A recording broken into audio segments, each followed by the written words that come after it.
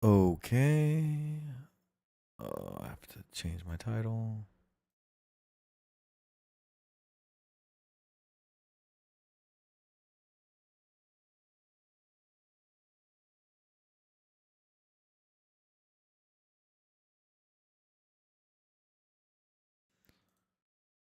Okay.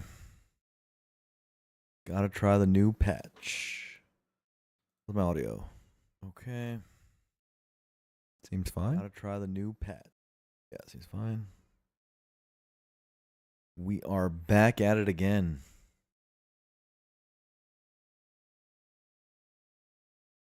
Gonna be gaming tonight.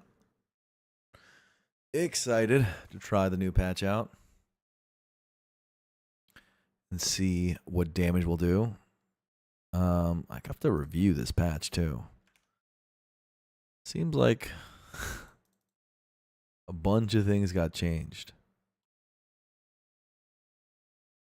Curious how it's going to affect the overall everything. Let's open up Slay Aspire and read off the patch notes. And just walk through it. What's up, Maldroit? Thank you. Thank you. Appreciate you.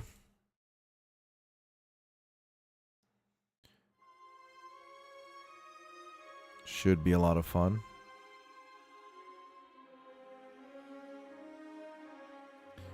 Thank you.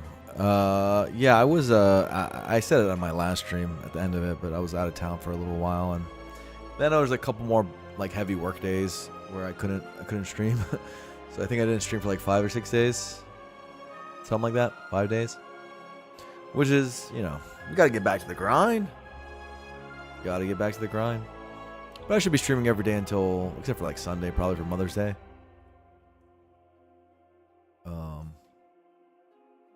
Until I go to Vish's wedding, which is next week. Our good friend Vish from the Smash community, if you guys are Smashers, is getting married. So yeah, I'm going to go to that soon too. But you know, in between all that, we're going to be playing stuff. Okay, so we have a bestiary. I want to see this. Where's that? Bestiary. Kill shot. Whoa, hurt. Die. Well, I can just make him die. Axe Raider. Big swing. Oh, this is fun. Why do I have some that are unknown? What the fuck? This thing's unknown? Unknown? I have some unknown ones? How?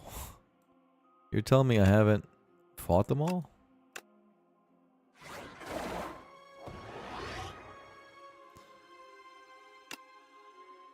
Okay. I forgot that Act 3 is called Glory. There's a lot more animation in this game than you'd think.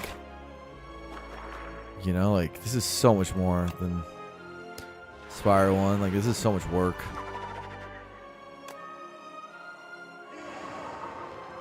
All this is just so much work. Kind of cool, though.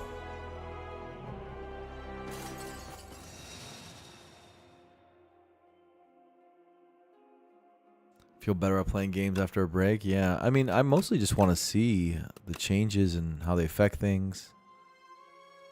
Have some fun. Press the 1 to 8 keys when you're viewing a monster. Okay, what does that do?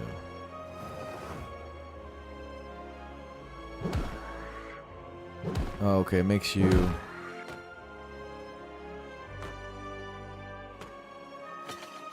Makes you do all the different options. Okay, that's cool.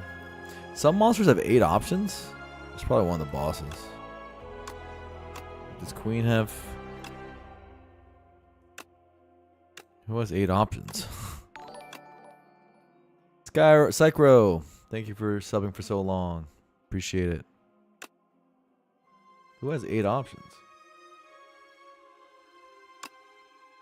I can't think of who would have that.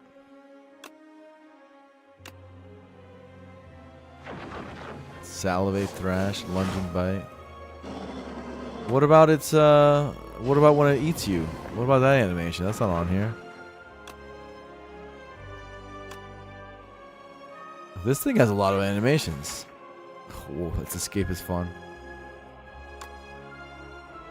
Yeah, I'm like, who would be the enemy that has the most?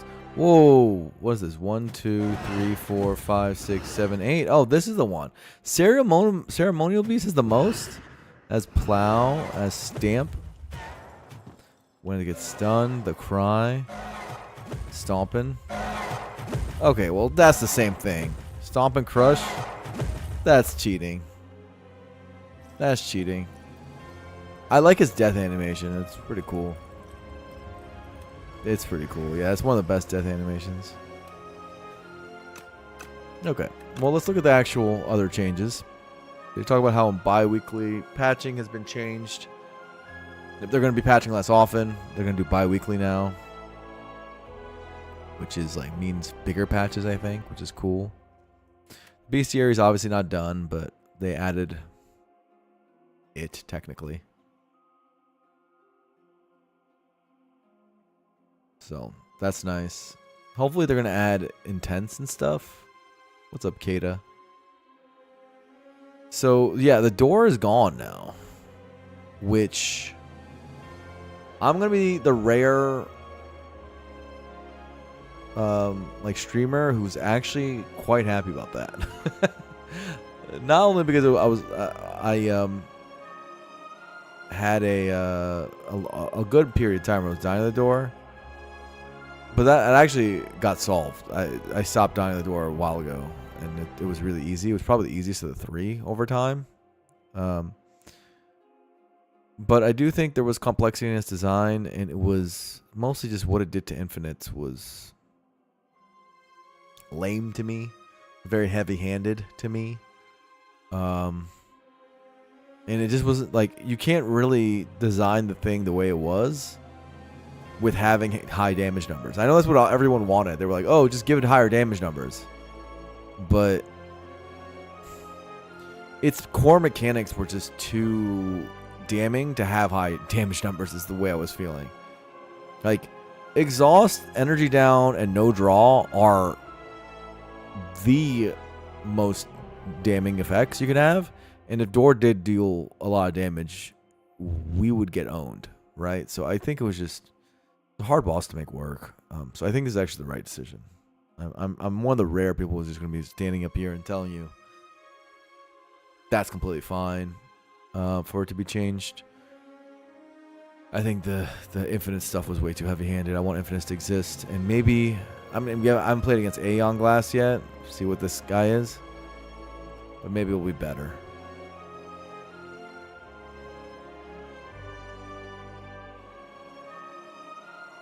Right, Kata gets it. Did I enjoy wherever I went? Yeah, I was at a wedding, which is funny because I have another wedding next week, and it was beautiful. It was beautiful. Got to see my friends get married, which was cool because for the friends that just got married, I kind of saw the beginning of their relationship. Like, they were like my Burning Man friends, and you know, just like when you're there for the whole process, like they really got to get, got closer during Burning Man stuff for the last couple of years. Feels cool to kind of see it in person. Happy for my homies. George generally feels more like a boss that fit in Monster Train, weirdly enough. Wow, Kate is on YouTube and Twitch. Love that. Yeah, I think that it just was overly complicated. The phases, I think, are hard to prepare for, especially in your like first or second time fighting it. Even like it took me a lot of times fighting Doormaker to like understand it. Like way more times than any other enemy in the game. So there was a simplicity barrier. I don't hate that as a generality, a complex enemy. But I think that it was really heavy-handed against infinites, and it ended up being really easy just because the numbers were so low. But I felt like they felt forced and cornered to make the numbers low, because if they didn't, basically everyone but the best players would just be dying to these things.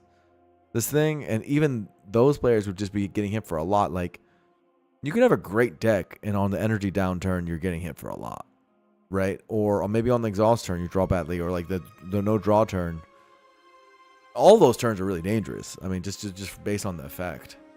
And higher damage on those turns would make it tough. Now, could you have played around it? Maybe. Things like Diadem and whatever. Like, there's like things that would have worked really well against Door. Even on a higher damage Door. But, yeah. It was very limiting in terms of what you could do against it. It was a bit tough. Tough to make work. I think it's fine. Now, as far as the card changes, let's go through them. Nerf Blade of Ink. Yay, Blade of Ink was too strong. It's still going to be too strong. I mean, I don't think the Inky enchantment damage was the problem. It's the fact that it's a bunch of weak. And it's like a Blade Dance with weak that's like stronger shibs. So, I mean, this thing is still probably... This thing just seems still broken, but... Hey, at least they're hitting it a little bit. Rework Sword Sage, and now is replay 1 instead of just hits an additional time. I think I've actually suggested this earlier as a parry buff. This is less of the Sword Sage buff and more parry buff because the replay really helps for that. It also is really good for things like Ornamental Fan, Ninja Relics, things like that, having replay. So, you know, not bad. There's other things that make this a buff. I think it's a fair and fine buff.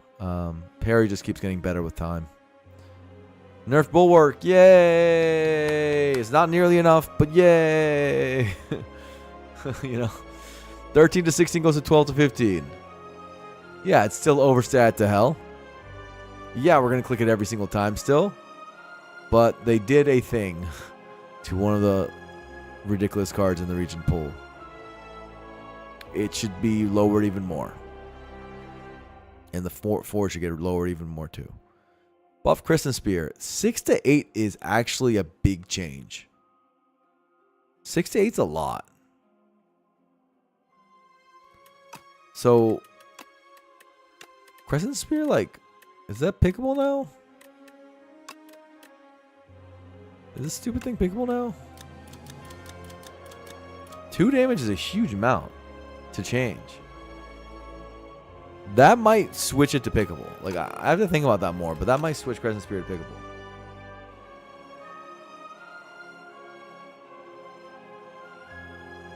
pickable. Time Eater, you can still infinite the Time Eater. Stick figure. Now, you can't, like, as I should mention, I should say it worded differently. You can take an infinite deck into Time Eater and still win. All Time Eater asks of infinite decks is that you get enough output out of 12 cards to still win. That's it.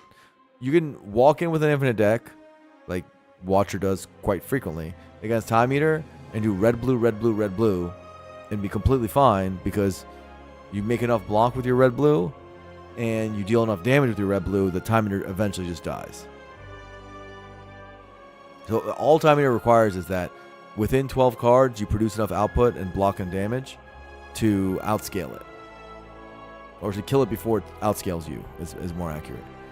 So Time Eater is actually not that heavy-handed. Similarly, the Hearts Beat of Death is not that heavy-handed against infinites.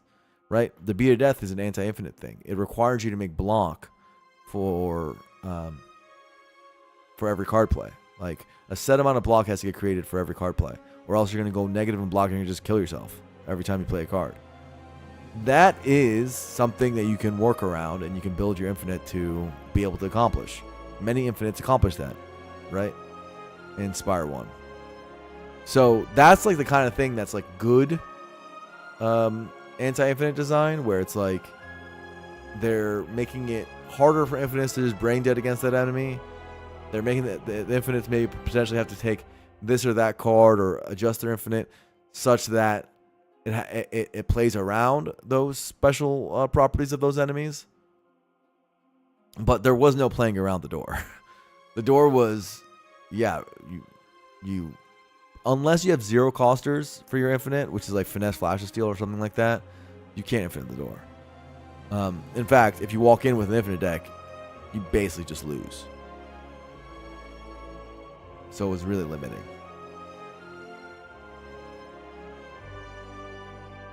Like, any infinite that produces enough output is enough to be the heart and time meter. Whereas with Doormaker, it has to specifically be zero cost infinites, and that's it. And nothing else works. And it only works on one of the, 3 turns of its main phases. So no one just went for infinites anymore. It's just pretty much hard. Hard took them out of the game. Okay, so let's keep reading. Crescent Spear might be pickable now. Patter got nerfed. I don't really understand this one. I don't understand. Patter's not a problem right now. Patter is not the problem, my guy. Why is Patter getting nerfed? I don't really mind it getting nerfed, I guess. But it's like the worst of the common blocks. So why? I don't get it. Like, what is their data showing them? Like, look at the common block, right? Region has some common block. Is Patter better than Cloak? No. Is Patter better than Gatherlight? No. Is Patter better than Glitterstream? No. You might take Patters over Cosmic Indifference, depending on the deck. Because it's a bigger number on it, on the Patter. That's it. And it's worse than all the uncommon block, like Particle Wall, that's for sure. So, or Manifest or Reflect. Right? So, I just feel like they hit like one of the worst block cards on Regent. It's not a bad card. Like, I take Patters. But yeah, I don't really understand. That one's weird. Weird and uncalled for. The Patter change. They nerf Bulwark by 1, dude. You're gonna take it the exact amount of times. It's not gonna change the thing. By 1. Just like the Blade of Ink nerf. It's like, oh no. A whole 1 change. I'm sure we're quivering in our boots. Like, ooh. Then they also buff like 6 other things, so I was like, okay. I don't know that these buffs are really gonna make me pick those cards. Like, this Crescent Spear thing is the thing that's confusing me the most, because +2 is a genuine big buff. I think Sword Sage I'm probably gonna be clicking more often. I think that's a genuine buff. Royalties, goddamn. Royalties just got its upgrade just got a lot better. So it went from 35 to 40 on its upgrade. That's so much gold. I don't know why they're buffing this card. I don't think they understand why this card's not been being picked or why it's not good. It has nothing to do with the gold number on it. It has nothing to do with the gold number on it. Also, they didn't move not yet. Like, the reason why no one's clicking royalties or people who are good at the game is because there's no Act 4 shop. You only have to, like, if you get this thing after Act 1, for example, it's up against another rare. Rares are worth money. Rares are worth like 200 gold, right? So would you rather, play royalties 8 times to earn 200 gold to then, buy a rare in a shop like 15 floors from now? That's you, lesson. Thank you for the resub. Would you rather do that, or would you just rather just click on the rare that it's up against right then and there? So the fact that it's rare is a big problem for royalties. The other big problem is, again, the lack of access to shops. If you get out of Act 1, you're only going to go to like 2 more shops for the run. So the gold doesn't really play the way the pathing and the game's content is filled out. Once there's an Act 4, royalties will play for sure. And finally, the game just doesn't need that much strength to win right now. Like, people are avoiding Act 3 elites just to de-risk themselves. People are winning without really need to take that many risks or extend themselves. And when that's the case, you don't really need to have a bit of extra gold. You just need to like not have cards that get in the way, and royalties gets in the way. So you simply make the game harder and royalties gets better. Because a card like royalties, the way it reads is get some extra value out of the fights that you are good in, so that you can be stronger in the fights that you are bad in. So let's say the game gets harder and your deck is good against 70% of the game and really bad against 30% of the game. Well, you use royalties in that 70% in order to buy stuff that'll help you fight the 30%, right? But in the current game, most of the time, your deck is good against like the whole game. And so you don't need to have something that's just around to get you value. Like, you don't need the value. Is it a trap, in other words? Right now. But it doesn't need a buff to become better. It needs the whole game to change to get better. And like the core problem is the game doesn't ask you for enough strength to beat it. It doesn't ask you for enough power. You don't need the value. You just don't need the value. Is the core problem with it. And it's also the problem is we don't have an Act 4, so and it's up against other rares. All these sort of things that just kind of count against it, which is making it bad. It's not the gold that's the problem. The gold is actually obscene. And I'd like to really emphasize this. Royalties would be like the best card in the game in Slay the Spire 1. It'd be like top 5, top 3. That's how good it is. Like pre-buff royalties. The number's crazy. If you could gain 30 to 35 and now 30 to 40 gold every floor in Slay the Spire 1, that's like alchemized level of good almost. Right? Like alchemy, like potions are usually worth like 40 gold-ish. Like, that's how good that is. That's really good. It's super good. But no one's clicking in this game because you don't need it. You just simply do not need it.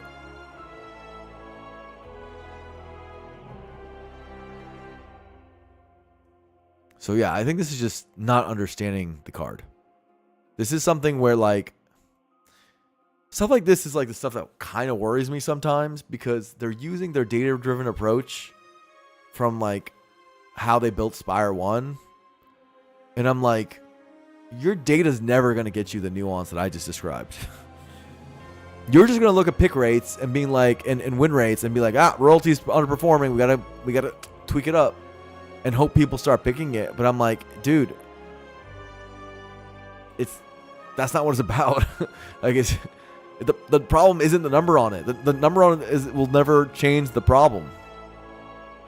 The problem is the whole game around it. And there's no data you can really get to make you understand that at a deep level, without like, I guess, understanding your game itself at a deep level, which requires some like qualitative, actual like game design, like in card design understanding.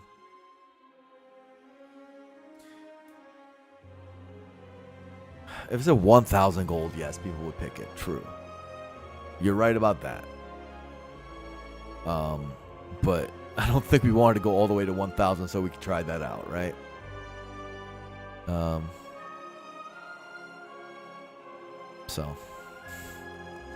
But from 35 upgrade to 40 upgraded, that literally changes nothing. It changes nothing. Because every reason you don't pick it is still there, and every reason you what are you gonna do? Upgrade it now? So now you're sacrificing another rare, which you could have gotten from the rare reward, and you're sacrificing an upgrade, which is again more value. For what? So that in the Act 3 shop, you can maybe get one more relic, maybe a remove. What? Like, no. Like, no, dude. Why would you? No. Like, you just do the math on it. It doesn't make sense. So what, does that mean we just have to keep making it 50, 60, 70 gold to make the math make sense? I don't think so. Like, I think what you have to do is make the game harder, and all of a sudden a card like royalties will be a good card. Because that gold will be relevant, and it won't like carrying, one energy curse that like gives you that extra power for meta scaling will matter. But right now it doesn't. Yeah, balancing it with Act 4 is not good. Exactly.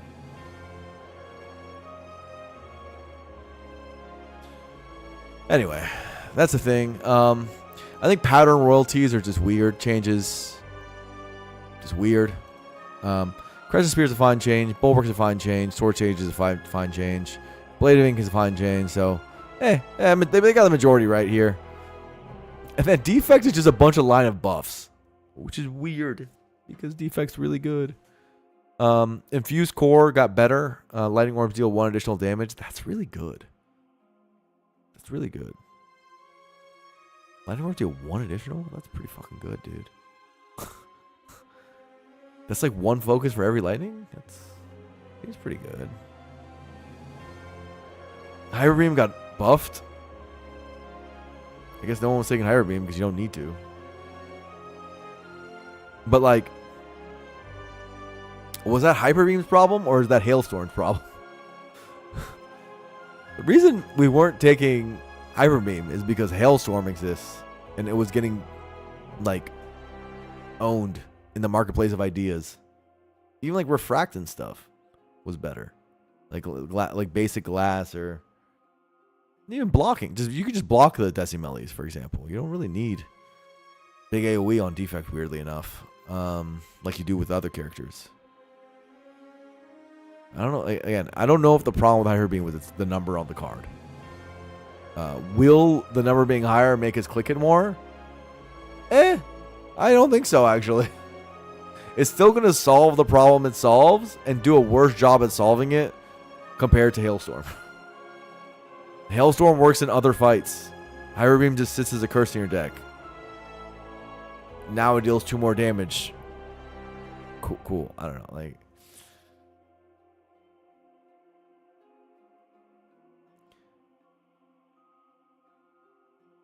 right, Mr. Guy gets it. So yeah, this is kind of the stuff I'm talking about. Like, royalties and Hyper Beam are not cards where the number on it is the problem. They're cards where the rest of the game around it is the problem. And so changing the number on the card is going to do literally nothing. In my opinion, they're not going to do anything really to change how we use it or what we feel about it. And Shatter, they just like they just with Shatter. I guess they're just like no one's picking this. Let's make it broken. I'm like, all right, okay. Dual cast on everything? So, hello?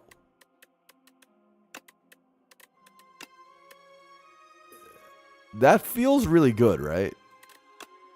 So, this thing is at 11 to 15 damage AoE, and you're going to tell me I'm going to click Hyper Beam over it. And has it evoke all? Twice. God damn. Is lightning good now? It's much better now. Much better now.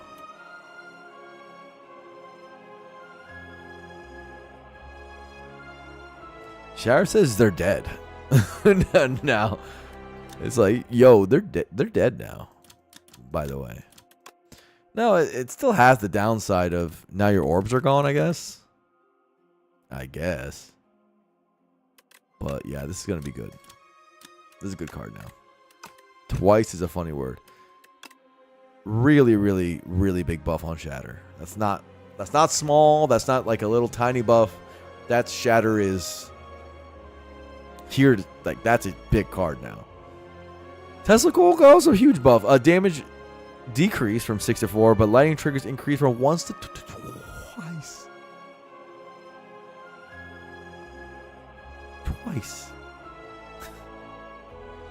Twice. Now, the card wasn't being used a lot, so maybe it's okay for this one to be buffed. But, goddamn. They really, really wanted to make it better. Where's Tesla Coil? So, this is the upgrade that got buffed. So, it used to go to 3 to 6, and now they gave it way more flavor. Do I think this is an overreaction by them? I actually think this might be fine.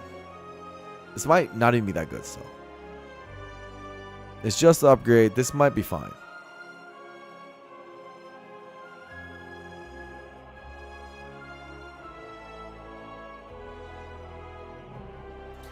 Coilex says I'm actually questioning whether they actually understand their game at this point.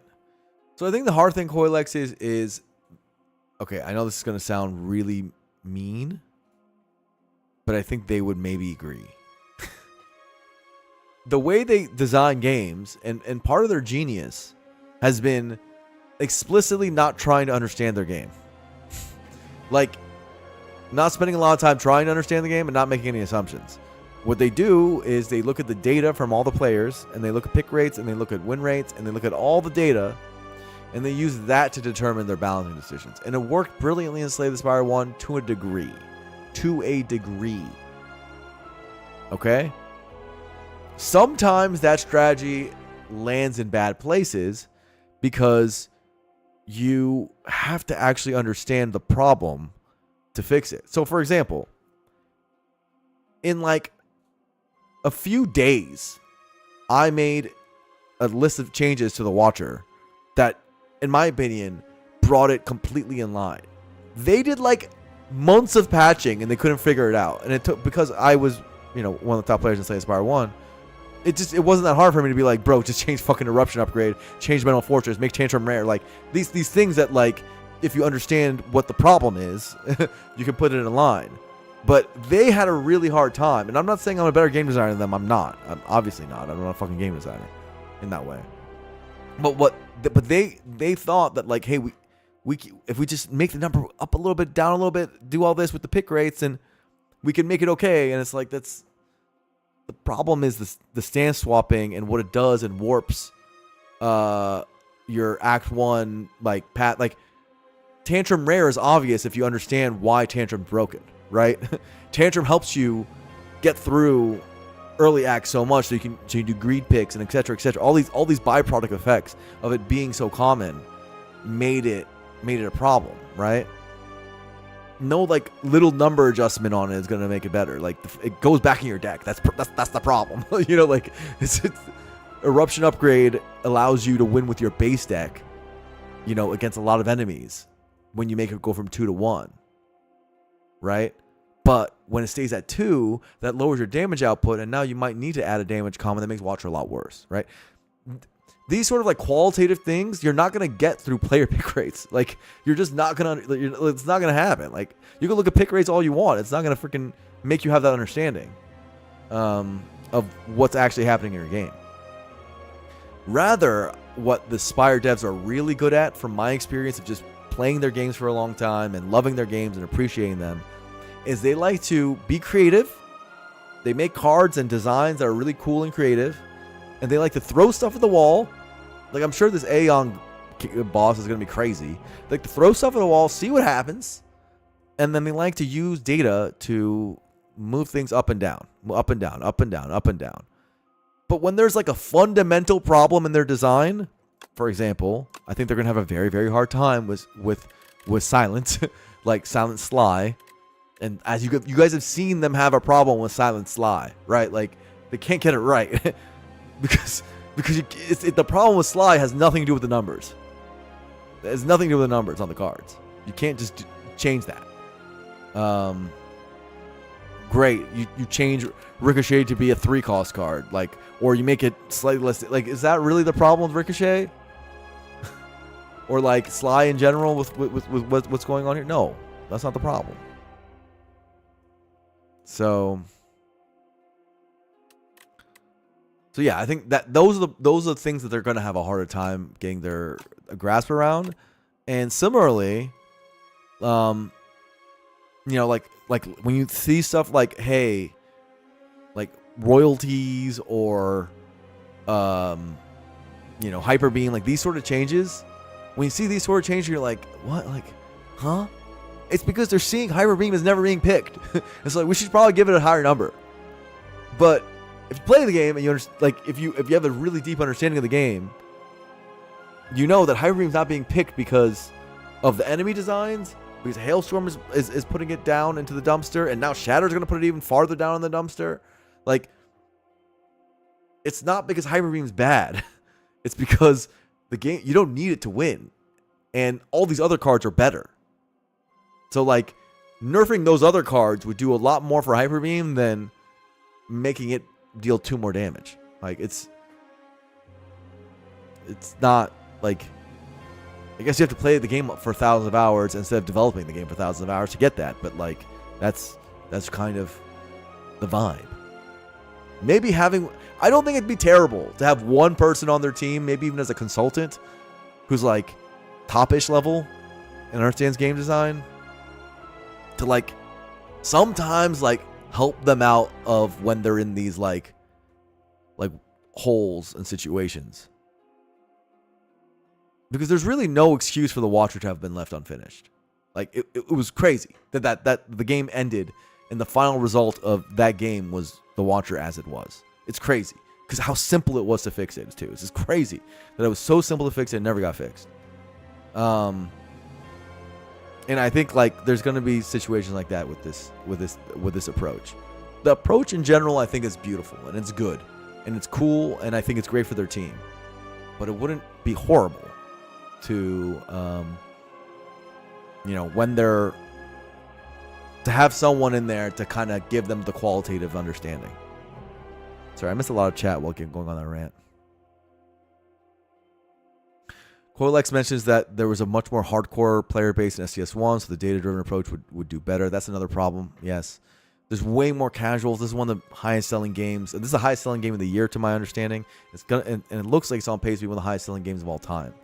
So, when Slay the Spire 1 also sold really well, but when Slay the Spire 1 was in active development, like early access, it's much more niche. It gained all that sales data, like, past official launch, and its long tail was big and stuff like that. And Spire 2 is even bigger than Slay the Spire 1 already. So there's a much bigger casual player base, and it's going to make the data much more noisy. Maybe their data, the way they handle the data on the back end, helps them with that. Maybe it helps them, like, filter by different player skills and ascension levels and things like that to help them. But I think one telltale sign is that in the PC Gamer interview, they mentioned that, like, people have, like, a 10% A0 win rate. You know? If that's the case, their data is not going to be very useful. And I wonder to what degree they're still using that data.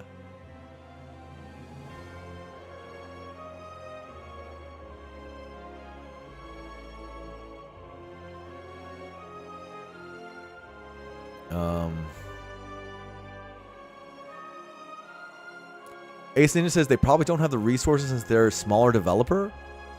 They have millions and millions, tens of millions of dollars. They have resources. They only have 7 people right now on the team, but they could scale up to, like, way more if they wanted to. I don't think they want to. It's kind of like how Team Cherry is 3 people, but they sold a bajillion copies. They have resources. Having, like, one person as a consultant is not going to be a problem for them. Like, not even close. Yeah. So.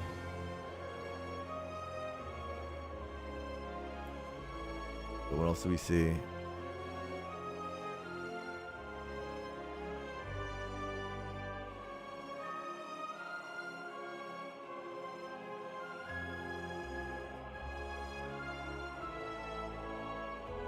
They want to pocket the money, easy clap.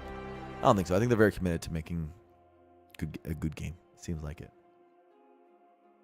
They talk top players. Not like in a meaningful way that I know of. I could be wrong about that. Maybe I'm just, I've never been talked to or anything like that. I'd help. I'll tell you that. I'm not like the GOATest of GOAT top player or anything like that, but I think some of this stuff, even just a 5-minute conversation with me, I'd help. I'd let them know what the fucking problems with their game is, and I think I'm right. maybe that's not good though, because they made a brilliant game without any of that sort of input in Slay the Spire 1, and this game is really fun already. So maybe we just need to let them cook and let them do their fucking mad science and not take any of our feedback or whatever. But I've just been around and seeing the way they do patches for long enough to know that, like, maybe this is just part of the process, is that they're going to be way off base pretty frequently, and they're going to like take the windy road down, and it's going to end up in a good place. I don't know. Right?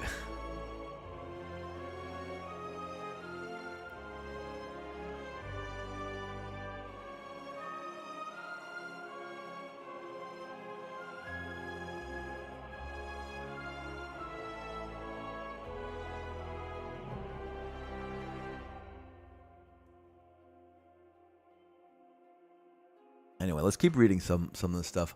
Uproar got buffed. I like Uproar. I love Uproar. Uproar's fun. Fine, I guess. That's a big damage increase because it's a double hit card. Uproar's a good card. Like, it was not that bad or anything. But now it's even better. What do you know? Click it more often.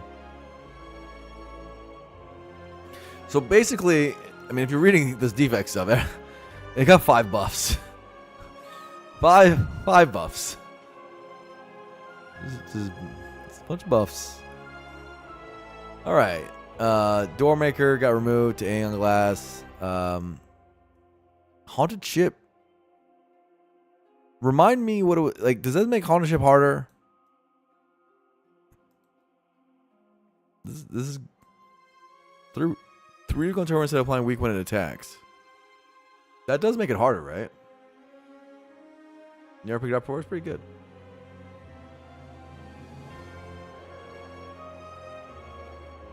Coilex says they're all going to become like Watcher.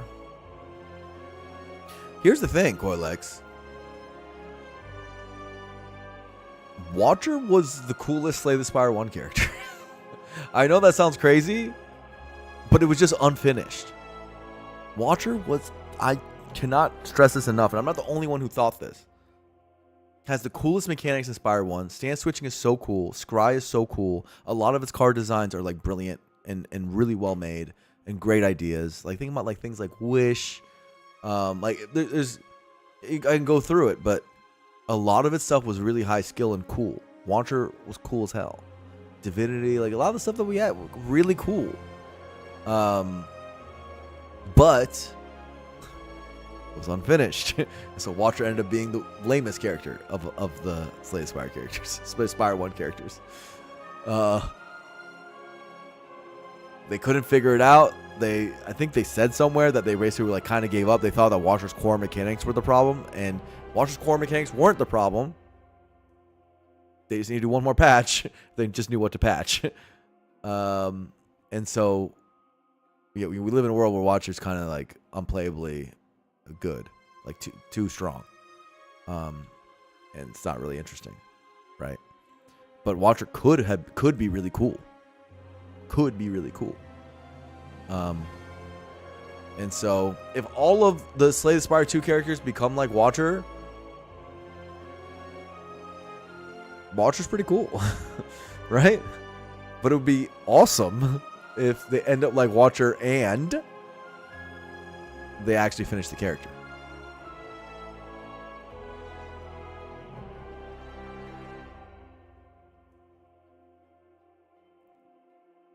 Dev team is embroiled in some political turmoils.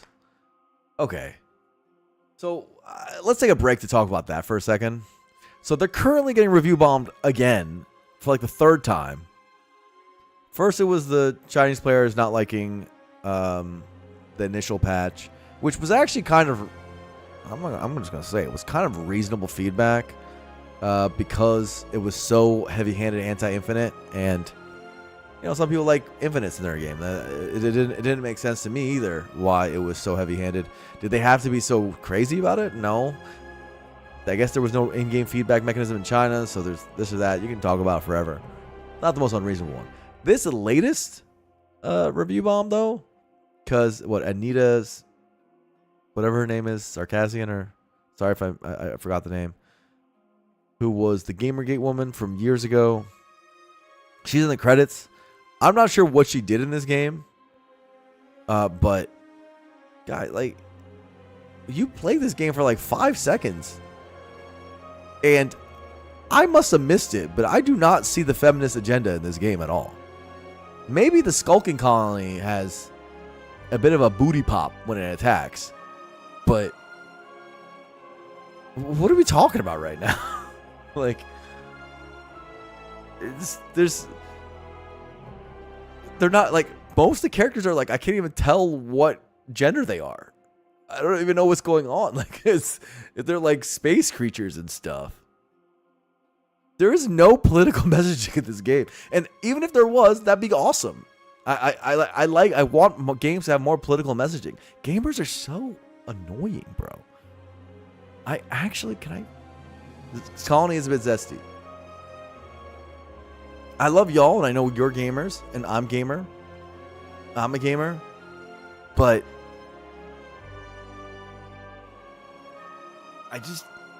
I'm sick of something. I'm sick of gamers sometimes, as a collective. There's something wrong here. Maybe playing video games all day, every day breaks your brain sometimes. I don't understand. What's going on here? Like, geez Louise. I'm not trying to be too unkind and uncharitable. But I see gamers uniformly and with pride call games art. Like, they're like, oh, games are art, right? Uniformly. It's like, no. You guys gotta stop making fun of us. You know, you film and movie snobs and your TV snobs and all that, or you book snobs. Video games are just as much art as those other mediums, right? We're just as real, and I agree. I actually think games are like the highest form, actually. There's more, layers to a game than almost all of them. You have to have good like art, like in terms of the actual like graphics and stuff. You have to have 3D modeling, you have animations, you have to have story, or some games have stories, but not all of the new. There's story, there's gameplay, game design, there's the amount of things and the layers, interactivity like that are in a game are actually more than you'd ever see in a book, for example. There's more art, if anything, in a game than some of those other mediums. They say that video games are art, but they don't treat them like they are. Like ever.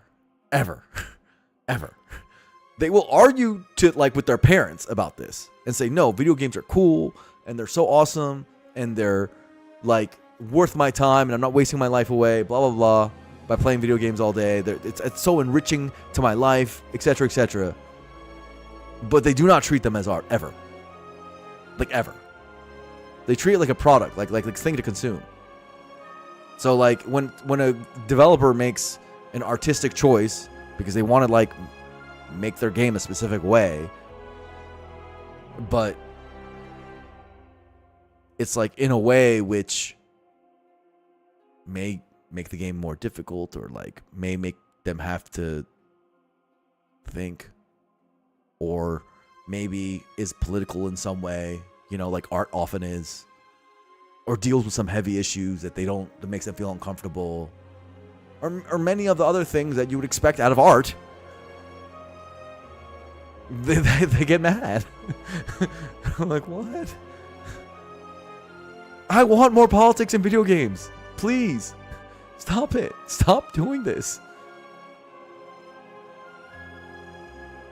I don't want video games to forever be about space creatures and these silly like baseline stories that have nothing to do with the real world. Like, it's cool. I like those stories as well, but it wouldn't be the worst if they dealt with some real issues every once in a while. I would like it. There's some games that do that, like Spec Ops: The Line. Like, that's awesome. I'm down. We don't even have to use fake country names. I'm down to use real country names. Like, do the thing. Make a statement. Make some art. Please. But they're also scared now because gamers, like, crush you for it. I'd be down for a feminist video game. And an opposite one even. Do whatever the hell you want. Make a chauvinist one. I don't care. Just make it good. Make a point. Make art.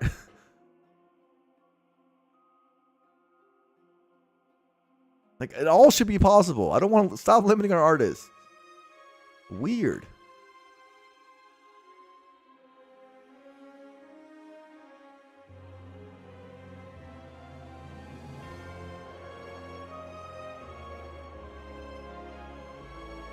People are sick of it being pushed from angles. Nobody wants their preferred form of escapism preaching it to. Yeah, because they're trying to consume. They're trying to consume. They're like, oh, when I'm escaping my problems, I don't want to have to think. I don't want to have to think about the real world. Then you're not treating it like art. Stop calling it art then. You're using it like in a masturbatory way as like a little dopamine release in the same way you use social media or use anything else. It's not art to you then. Like, if that is the way you're approaching this, then it's not art to you then. That's all I'm saying. And people can enjoy things a different way they want, but then don't tell people it's so enriching for your life. If you're turning your brain off and you're not thinking about the things you're consuming and you're just being a brain dead, like, oh, this is my relaxation time, this is my escapism time, then it isn't enriching you. Then it isn't actually helping you. It is distracting you. You're not actually interfacing with the art then. If you're not thinking about the themes, you're not like delving into the medium and like thinking about the design and like, you're not. Then you're not.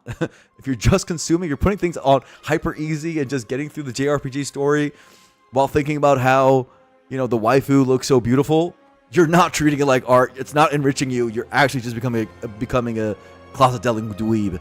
Like, I love you, weebs, but come on. Like, that's what that means. That's what that means. Thank you for the resub. Art like a red meta's paw, true.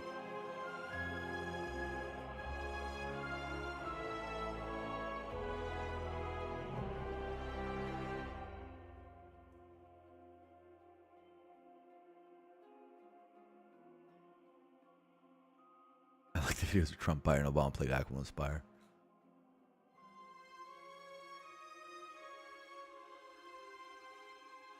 I think the thing is like, you're right that a lot of games haven't had any thoughtful commentary. Some have. Again, Spec Ops: The Line exists. That's thoughtful. I think it's thoughtful. Pretty good, actually. And there's ones that have tried, but I think for the most part, they're not allowed to try. Literally, they get roasted and toasted. Unfortunately, these review bombs like materially do affect sales and materially do affect the developers. Like, these things matter. We can't just like expect people who have a livelihood to protect to go against every disincentive we give them. And we are disincentivizing them by, I shouldn't say we, because none of us are doing it. I don't think so. By being so vocally against any time someone wants to actually, like, be an artist and do something that's edgy and do something that's like out there.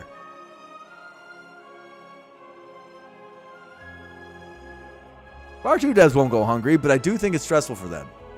Being on what is a mostly negative right now on Steam, which is ridiculous for how good this game is. It's ridiculous. I'm someone who puts out a ton of negative reviews on Steam sometimes, but when it like this is not about the game's quality at all. We're not even doing that right now.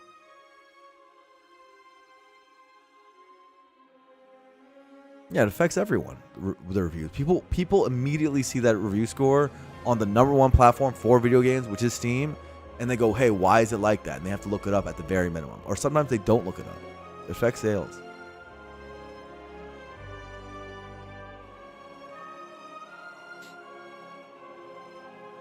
Games with big budgets tend to be boring slop. Sometimes, yeah. I mean, most of the time.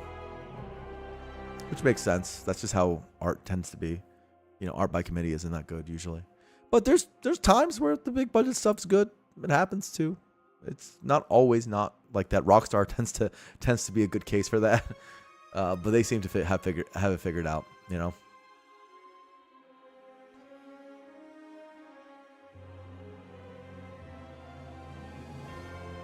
Which democracy default to reviews to your language. Yeah, but I think this recent review bombing is actually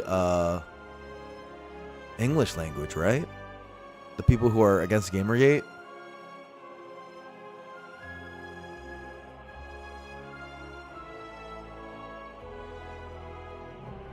Yeah, it just took someone on noticing it Flintlock for it to spark up. English is still very positive on Steam. I think Ariel's. I think the reason for that is, and I could be wrong, is Steam, whenever they notice like weird activity in a review period, it like discounts them or something like that. That might be what it is. But what I understand is that it got a ton of recent negative reviews, like a ton.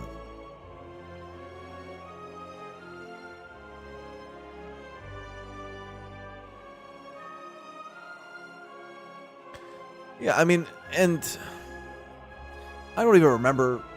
I genuinely don't even remember what the hubbub about this Anita woman was, or whether the outrage of, if there's any justification. Maybe I'm off base for being so mad at them, but I have a feeling, this is stupid. I have a feeling. My gut tells me this is probably really stupid.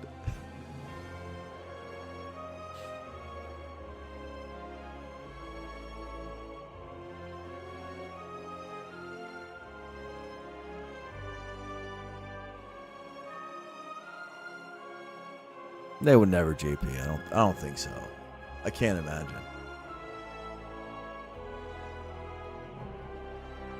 I don't even remember. Where are the credits?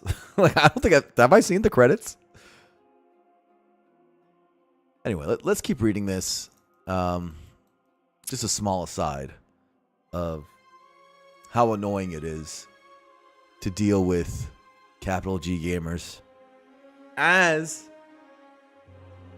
someone who plays a lot of video games and who loves video games. This is like my favorite thing. Video games are like my favorite thing. So all I'm asking is my fellow compatriots to behave. Can't be that hard.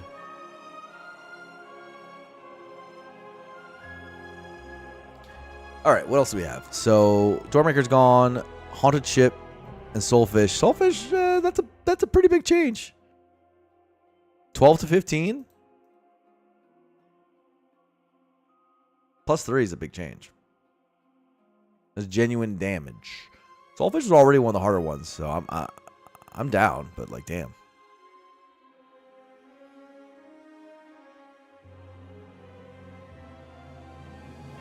As your guy says, if you tell millions of people to just tell them to behave, it's never gonna happen. I generally agree with that. I'm a big incentives guy. I believe that like incentives have to align for behavior to change on a mass scale, right? I don't think it's like really possible to wrangle people and just give them, a talking to and expect behavior to change. That's not realistic. That's not usually how the world works. You make incentive systems such that they do change. Having said that, I don't really know what incentive system I can give people to stop being assholes and like appreciate art and like have critical thinking and all these sort of things that would genuinely help them and give them better lives. I want that for them. I would like it for them to understand that like interfacing with art and like is actually really sick and dope. I would love that for them. But yeah, I don't know how to incentivize that. So maybe it's just something I have to deal with. But the thing is that like it materially affects the things I love. So it's going to annoy me. So I have to vent about sometimes, Mr. Guy. Even if it's fruitless.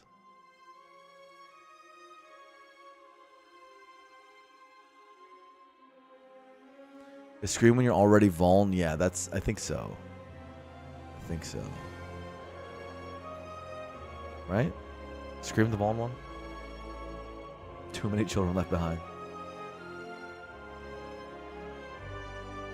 Mr. Guy, have you ever thought that sometimes it feels like it's more than 1%? And on the internet, you never know. Like, the dead internet's never been more true. I don't even know if these people are real, like, anymore. I have no idea. I feel completely, the internet stuff affects me less and less with time, because when I see some insane things on the internet, I'm just like, yeah, that's not real. That's probably just, no one would talk like that. No one would say that. What's up, Jerry FGC? Thank you. Whereas I think maybe like 7-8 years ago, I would have been like, oh my God, someone on the internet, do people think like this? This is like becoming a thing? Maybe there'd be some level of that. Now I'm just like, yeah, whatever.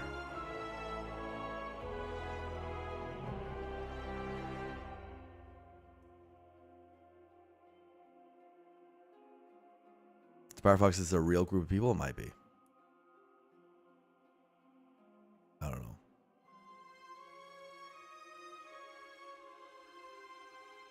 Hate living in uncertainty because of things like dead internet and AI. Okay, well, scrub them. I'm going to try to make it a little bit better for you. How about this? What if the end result of all this is that social media becomes unusable and the humans leave and those plagues on humanity cease to exist because they lose ad revenue? What if there becomes so many bots that social media just becomes fake content with fake viewers going in a vicious circle, and it becomes obvious enough to the rest of us that we stop using it, and then the advertisers leave, and then those sites collapse? How's that for some optimism for you?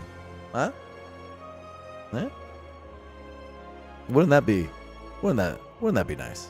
What if it just all works out? The problem with like the fact that we have no positive futurism in our media, right? We don't have any positive futurism in our media anymore.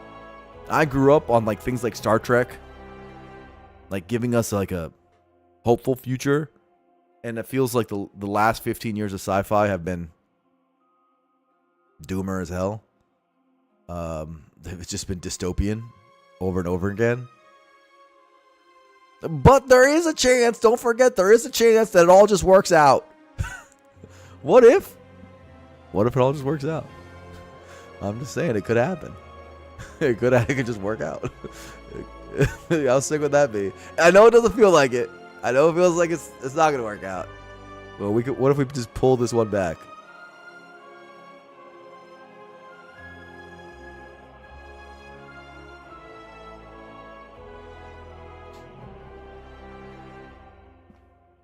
Share some of the copium you're having? Hey. It's copium pure. I would never share it.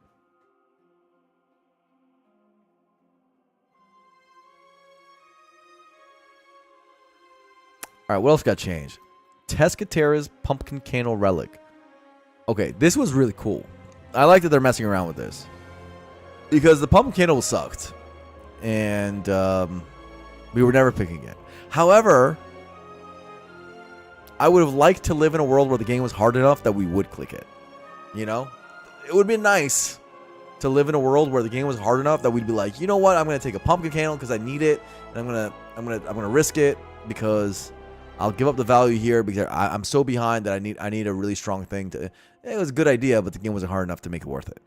So now they have this extinguishes after 5 combats thing and can be kindled. So you give up some fires. It's basically just a better fusion hammer. Right? Isn't it just a better fusion hammer? Oh, kind of. Because you can't rest like you can with fusion hammer. You have to kindle. Unless you have a tent. But you can still upgrade sometimes. So that's pretty good. Right? Fusion hammer does, I mean, this lets you rest too. You can rest, upgrade, or kindle. It's not like 5 is a lot. 5 is a big number.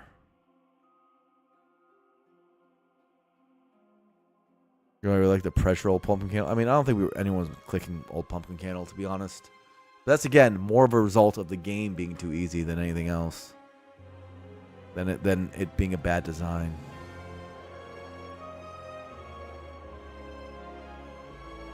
Firefox is a cool idea for a game that doesn't really exist. That's right.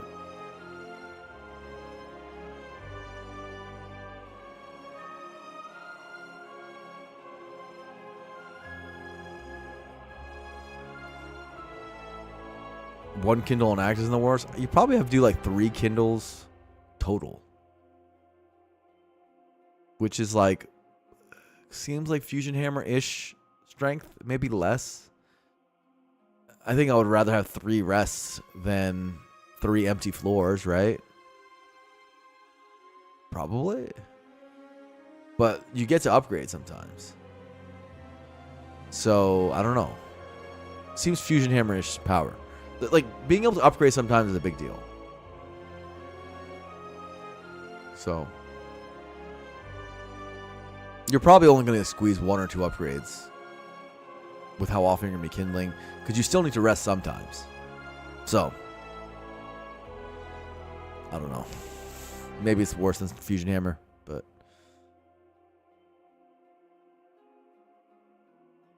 if you have a tent, this thing is fucking broken. You never lost a 10 run? Yeah, 10's stupid. Okay, what else do we have? Kaleidoscope. Upon pickup, gain 2 card rewards from other characters as a Niao thing. It's a good idea. I don't think that's strong enough compared to the rest of them. My initial gut reaction is that's not that good. 2 card rewards is a lot. It's other character card reward. It's like, okay. Maybe you're right. You know, it's funny how you just said 2 card rewards are a lot, and I really thought about it. I'm like, maybe you're right. Maybe it's okay. Maybe it's mid tier. 2 card rewards is a lot. It's floor 1 power spike. That's true, and those are generally good. It's got to be better. It's better than Niao's Talisman, and Niao's Talisman is good. Like that's the upgrade on 2 base. That seems better than Niao's Talisman, right? And that's like a upper mid tier 1 option. It's interesting for sure. It's interesting. It's clickable. It's clickable. I'm not gonna say it's not clickable. Fishing rod. Every 3 normal combats, upgrade a random card in your deck. So when I first read that, I was like, "Whoa, that's insanely strong." After careful consideration, that is quite strong. After careful consideration, it's pretty strong. That's pretty strong, dude. Now it's normal combats, not elites, but that's a lot of upgrades in a total run. So it's like, even 1 random upgrade, like think about it like this. Before your first elite, you're going to get 1 upgrade from this. That's already awesome. That's not Palmander level of good, obviously, because that's a target upgrade, but we'll take it. We'll take it. And then you might get another upgrade that acts, and then from then on, you're just gravy with this thing, dude. You're just gravy. How many combats do you see an average run? I think like 18-ish. That's me literally off the top of the dome guessing, but I'd assume at least 18. Someone can correct me. In terms of normal combats. Yeah, 18 non-elites. Yeah, I think so. You don't think so? You think it's less?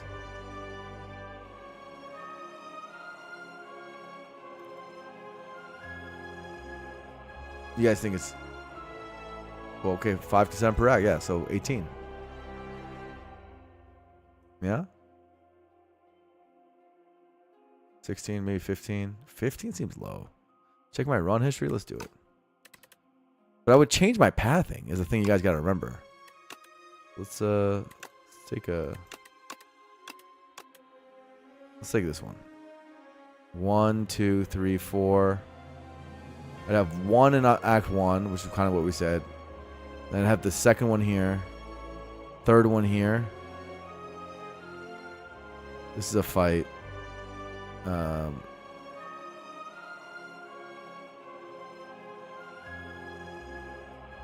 And then I'd have one more here. Fourth one. Okay, I'd have 4 in total. 4 upgrades. So 12 fights was how much I got? 1, 2, 3, 4, 5, 6, 7, 8, 9, 10, 11, 12, 13. 13 fights was how many I had in this run. But obviously I would change my pathing. If you have to take hard pulls, maybe you don't want to do that. So you get like 4 to 5 upgrades out of it. That's pretty good. That's pretty good.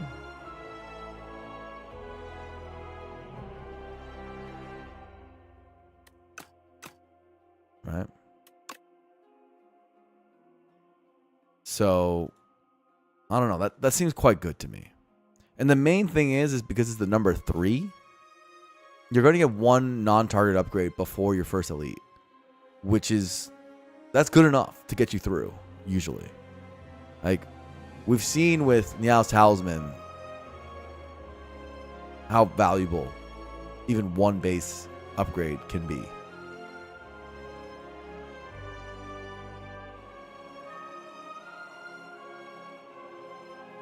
Upgrade strike defend does numbers. Yeah. Yeah, we also are in a game where defend and strike have gotten way better. We have nutritious soup in this game. We have obviously there's strike dummy still. There is spiral defense, the spiral strike and spiral defend event. There is fasten. There is Hellraiser. There is there's tons of things that just make base cards better. So we'll take a base card upgrade, why not? It's in your deck. Goopy defense, yeah. Tons of things that make the base cards better.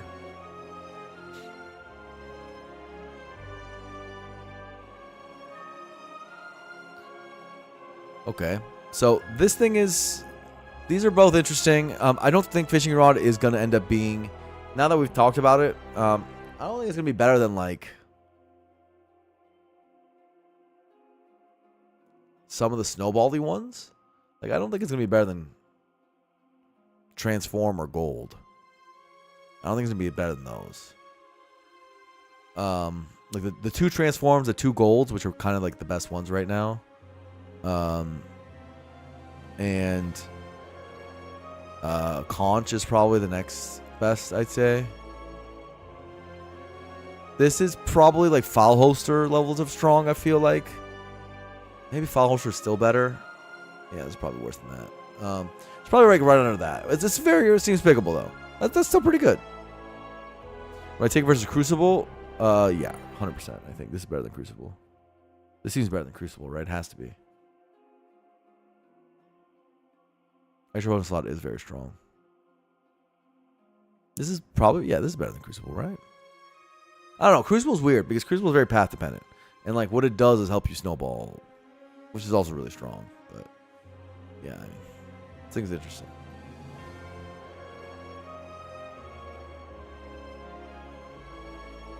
Unless you're going to die without Crucible. JP gets it, yeah. Which is often the case when you take Crucible. You take Crucible for like 5 Elite Acts or 4 Elite Acts or something to get really immediate power and work from there. So the one I really am interested about is Silken Trees. Enchant all cards in the first card reward with Glam. That seems really good. That one seems ridiculous.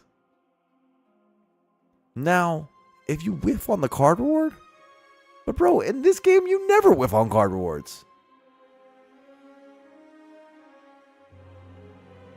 You never whiff on card rewards in this game. What card even exists on floor 1 among the common pool for all the characters where a Glam version of it isn't going to be broken?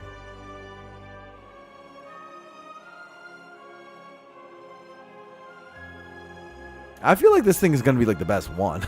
Like this thing is this going to be better than the gold stuff? Like this Silken Tree seems like really strong to me. In my head, I haven't played with it yet, in my head, and it's fun to think about what it is in our head and in our first impressions. That one seems crazy. Crazy. Like,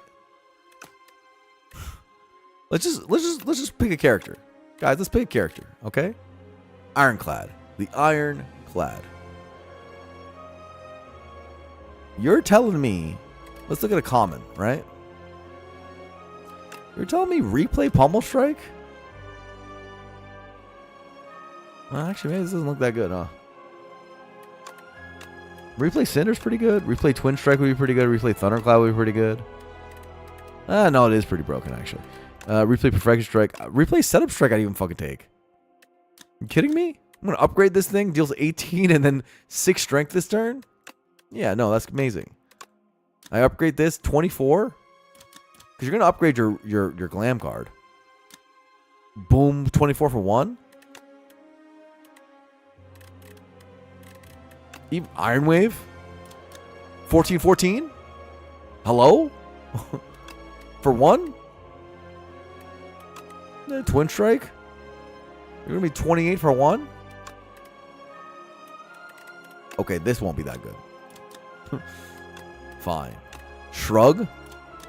Yours dropping a 22 block card for 1 into your deck? I don't know. This won't be that good of a replay. That's fair enough. Basically, all the uncommons, I'm assuming, are just going to be insane. Like, what the fuck? This thing's... They're dead. They're dead. This thing? There's so many things that you just win. You just win. Even this. You glam this up, this thing's going to be massive. Massive. You could build a ridiculous Rampage deck. You glam this up. You play Pledge, you get Coral as your lead. That's true. That could be a little annoying, but still. Lift the Coral, win the rest of the run. It is the only first time you play it, you're right. But I don't know, the first time matters the most. You're right, it's only the first time you play it, but still, the first time matters a lot. Replay Dominate? Yeah. I don't know. My initial impression is that is insane. What's up, Rua? We haven't played a run yet. We're reading through the patch notes. I think Seal Gold's really good. They're making it an option 3. Because that's like where the worst one goes. I feel like something like that. I think Seal Gold's really good and underrated by most people. But that's me. I'm much higher on Seal of Gold than most people. And I don't think this other stuff really matters, right? They're all just bugs. It matters a lot in many ways, but it doesn't matter in terms of me playing the game. So what is our overarching thoughts about the patch? I don't know in terms of the Doormaker stuff, because I think that's obviously the biggest change. And I like that there's a Bestiary in. As far as the other card changes, I feel like we got a bunch of cool new Niao stuff. Like, that's fun. I'm gonna be very excited about this. One of the best design things about Spire 2 right now is Niao. Now, a lot of the stuff is overtuned in Niao, but you compare Spire 1 Niao versus Spire 2 Niao, it's no contest. Spire 2 dominates. Like, it's not even close. Lots of interesting decisions. A lot of very well-designed stuff. Like, even stuff that's not even that good right now or strong right now is well-designed. Like, Stone Humidifier is really well-designed. You know, you look at things like Wing Boots being a Niao option. That's really well-designed. It helps you. There's reasons you'd pick that. That, like, help you get more value out of an act that, like, you might have bad pathing for, and, like, it'd be a selective pick. Lava Rock, really well-designed relic. Really well-designed. Like, actually designed genius in a lot of ways. You can take a Lava Rock, you know? Large Capsule, I think, is really well-designed. Like, Niao is really cool relative to Spire 1. Really cool. And they made it even cooler. I think some of this stuff is really cool. I'm curious if Silken Trees is a little too strong, but maybe it won't be. Maybe you're going to whiff on the first card reward sometimes and feel like a dum-dum, but I don't know. That feels really strong.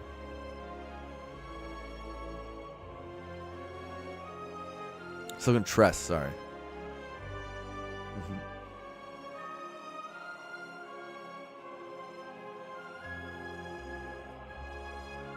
And so yeah. So to go back to my overall thoughts, the Niall stuff is cool. I'm down.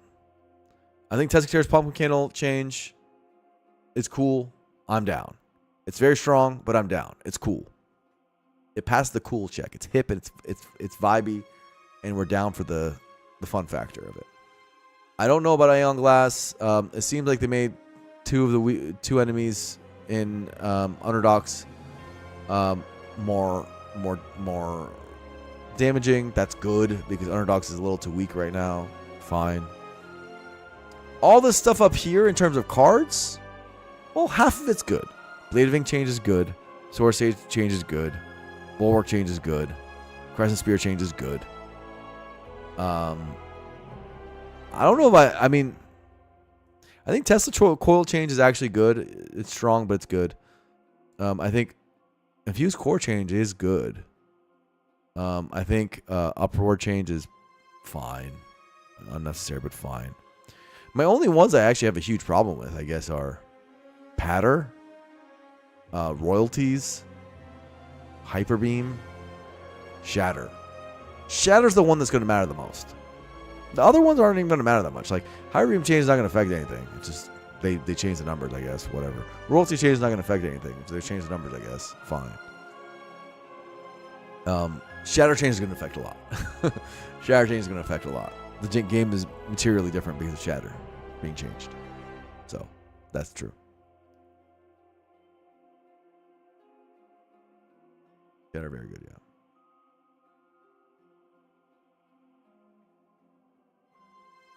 Yeah, you can, Brady P.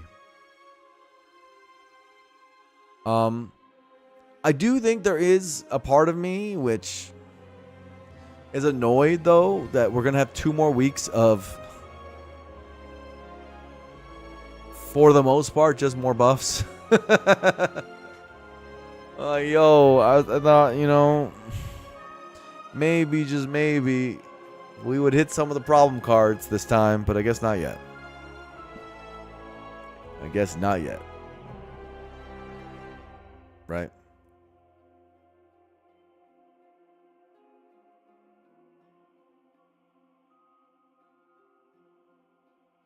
But, I mean, maybe Shatter's not going to be broken. Who knows? All right, let's see what character we're going to play. I want to play a new a run in this patch. I think it's Necrobinder.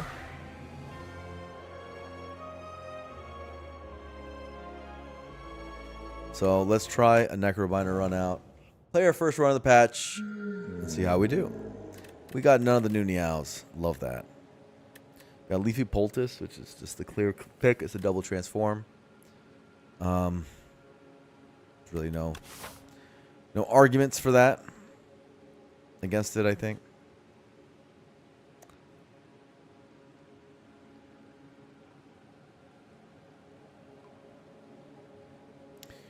We are in the Overgrowth, which is harder for Necro. The way I've been lately thinking about Necro is that Necro is basically arguably silent Regent tier in terms of strength if it gets an Underdog start, and probably the worst character of the 5 if it gets a Overgrowth start, which is really funny. But I mean, obviously all the characters are so broken, so it's not like that damning to be Overgrowth started as Necro, but it is a lot easier than Underdog start for Necro. We start fishing run for how many subs? No. We continue. We press on. Let's click this. What do we get? Shroud and Call the Void. 2 powers. Okay. I guess. Guess I want to go Doom now. So this is where I want to go. How do I get there? I guess I just go through this. and do one hard pull, maybe two hard pulls, depending on how things go. But yeah, it might be slightly challenging because we didn't get actual damage back into our deck. Let's see how this goes. Call floor 1. Yeah, it's kind of weird, huh?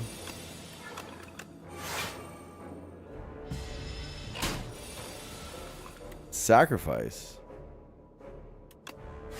Poor Austie is quivering in its boots. Just play this.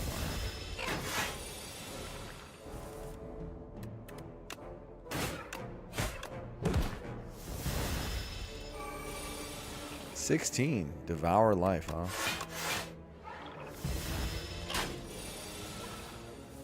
Pull from below could solve Phantom? I guess so. You really see the lines.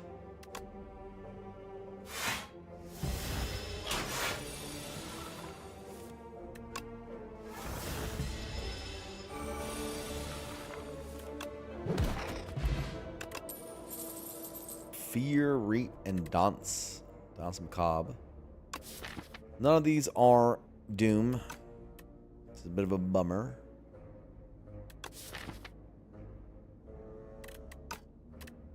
None of these are particularly good for me at the moment.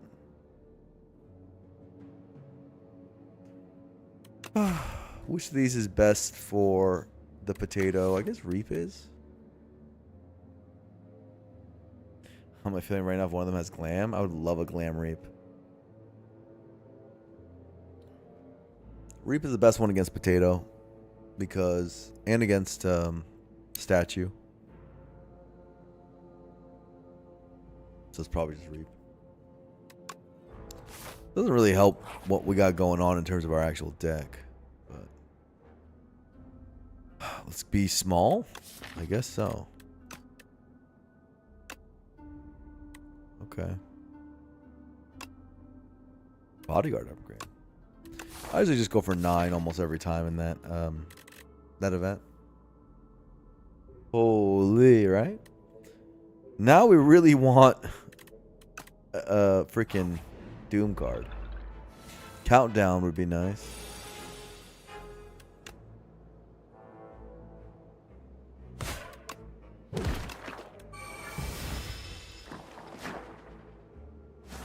Time to go to 1 max HP? I don't think so. I think that might be a bit ambitious, but I like your gut, your spirit with that one.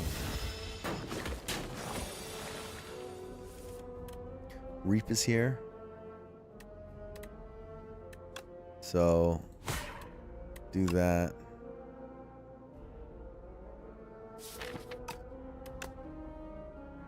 Yeah, let's click this.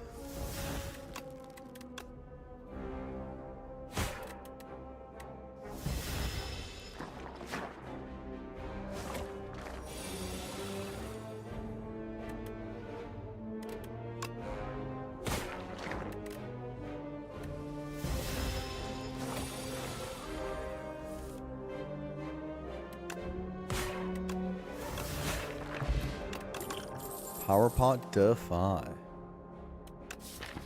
Defy does not say Doom on it, but it does say Weak on it, and I like that. Is another ethereal card if we have ethereal card synergies.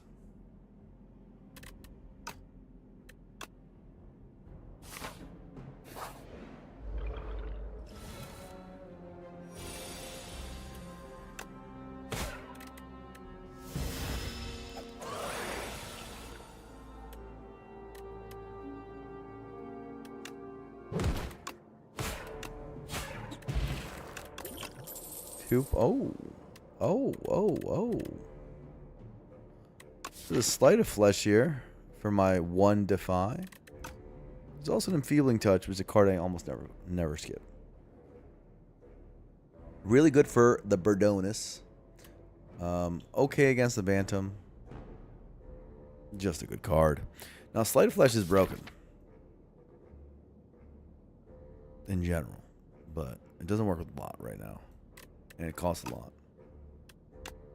So, we love Drain Power, though. That's like a rule. Anyone's flesh feeling slight? Not quite yet. Not mine. Oh! Swift 2 on a power.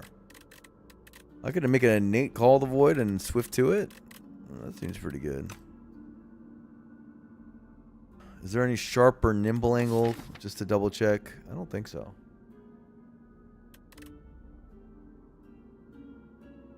If I play the new boss? No, this is my first run of the new patch. So no. I have not.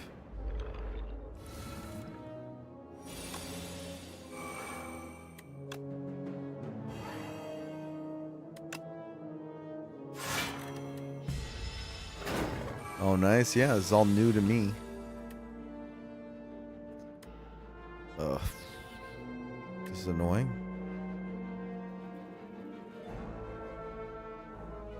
Take a bit of damage, huh?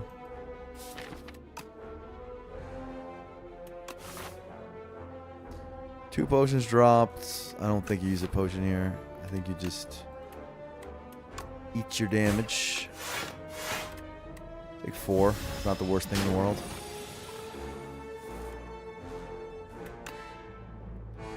So we have a way of gaining block with Shroud. That's nice.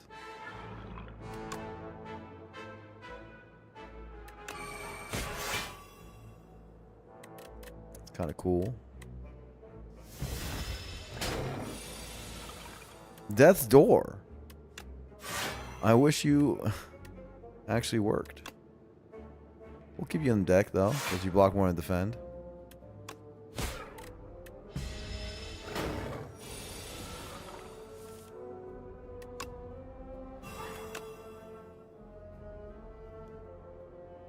Necro Mastery. Yeah. Sure. Has some summon behind it. Why not? Friendship. Call of the Void's fun. I've never had a Call of the Void early.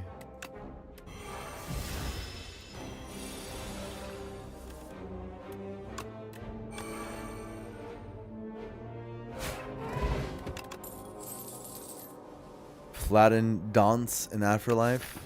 Dance only works with Reap. I see no Doom sources.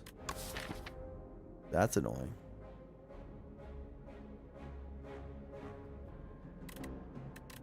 Dance? You like Dance? Doesn't really work with anything. Except for Reap. Where's our negative pulse? Where's a lot of things? Where's one Doom source? Any Doom source. Call of the Void's got us? I hope so.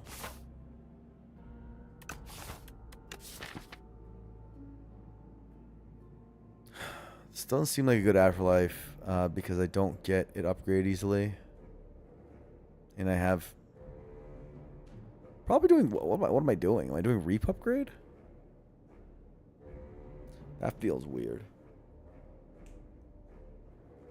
Afterlife or skip? I think I kind of agree. I don't know if I'm supposed to call the Void upgrade already. I guess against statue, it's decent already. To upgrade Call the Void. Against Potato, it's already good to upgrade Call the Void. Yeah, Call the Void is just the best upgrade already. Wow. So we want it innate. I mean, that's the whole idea is we innate it. Now with a Swift bot, it's weird to upgrade something innate. But with 2 elites coming, I'm pretty sure it's still better. The Swift bot can't be used in both fights.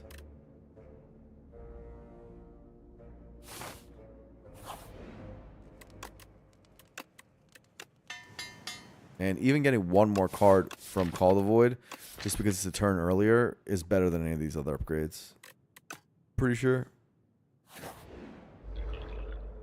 Hello, Burdonus. Hope you're having a good day. No, you're not supposed to arrive yet, Enfeebling Touch. I want Spirit of Ash. That'd be nice. Bone Shards. That's good.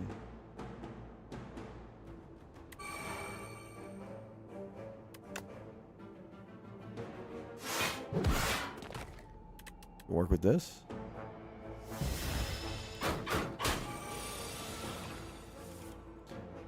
Okay.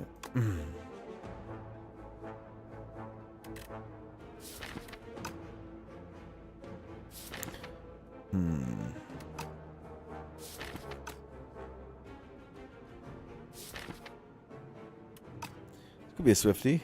Little Swift Pot. Try to get Defy or Bone Shards. I got Bone Shards. Let's do Bone Shards.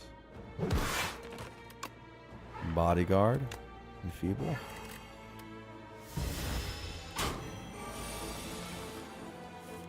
Yay, Enfeebling arrived at a good time. Bodyguard.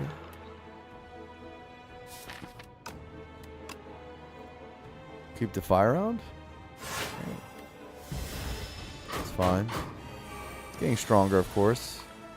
Calcify. This is an Austie attack.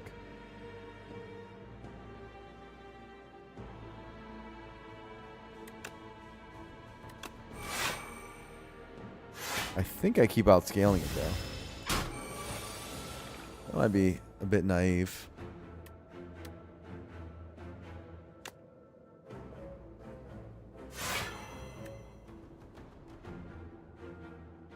Hmm. 15 block.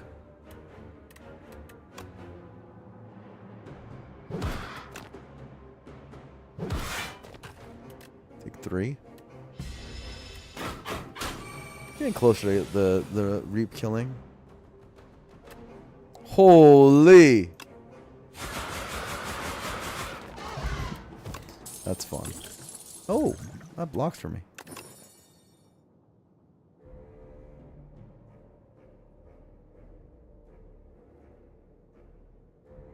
How many Aussie attacks do I have? I have 1. So, does 30. 3 energy 30. 36 when upgraded. Kind of cool, I guess. However, I get Gen, that's true. Yeah, a real pull from below would be nice. Remember when they buffed Debilitate? Don't remind me. Don't remind me. Now, Wisp does play quite hard, by the way. I like Wisp here. I'm not going to take it, but I like Wisp here. Because we have Call of the Void, so we're always using the energy. We have Reap. So, we have multiple ways of making that happen. None of these things say pull from below on them. None of them say Spirit of Ash on them. We're really trying to be an ethereal, maybe a little bit of Doom deck, you know? Debilitate seems like the best. Just because we want Deathbringer, we want more Defies to continue with our ethereal. Debilitate is just Debilitate, so it's good. Reptile Trinket, okay, get some strength. Is it going to be Potato this time? No, it's the statue of Evil and Doom. Feeling Touch might have to go this time. Okay, which one are we doing on this guy? The Doom one is better against the Potato because it helps you have 1 turn of stun. So I think I'm power potting. I'm going to lose strength on this. I'm not going to really Reptile Trinket this much, but I do just want this down. Neurosurge card is here. Necromastery is also here. 5 summon. Or some energy. Shroud, it gives me 3 block a turn. That's something. I don't think I'm drawing into very much. I do think that there is the strength play with Strike, Debilitate, Neurosurge. That's kind of nice.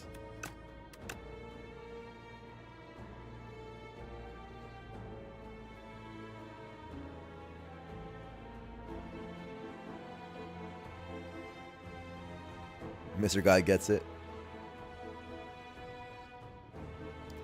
Yeah. Unfortunately, that's true. I only get 2 attacks out of it, though. Kind of annoying. Still more damage though. Neurosurge lets us use our strength from Reptile Trinket better, and it lets us, play more cards. So we get to use the slow better. A little bit of Shroud block, which is better than the Summon 5. Death March. Okay.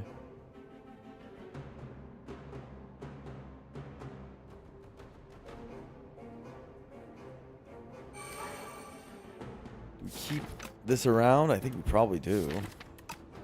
Yeah. This kind of has to get played, and these both gameplays good.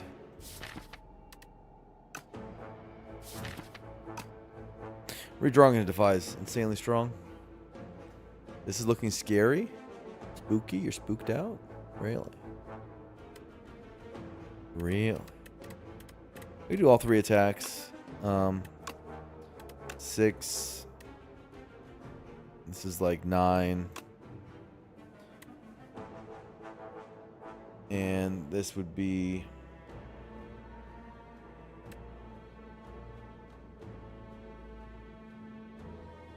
19.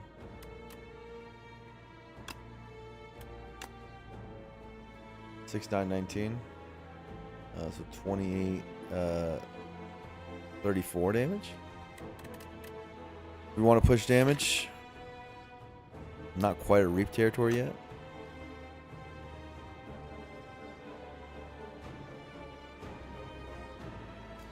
Maybe we don't need the 6. It's fine. Oh, I can't do all 3. I can't do the strike. So I'd be losing 8 damage. I don't know what math I was doing. I only had 2 energy. I'm losing 8 damage. It's fine. I'm going a little longer. Sparkling Rouge.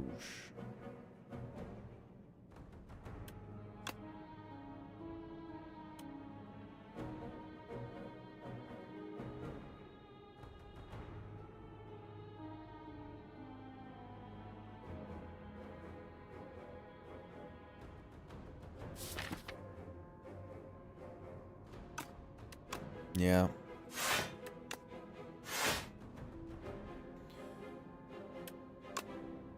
Do 8 or block. Probably block just for unleash. The dex really plays. Nice. Holy man. First pull from below, now this. That's fire.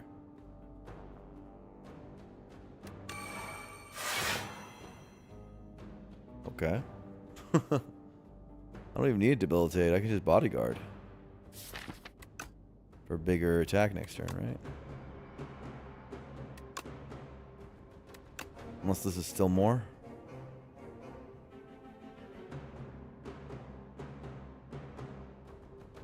This would only block 4. But it does 13. This is better.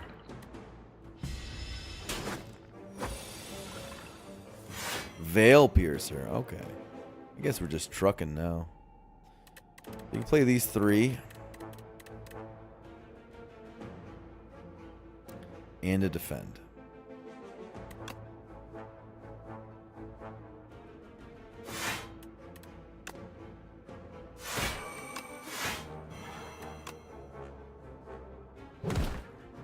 He's pretty good. Thank you, Sorcerer Twix. Who knows? Guided Spear is pretty good in this fight.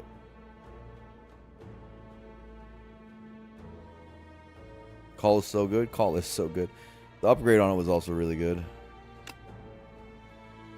Keeping this Defy round has paid off. That's one thing I will say. Do this. I don't think I need the Debilitate anymore. Or, I mean, deal 13, bro. Do you need this? That's fine. You can just kill with Souls and Reap next turn. Pretty clear. That's what you want to do.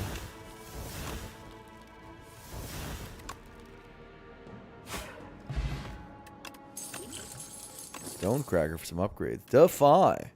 Hello. Oh, we got some Doom sources as well. Unfortunate.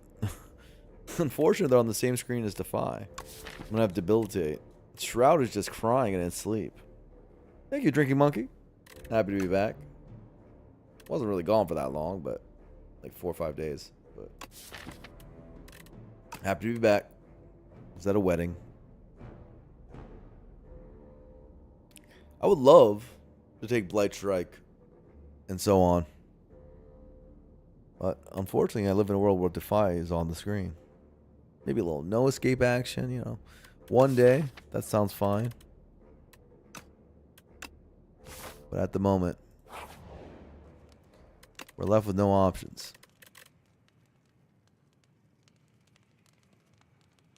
I used to upgrade 2 week, I know, right? How was that allowed? So we have the potato next, and we do not have AoE for the potato. That's troublesome. That's a problem. Called Void might solve that problem. Reap upgrade doesn't really do much against the potato. We do have a turn of free stun against after split, because we're going to use the Doom Potion in that fight. The question is, what's our best upgrade? And I assume it's going to be Debilitate, because 4 turns of Debilitate is better than not, and 2 damage up is better than not. Also, the 2 damage is actually relevant sometimes, because 12 plus 6 is 18, which is the lowest HP threshold for the little potato balls. So it is relevant. Also, with a bigger attack, Debilitate plus Unleash, for example, that 2 might be a threshold. Whereas Reap is never a threshold for killing Potato Guy. Potato is the Frog Parasite. Oh, I see. I see Debilitate upgrade clearly. Let me go here. Hello. Okay, we've got Unleash upgrade. We've got Defy upgraded. We're going to go Call the Void.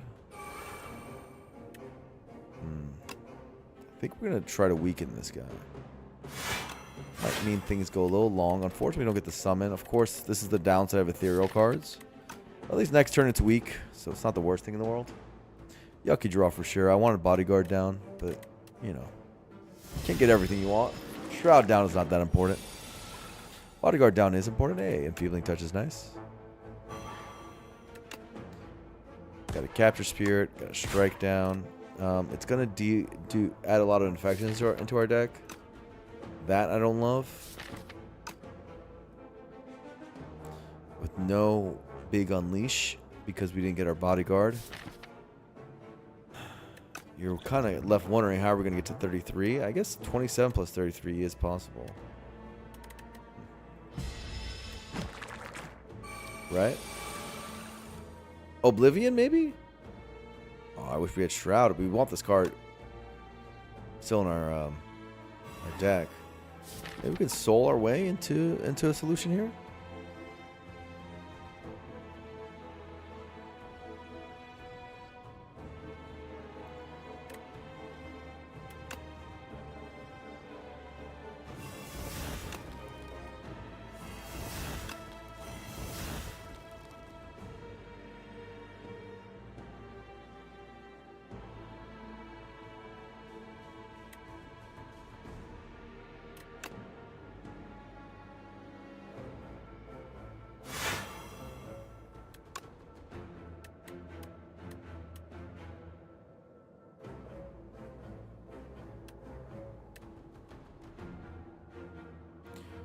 $12 Doom plus 33 Doom is 45. 45 plus... This is enough.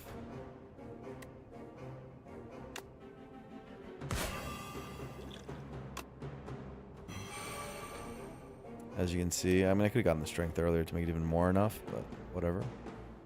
The question is, do I Bodyguard or do I do the second Defy?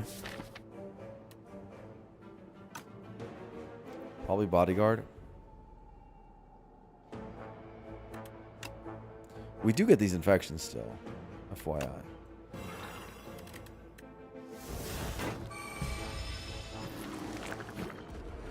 But at least we get a free turn to reap away. Oh! Okay.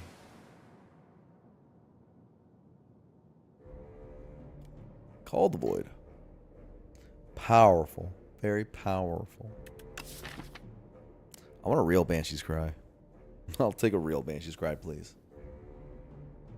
Something streamer client. I mean, we got right away.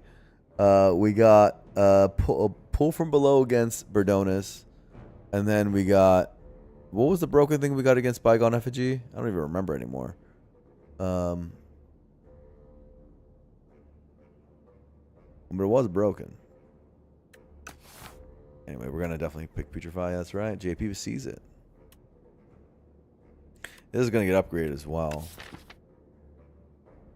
Right, I got Spirit of Ash against Bygone Effigy, and then I got obviously Insane Banshee's Cry against these guys. So Candelabra is really good with this deck as well. This deck is really, really strong already. Oof, those are some upgrades. This poor guy. Candelabra with the card generation will play.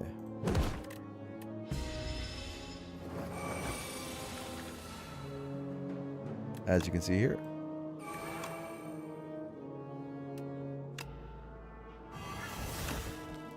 Good night? Like, what? Hello? Whoa, countdown. Whoa, countdown. Whoa. Countdown with a Shroud Plus? That's got to be good. No? Hard to pass up. Hard to pass up. 3 block a turn.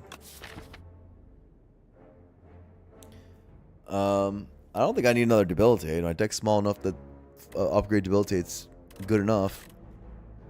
And I have my weak chain pretty much solved. And Countdown is like the scaling damage that we don't have like in deck. We have Call the Void obviously to help make some damage happen, but Countdown's like actually a way of having it happen. 3, yeah, I mean, but it's like extra block a turn. It opens up Death's Door, you know, it's gonna be good. It's gonna be good. It's gonna be good. I don't think Invoke was that bad there either, by the way.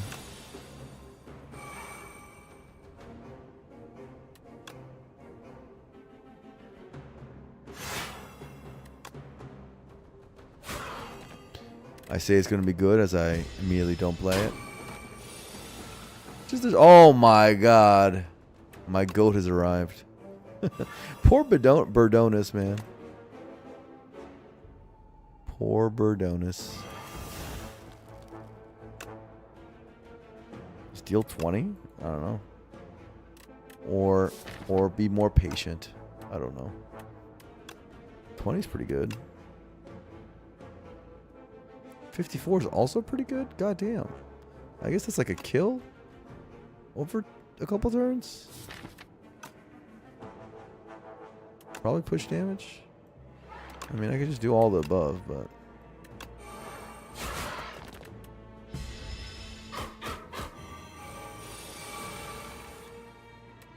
Veil Piercer.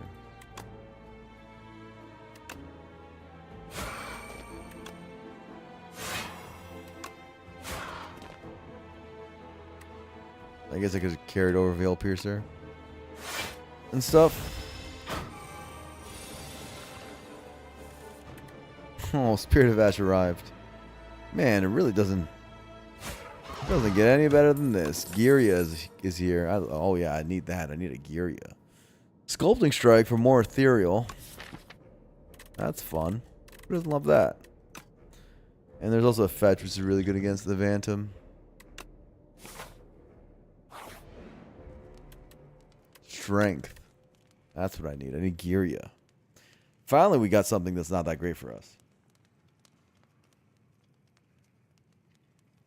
All you want is a fetch clone run. Upgrade it to prepare for that. How about that? This upgrade seems good. This upgrade's alright. Upgrade seems better. Make sure debilitate is always popping off. And then from this point, I think countdown with the next best upgrade. A10 should be pretty cooked, though. I don't think I'm particularly worried about him.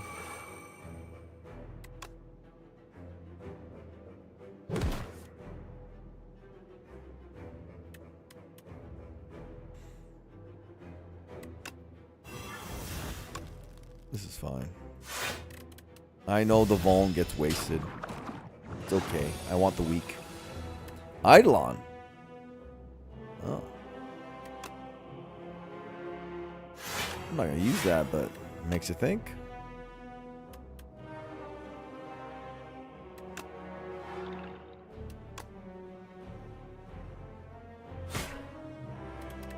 Doesn't make you think that hard, but makes you think.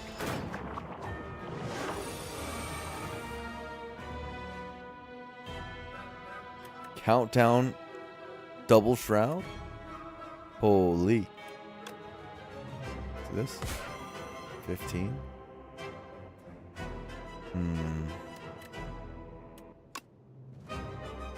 Take a bit of damage, I suppose.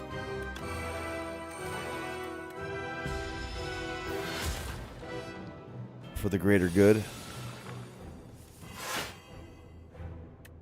Oh, that's a good card. That makes the wounds a lot less scary.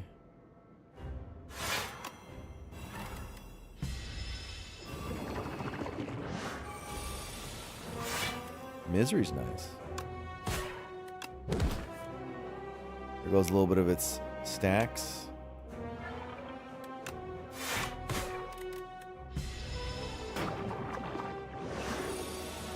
Eight times 2, or 4 times 2. Let's shroud it up. Now we have 5 shroud, 5 block a turn, passive. Get debilitate back up. Pretty clear turn. Another Page Storm? Wow. Do I need another one? Well, it doesn't really harm us, so sure. Well, why not? I would take a real Page Storm, that's for sure.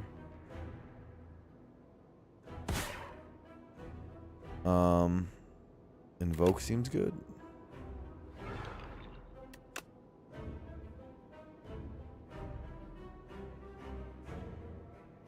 Get rid of this Defy, right? It's fine.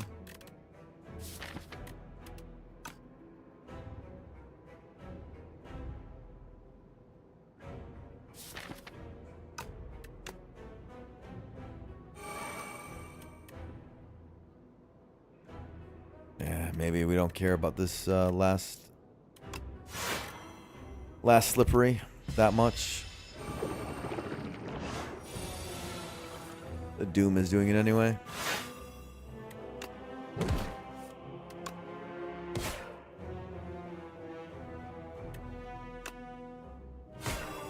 So much energy.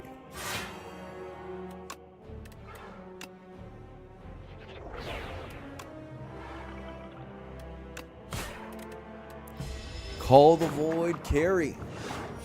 Carry me home, Call the Void, carry me home. Oh, I'm feeling touch. Nice turn. Just show up.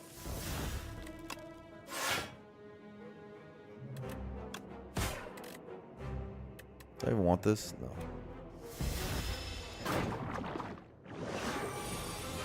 Coming in for 34? That looks like a lot. I think we have Debilitate already on.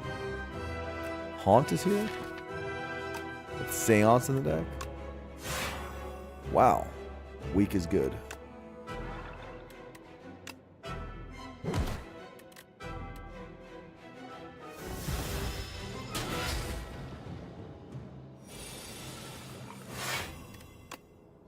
Alright. I have too many cards? Oh, I didn't play around Page Storm. Look at me go.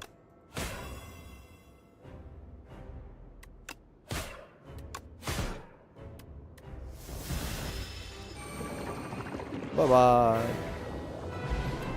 Adam's music is awesome? Yeah, I agree. Oh, there's a domain. Pop quiz chat. What does domain mean? Don't look it up. Don't look it up. You have to answer within 15 seconds or you looked it up. Pop quiz. What does domain mean? What does that word mean? TikTok. Time's up. Roa says it's like a lord's land, like a plot of land.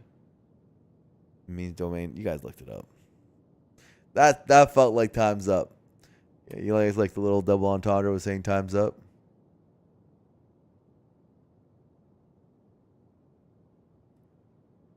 Bitch, I looked it up months ago. That's the way to do it. That's pre-watching right there. You gotta predict the streamer ahead of time. You want the scythe really over the domain. You want the scythe over the domain. You just take me for a fool? Is that what it is? Man, I've still not clicked this card even one time. I don't think it's that bad. I mean, pretty bad, but it's not that bad, right?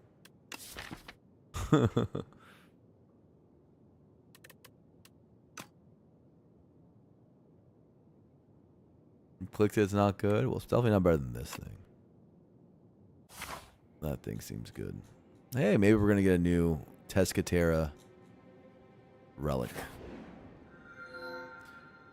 Or maybe we're just going to get Bryce Flame. And we're going to be super small.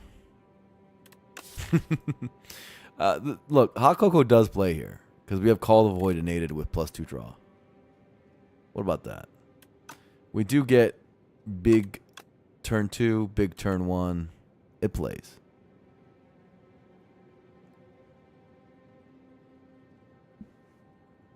Does play.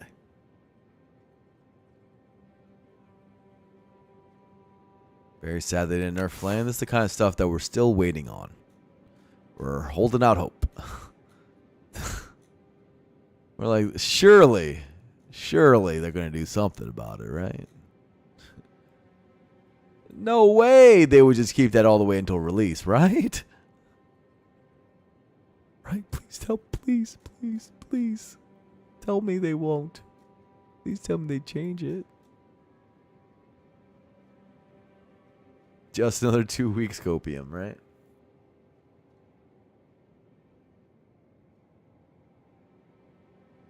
$45 max to get sketchy. It's not gonna get sketchy. Most of the time I take Bryce Flame, I lose like 10. Maybe. Because you use it pretty selectively. Here's the thing. Hot Cocoa plays. So I want to click it. Because I have plus draw anyway. You know. So why not? I don't really want to click this, man. It might not be the highest win rate play, but I don't know. Sue me.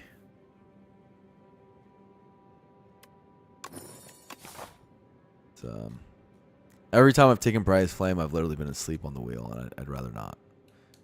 This is the way we can justify this is that it's gonna get nerfed eventually. And we want to learn in the process rather than just making this run boring. and we're streaming, you know. People are watching us. It matters. All the good players keep skipping Flame out of spite, so the numbers aren't good. Yeah, that is a problem. That does limit it a bit.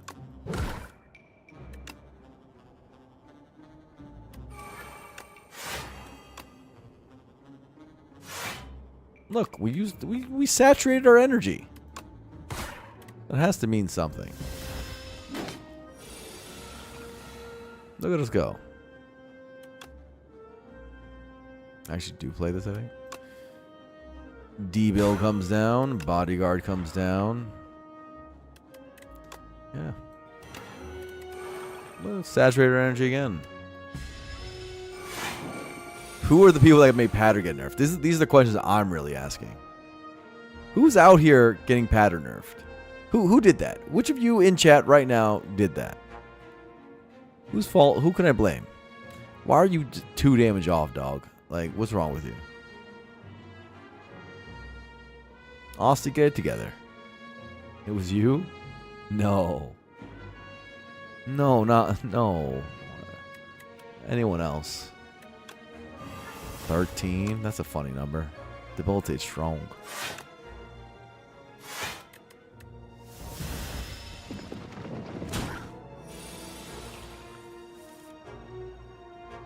High 5? Wow. I have 3 Shroud right now to put this countdown down.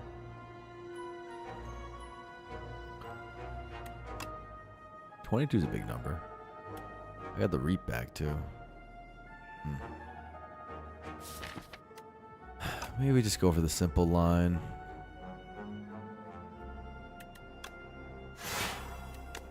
Yeah, it seems better.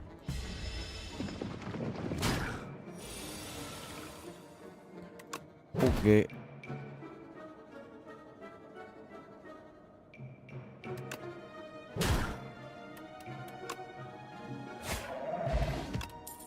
Explosive Ampule.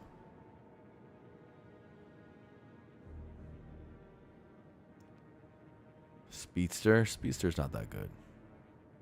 Not bad though, but it's not like that good. But I guess maybe Jorbs has a different opinion. I guess potentially. So, what do I know? I am but a lowly streamer in the vast void of Twitch.tv. Seems pretty cheeks to you? It's not cheeks. It's okay. It's an okay card. Definitely near the bottom, I think, though, of viability relative to the card pool. That seems strength and dex or speed pot. Strength doesn't play much. The dex does. I actually think this is worse than both of these. Weird. Capture Spirit, good card. Good card. Do I want it? I actually feel like I weirdly don't want it. I don't need the draw when I'm generating with Call of the Void. I don't think it's a good turn 1-2 play relative to getting my weak down, relative to getting my powers down. It's just not good. It's just weird. Not my thing. Not this time. Hello, Tent. We had a haunt right after seeing a Capture Spirit. Love that. So here's the thing about Tent. Our rest doesn't do anything. We can gear you though.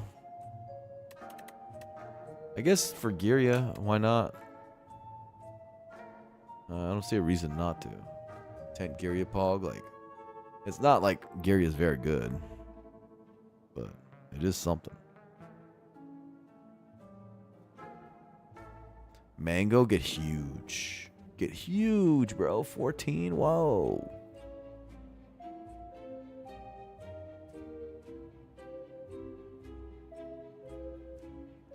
So our rest can do something. Okay. And what else? Eternal armor. How about that? You guys want to get big? Get some armor going. Make us feel safe, nice and safe. Next shop is not in this act, so I do want to use all my gold. Could be a prolonged guy. I don't love prolong here, weirdly enough. I love prolong in general. If you watch the stream, you guys know that I love prolong. But it's pretty bad here. The hell does prolong do here? They're pretty freaking bad. So okay, to explain why it's bad here. I have a lot of energy on turn 1-2, and the 0 cost aspect of prolong is not really going to play. It requires an upgrade to be even more playable. And realistically, just rolling around into my weak and my enfeebling touch full blocks the whole game with debilitate. So why do I need to carry over block? I don't really. It's not really a useful utility for me. Also, none of our cards say block on them. That's also another factor. Is the patch sick? It's sick in the head, that's for sure. Sick in the head. I don't think I want Toad. I'm overlaying potions already. I do like the Toad in general. But it seems like a waste of gold. go and do this. And then we save gold. That's what I see. We'll call the void. Vets is back, dude.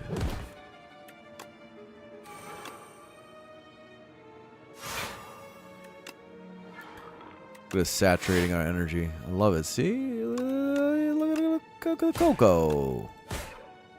Let's go, hot cocoa.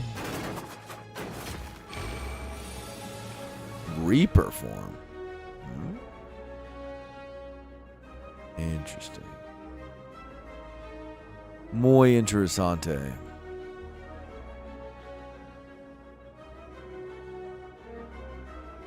I guess it's not that interesting, huh? Okay, let's do this.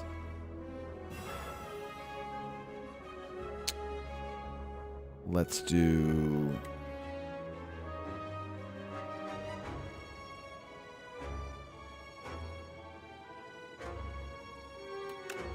this. I know it looks weird. I know it looks weird. Bear with me. Bear with me. Bear with me.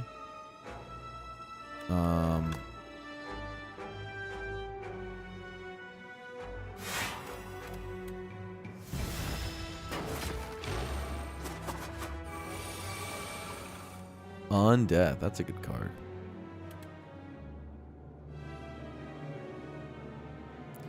So we have 15 incoming. Undeath lets us get the main down pretty cleanly. If that's what we want to do. I think that is what we want to do. There's a countdown play as well. Countdown, defend, unleash type of play. Get rid of this domain. You always play this.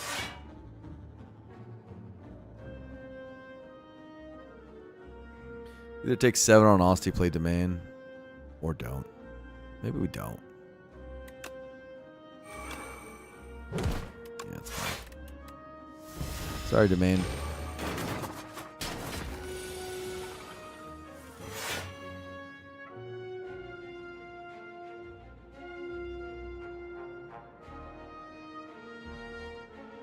The prolonged enjoyer doesn't want it. Must be trashier. Hey, just get another domain.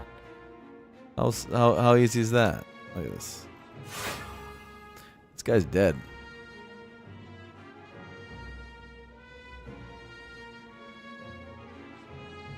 Ironically, it's hard to learn. I hope I don't do that too much.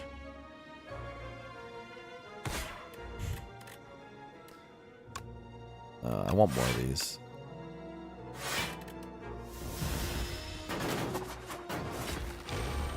Bye-bye. Bye-bye, little guy. Oh, look at this. It's the end of your days. Specifically not me? Okay. I understand. Holy crap. I'm trying to refrain from being like other streamers and saying all the holies, etc. Well, we have a lot of ethereal. 1, 2, 3, and more with Call the Void. That card is gonna truck. Also, Giria? Oh, Giria gamers? 10 Giria. I'm gonna click it. I'm clicking it. Okay, Desi Millie seems to be the hardest. Speedbot does help sometimes, but I have a tent. I don't really care about Speedbot. I think I care about Techbot. Switching off potions. You know how it goes. Play them all. Play hand. Simply just get entities. Ooh, I like this domain. This is good.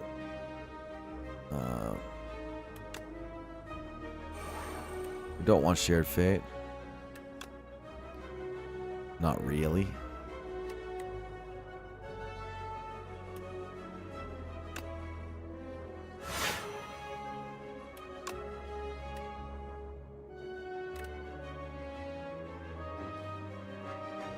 Sure. You can attack while if we have to kill the left guy. Oh my god, bro. Have some mercy. Have some mercy. Goodness. I mean, it's not even that. We're not even that many turns in. Good night. Mercy, what's that? Dance Plus? Does Dance Plus play? Feels like it should, but maybe it just gets in the way. What does Dance Plus really play with? It plays with Domain. Seems unnecessary. Yeah, I mean, we just have such a clean loop. I don't know what the new boss is, so maybe maybe that's annoying. Baited by green? Yeah, it seems like it's trying to bait us, right? Nice try. Nice try, game. Ooh, colorless cards? What do you think? It's got to be colorless cards, right? Sure. Never mind. Colorless cards suck. My bad. Omni Slice. Omni Slice Giria. AoE. What do you think? I think it's garbage. Catastrophe. Catastrophe, by the way, is a funny clone target. You could do Catastrophe clone. And it works kind of like Uproar does, where you play catastrophes into other catastrophes and you just play your whole deck. I've never done that, but it's a thought I had at one point. Secret Strike is not a terrible card. It's like Cut Through Fate. It's basically Cut Through Fate. Maybe I should take this freaking thing. I do have a Giria. And it helps me saturate energy. Like, it helps me pick maybe Defy, Enfeebling, whatever. On a turn that matters.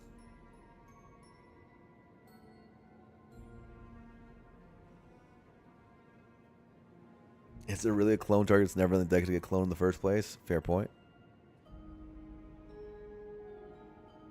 Random cards are really good in this game. Yeah, it's like Hearthstone.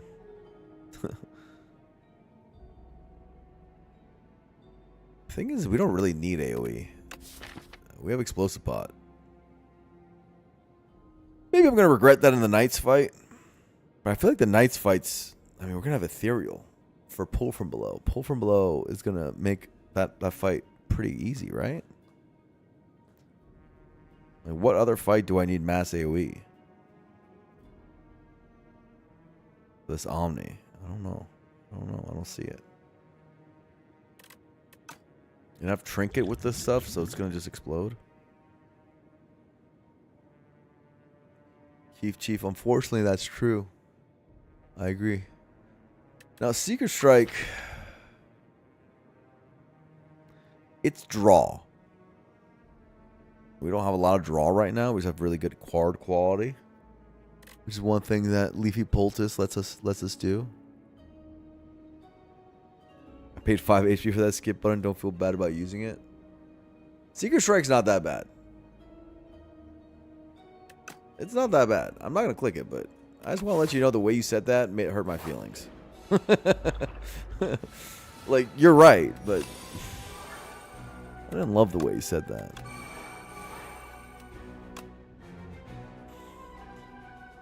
Like, it's kind of blunt.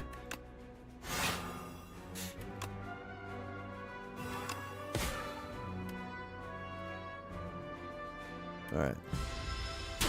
Ow. End of Days is here. Oh, boy. Oh, boy.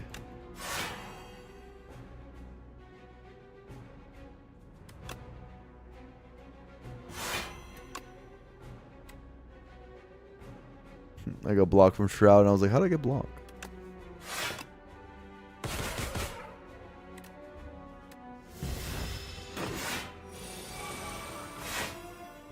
Domain on the worst turn.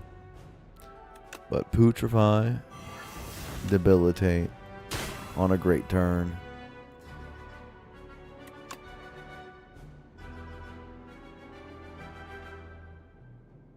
We already got the energy back, right? Yeah, we did. That's not that bad. Do I do this? I guess it's an ethereal card. And it might matter. Remember, we are resting next floor, so we don't really care about this chip damage very much. Oh, that's a pretty big attack. I mean, I guess this is a pretty big attack.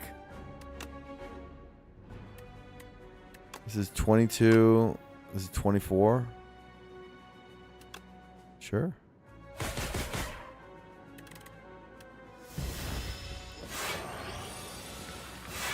I mean, I just keep getting it. It's not my fault. Funeral. Okay. So, okay. All right. All right. Stay composed. Stay composed. Do I even need a sleight of flesh? Yes, I have a putrefy. Yes, I have 2 defies and an enfeebling touch and debilitate. Yes, it deals 1 billion damage. But hear me out, like... fine, I guess. I mean, I'll take it, but... doesn't even... Let's gear ya. Boom. Big bomb. Boom. The main upgrade seems the best. It's easier to play. After that, it'll be... I don't know, slight flesh upgrade. 13 heal. Wow, that's big time. Don't got issues. Oh, strike dummy for our 2 strikes. Everyone eats in this deck. Defend. Oh yeah, you get some dexterity. Strike. You get some. You get a little bit of strike dummy. Bodyguard. You got upgraded. You got upgraded from the event. Unleash. You have an upgrade bodyguard to work with you. Shroud, don't worry, you got your buddy countdown. Call the Void, enchanted and upgraded, and the best card in our deck. Reap, okay, you're not eating. Admittedly, Reap, I guess you could gear you a little bit. That's kind of what's helping you out, but you're kind of just there. Defies, you got plenty of ethereal synergy, all this ethereal stuff and all this weak stuff. That's good. Like basically every card in our deck has things that work with it. It feels good.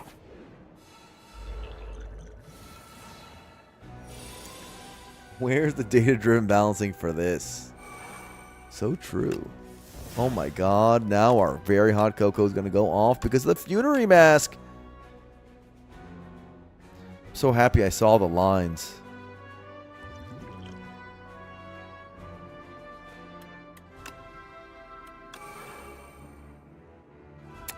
Which one do I want to kill? I don't really want to be weak.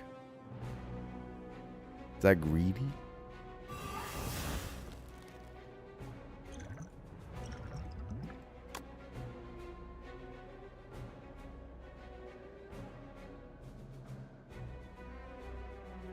Which one deals more damage? How many cards did we draw so far?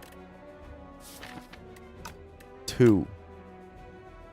So this is 14 damage. This is more than Scythe.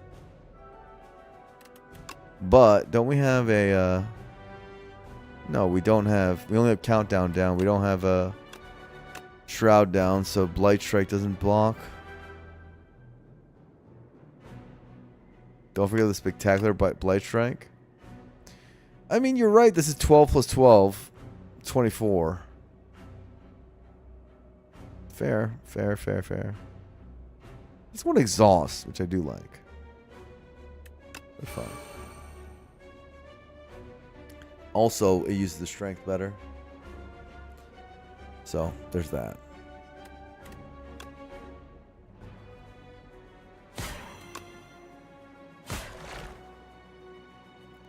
Okay.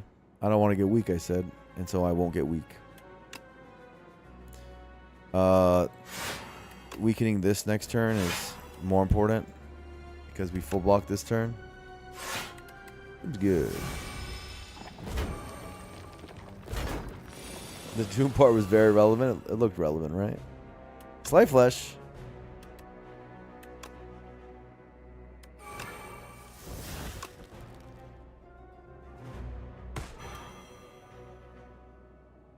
9 incoming.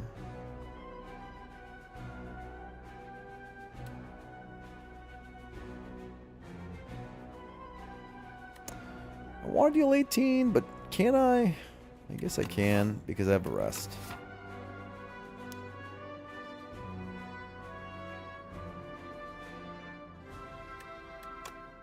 I'll just do this.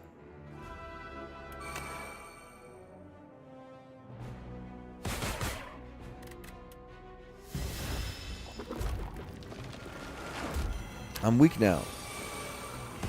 Whoa, Eidolon. Whoa.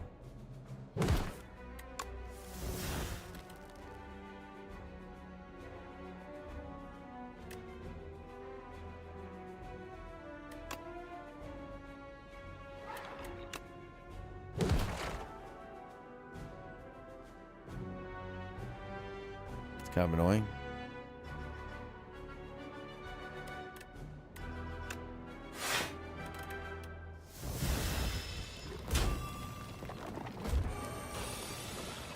High 5. That's pretty good.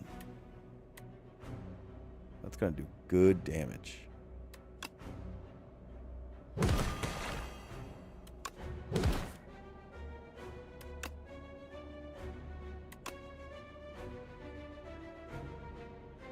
It's dead. If I do this. But yeah, Slight Flesh is 9. 14 plus 9, 23, but the issue is that it still hits me. Fine. We will wait.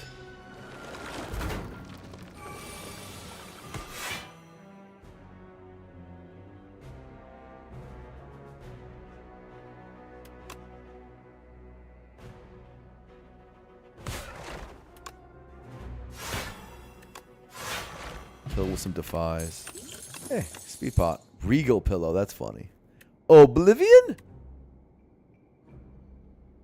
Oblivion, huh? I do see some things for Oblivion here. I see Shroud. Pretty good with Oblivion. I see card generation. That's pretty good with Oblivion. I see Sleight of Flesh. That's pretty good with Oblivion. Oblivion. And we get more strength. Why not? The tent. This upgrade sucks, though. That we don't care about. We care about this. That's going to deal more and more damage. Yeah. Deck's broken.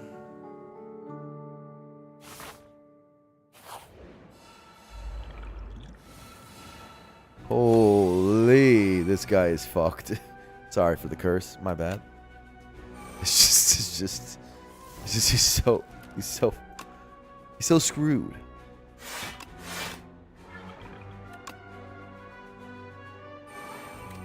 Poor guy.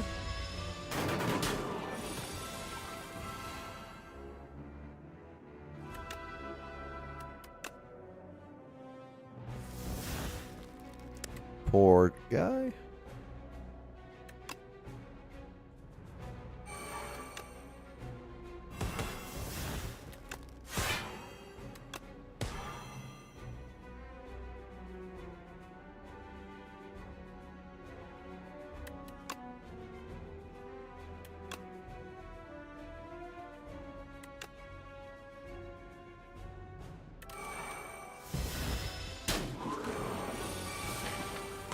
Oh, that wasn't my real countdown. I didn't even realize.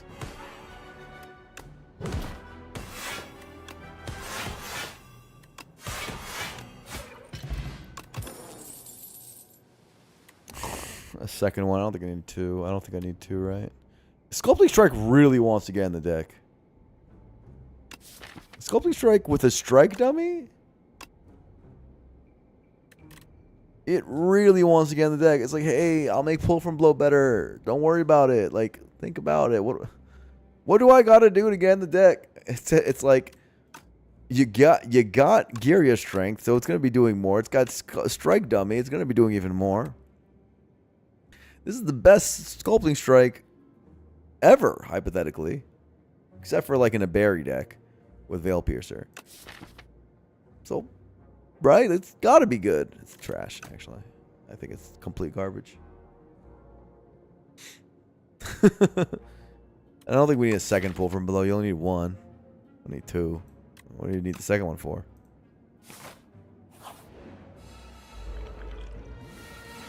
Oh, it's this guy.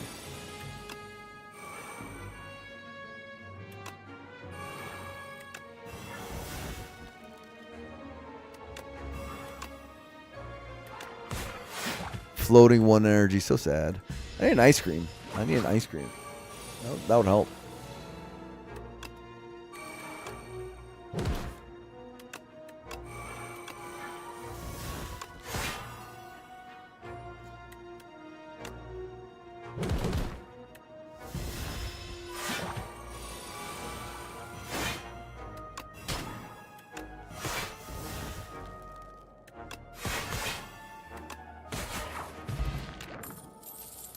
Regen potion. A refluss trying to bait me with green. Chat, when you see a green and it's so appealing, but it doesn't fit your deck at all if it was if it wasn't green, what do we say? We say begone. No, we shun you. Temptation. We shun you. The Reeve is the devil's fruit, trying to tempt us away from our beautiful deck. For shame. I mean, I don't know. I mean, it's not like... How many elites have I done? Am I back to Decimillions or whatever? I don't care about regen potion. So I'll just stay the course. That's another Decimilli after all. You would take a Begone? Yeah, Begone would be pretty cool. Let's try to take the debuff guy down again.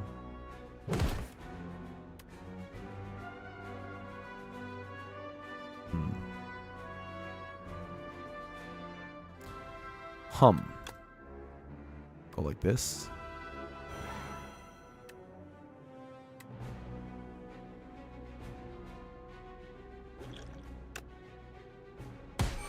Get some strength.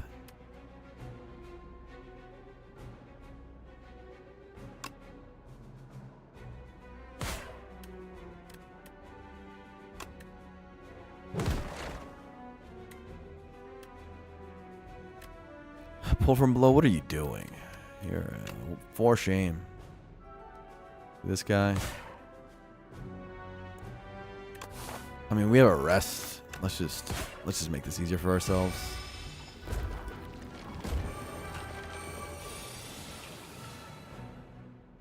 Oh, what the hell is this? What is this? Ridiculous.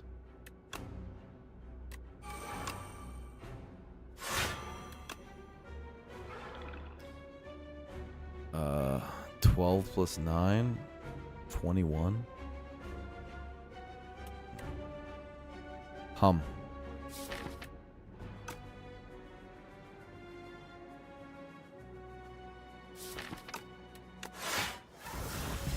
mean, he's not getting played often. Feels.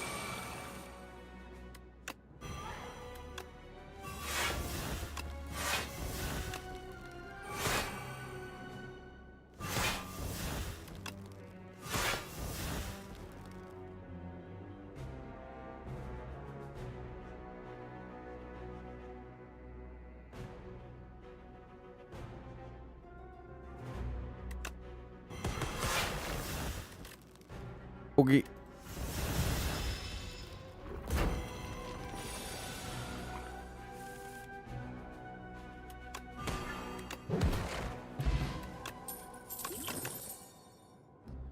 Negative pulse. Negative pulse. Is that better than everything we're doing? No. No. It still doesn't make it in, huh? It is shroud stuff for AoE fights. It gets you a lot of block. It is... Oh, that sucks. All this sucks. Oh my god, we got a full Giria on Necro. I never thought that would ever happen. And yet here we are. Guess we rest. What's the upgrade? What even matters here? This doesn't really matter. This kind of matters. I guess kind of matters is better than anything else we could do. Pull upgrade. Well, if JP puts some exclamation points at the end, I gotta do it.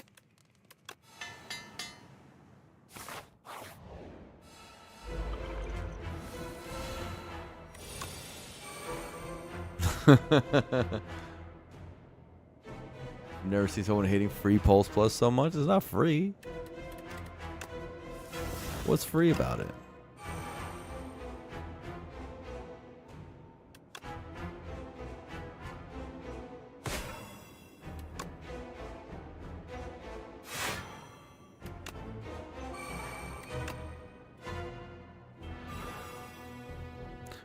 Yo, did they add music to this fight? What am I? Yeah, okay. Gravy Train noticed it too. What's going on here?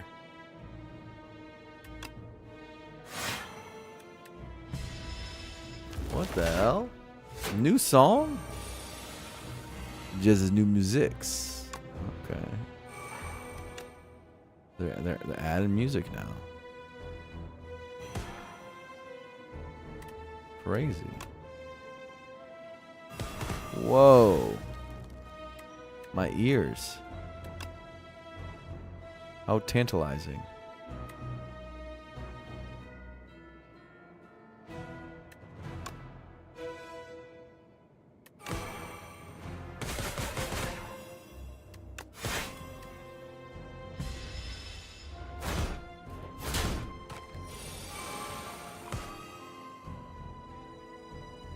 Okay. I just wanted to make sure it was dead before its rocket turn.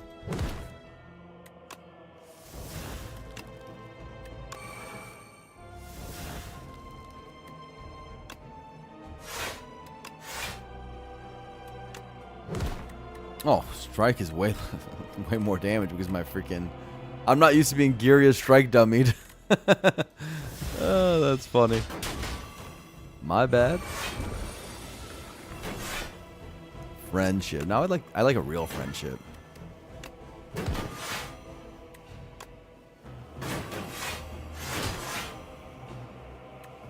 Wait, would I? I need the strength. Never mind. I'm a strength necro. Oh, Soulfish has new music too? Crazy.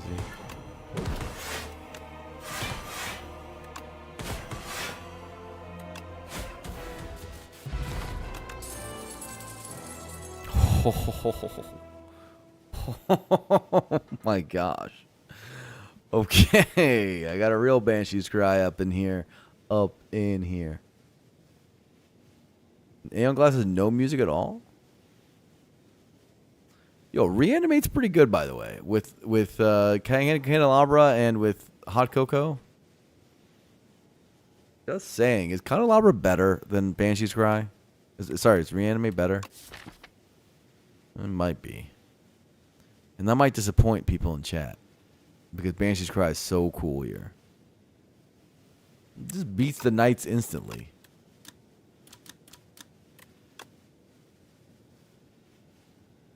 But this thing is just like, don't take any damage. Your max HP doesn't matter. You know. Damage is kind of maxed out. That's kind of what I'm feeling. No, it's not maxed out against the Knights. It's pretty good. But the Knights, the thing is, the Ethereal is so good against the Knights. Well, from below, it's going to be chunking. Am I even worried about the Knights? I don't think so. I think they just die. I think they get destroyed. we're fast. Meanwhile, this thing, good defense. One thing about this sweeping gaze thing is it's Aussie attacks, and we actually are better attacking as the Necrobinder because we have strength. Reanimate to shrimp? No, that's not how that works. Oh my god, I've never seen this before. New bows. Right? Look, it says door up there. A on glass, but it's a door icon. Weird. Weird. See what tanks gives us. Sigh. There's 3 attacks in your deck. Oh, if I had a Banshee's Cry. Whoa. Powers cost 1 more. Wait, that's not good for us. We have a lot of powers. Now, we could have instinct pull from below.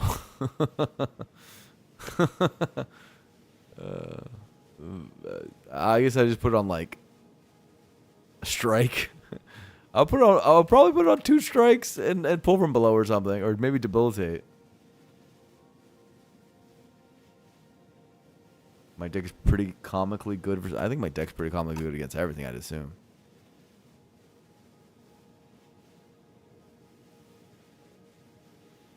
Could have had Instinct Sculpting Strike Plus. It's terrible, isn't it? That we don't have that? What are we going to do? I guess we're going to get 7 block a turn.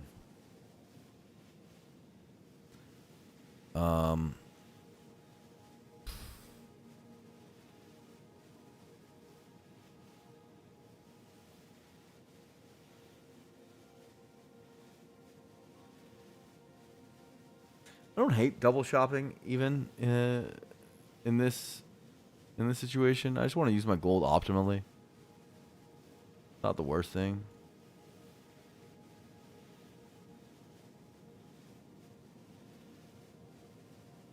And then just to figure it out after there.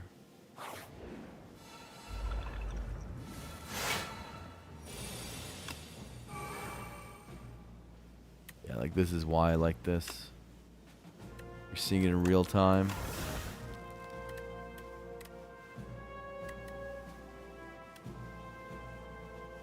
These guys are huge, bro.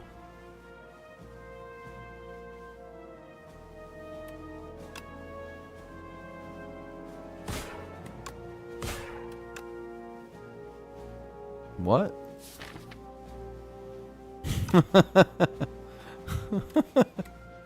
I'm trolling, bro. I'm trolling.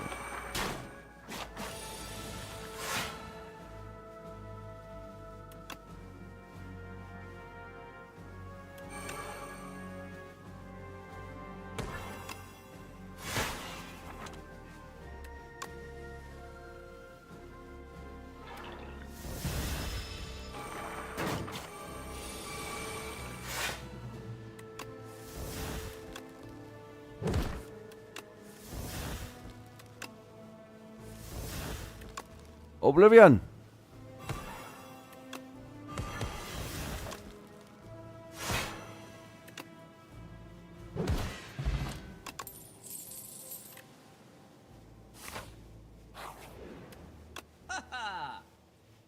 Defy. Bone Flute, War Paint, Sling of Courage. Sling of Courage is funny. Is there restlessness here? Hey, is this a restlessness deck? Can it be a restlessness deck? Maybe. I don't know. Probably not. Maybe though. Maybe though. Genuinely. Turn 1 and 2. I could see a restlessness maybe. How many Aussie attacks do we have? We have Fetch. Good talk. War Paint. On Defends and Defies. This is what I was saying. I when you skip this much, like, you don't always saturate your gold. Like, I don't really have a lot to do in this shop. Maybe I get a Defy.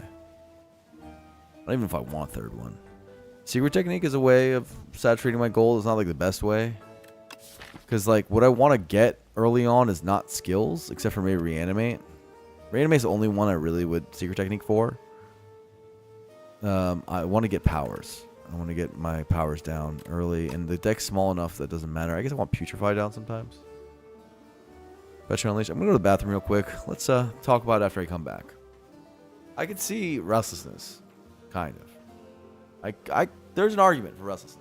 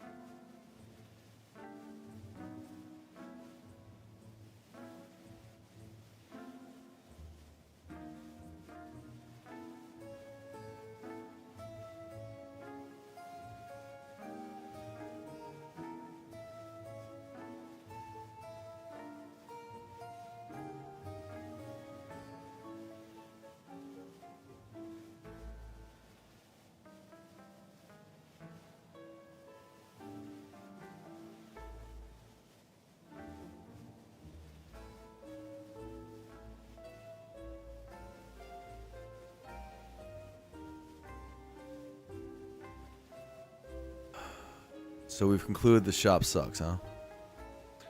We take another Defy. Whoa. And we move on. that's the conclusion. Oh! No! Where's the baby strike dummy? I wanted bigger strikes. Maybe this thing is good. 3 more max HP. Some more energy. Whatever. I want to stay explore free on the new boss, yeah, preferably. If possible, guys, that'd be cool.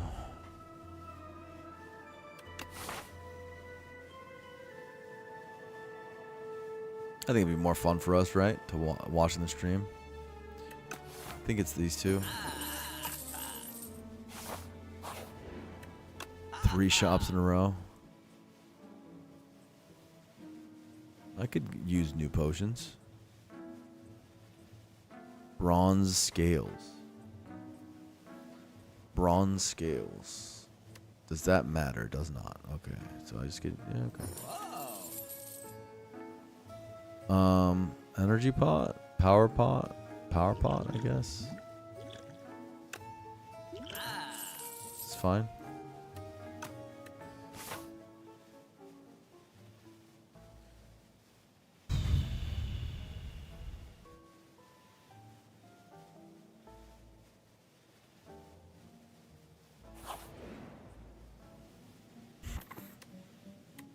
Rare power or probably rare power, I'm assuming. Power, rare. Oh yeah. Oh yeah. Give me that. Okay, actually.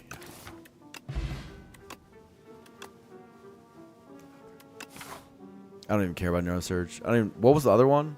It doesn't matter. It was Neurosurge, and then what was the one to the left? I didn't even really look. It was Sentry Mode, I think? Just the summon one? Yeah, okay. Yeah. 5/5. This says 5 on it?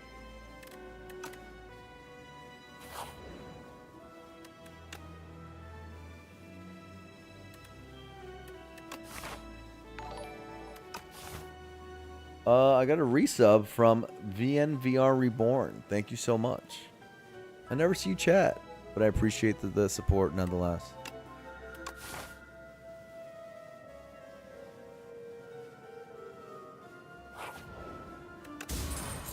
A lot of people like to lurk. Oh my god, bag of prep with my hot cocoa.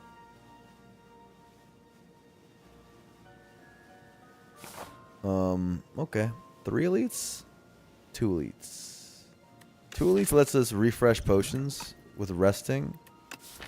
And I guess we get to do upgrading for reanimate upgrade, I guess. Maybe countdown upgrade is fine. Really the potion resting that I kind of like. It's -1 relic, but the gold doesn't matter that much. The card rewards don't matter that much anymore because we have everything we ever need. I guess potions are like the best way of us gaining a little bit more power.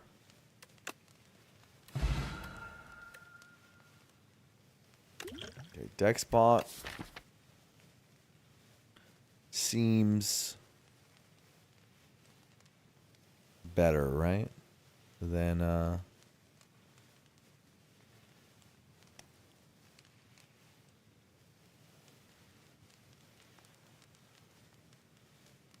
the other stuff.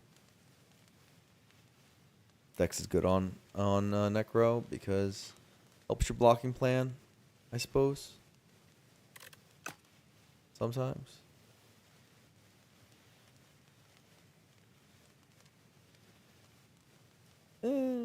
Maybe for test subject when we need to be fast.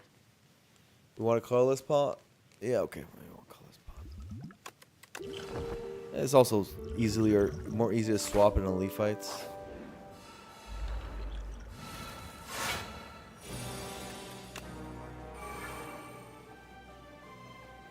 The energy actually plays for the Venerable T set in here.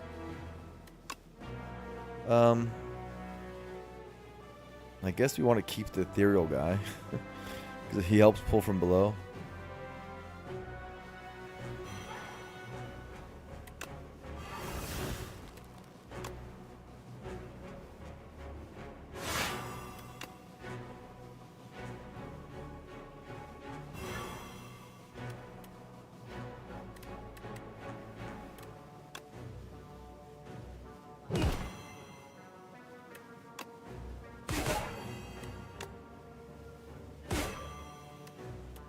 It's fine. That's more than fine. That term was crazy. But who's counting?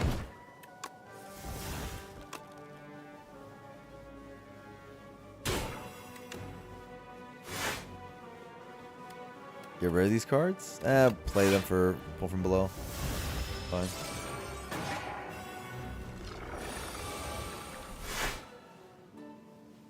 Mess up some order? Probably. Sounds about right at the moment. Because of right hand, I think that was the order mess up that you're calling out.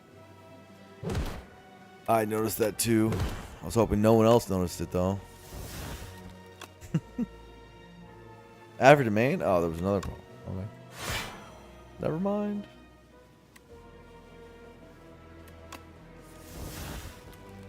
Spirit of Ash dead last in this fight? Love that.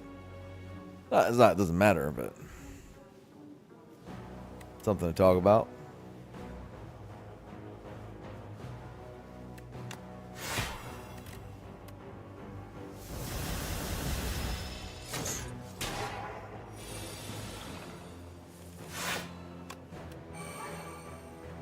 When one of these guys dies, I guess we want this one to die. Sure, you're dead now.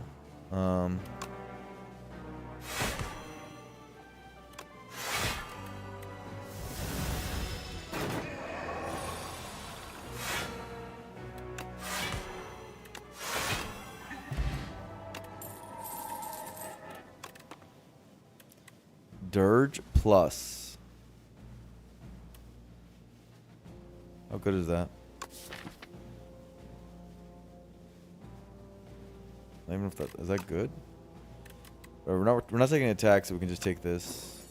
Fetch and strike. This is a big strike. That's a big strike. That's a 15 damage strike, dude, on Necro. Call sculpting strike. It's crying. Yeah, it's really sad. I'm sorry. Dirging. Do we want to dirge? It helps with Oblivion a little bit. It's gotten better.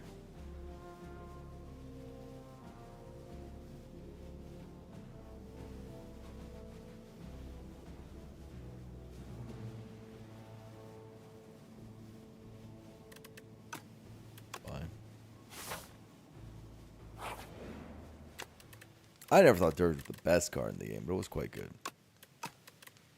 None of these upgrades matter at all. Like, at all. I don't know. Like, am I doing like this? I'm mostly here for this. Maybe we go with good at, these aren't as good as the ones we have. Just upgrade the last strike for, like, completeness. I'm kind of with you. Strike is funny. No, I haven't played against A on glass. I'd rather just not, like, completely mess around. I just don't know what the enemy does, so I'd rather click something that may or may not be relevant. Oh yeah, probably doesn't matter. I mean, our deck's insane. Our deck is truly insane.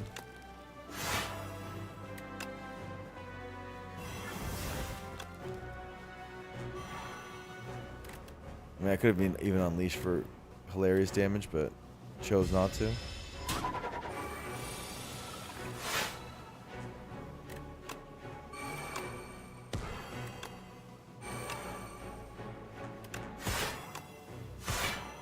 I'm not even debilitating. I have pure disrespect. Holy, what was that? An anonymous gave 17?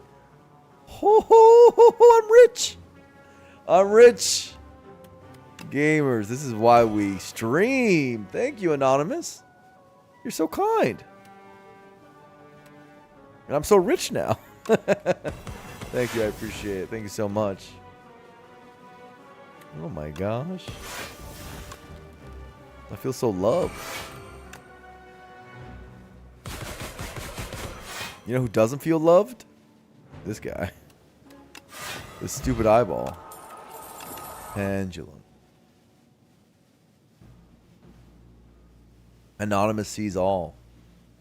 Ultimate homie. Pull aggro for 2 seems like garbage. Power potion? Well, I already have 1. Why would I want 2? Okay. Alright. Okay. Game, you didn't have to do that. Save some luck for the next run. I upgraded the countdown last time. Stop. The game's already dead. Oh, it feels right. I haven't even noticed that I have a sigh this entire time. Because we've been so, like, chilling. That it hasn't even played.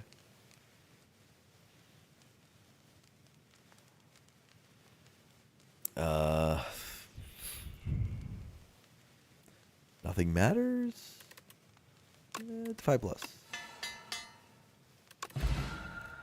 These suck. Okay. Well, that relic gave me 1 colorless potion.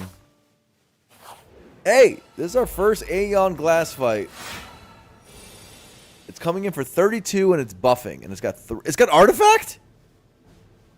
Holy, what happens here? Withering Presence. Every 4 non-status cards you play, add a wither to your hand? Huh? Exhaust. Removed until the end of combat. Retain. Okay, what does it do? At the end of your turn, if this is in your hand, take 2 damage. Exhaust.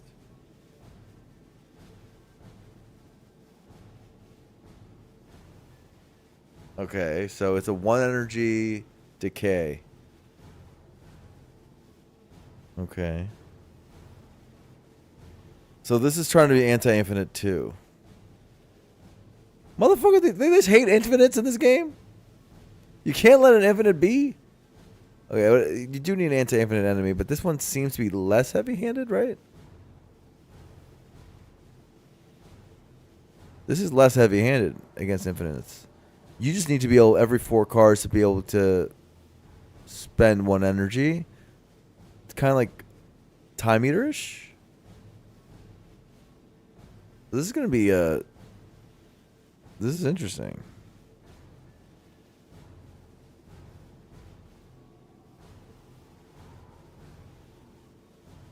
Thanks for the sauce.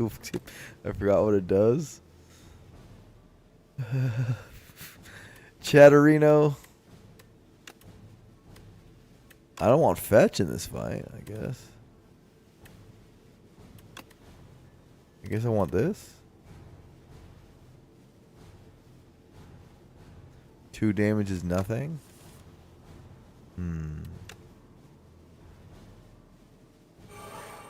Let's see if 2 damage is nothing. Wait a second. Did I do that wrong order? It's called Void Ethereal? No, it's not. Okay. I was about to say it's not. Okay. Alright. Stop freaking out. We're freaking out, guys. I don't want to play Withers. What the hell? It's got an artifact too? That's scary.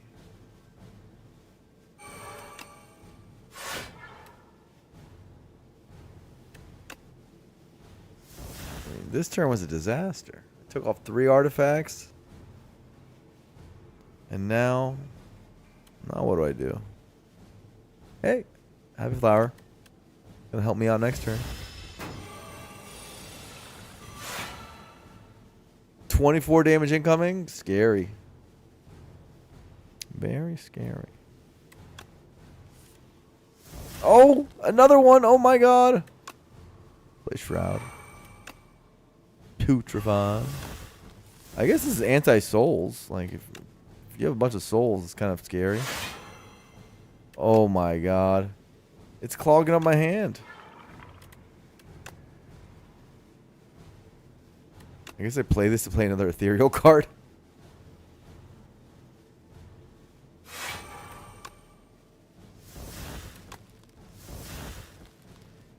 Weird. So it's non-status. So whenever I play Wither, it doesn't make the scale go up, huh? Interesting. Yeah, this is very strong versus souls. Yeah, that sounds about right. Ooh, Slide Flesh. I should play Oblivion first. Slide Flesh.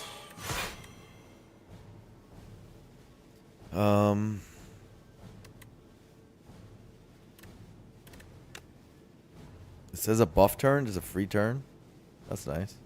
How kind. How kind.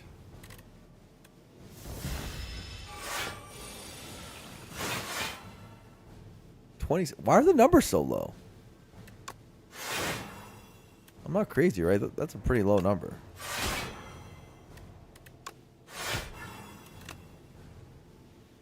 I don't want to lose my defies. I'm good. And I want to play ethereal cards. He's weakened. Yeah, what else is new, dude? I'm gonna be weakening. It's even less. Guess maybe that's why the numbers are so low, huh? Is that what you guys are saying? I don't really want souls, huh? Not against this dude.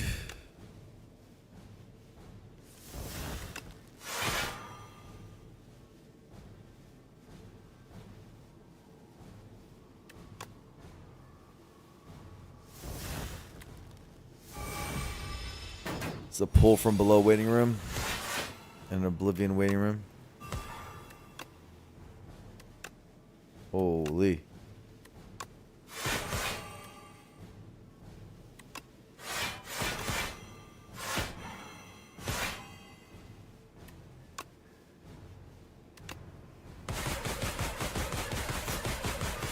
Oh my god. Okay. Well, that was a tough one. Hey, there's our first A glass fight. Whoa, guys, we did it. Oh. That was hype. New enemy. Woo! We did it. That was exhilarating. That was exhilarating. I was on the edge of my seat. Wow. Fireworks. The door died for this? The poor door. The poor door. The doormat of evil. In the depths of hell. For that thing. What the hell? They spent 2 weeks making what is that thing? At least the Chinese are happy. God bless China.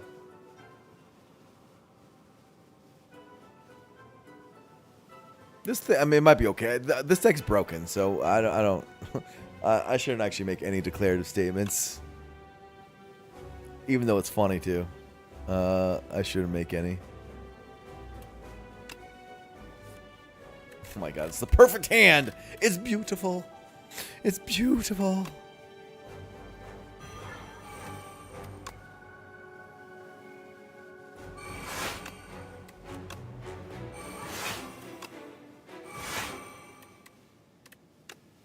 I wonder if we're gonna win this turn. What do you guys think, chat?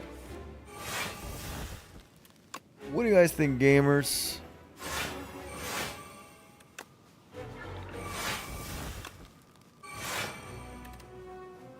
Not this turn.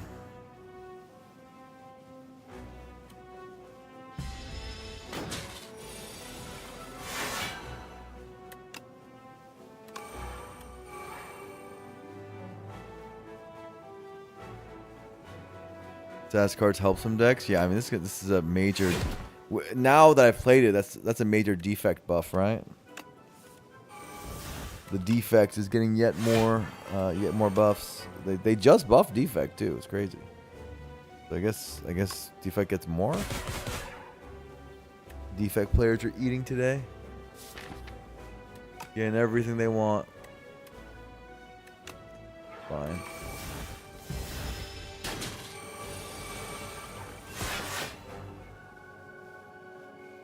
Squeeze him out. Boom.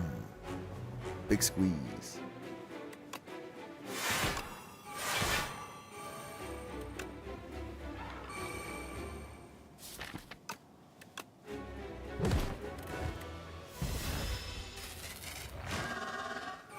Maybe the test subject is going to own me, you know? Give me a test.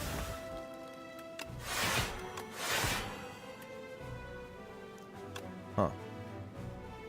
It's a lot of damage. Let's wait.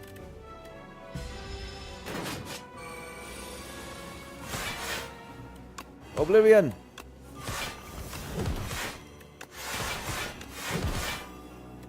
Hey, we have a real sculpting strike.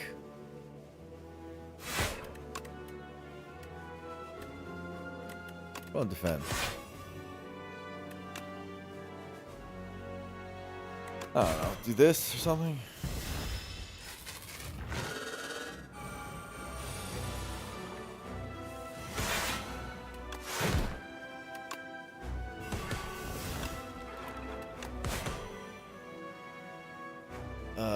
Sure.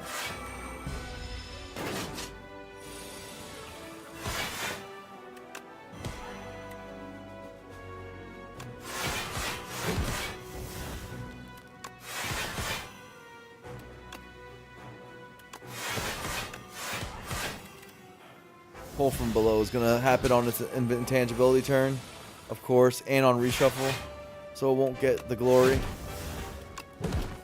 of getting this kill. Look at this, the glory.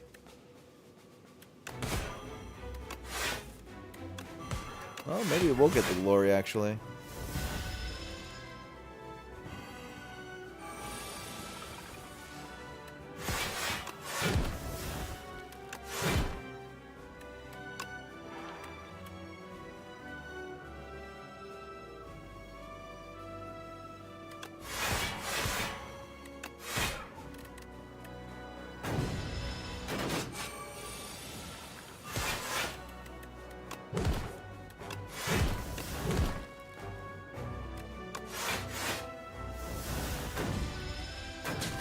GG. Sculpting Strike finally made it in. I know Grave Train's happy about it. Close run. Close run. Architect. Yeah. That one had us at the edge of our seats. I know the chat was like, I mean, we didn't know we were walking into with this Aeon Glass guy, and now we do.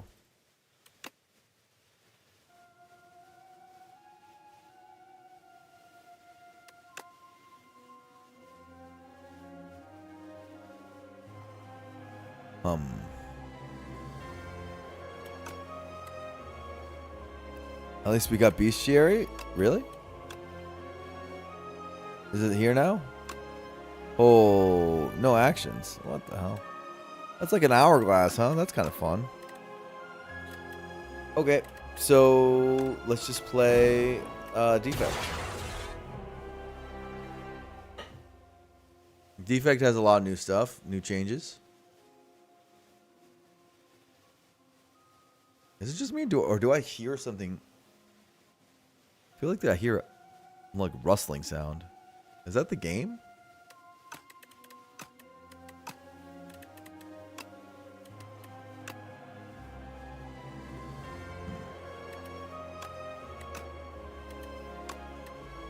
Crazy? That was you paid actors? What the hell? Is that the game?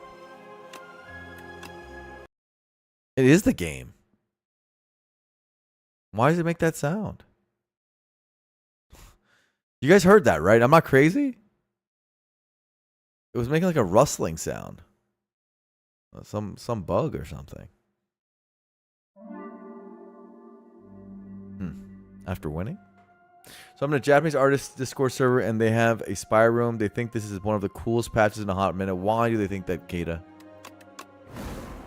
I would love to know why.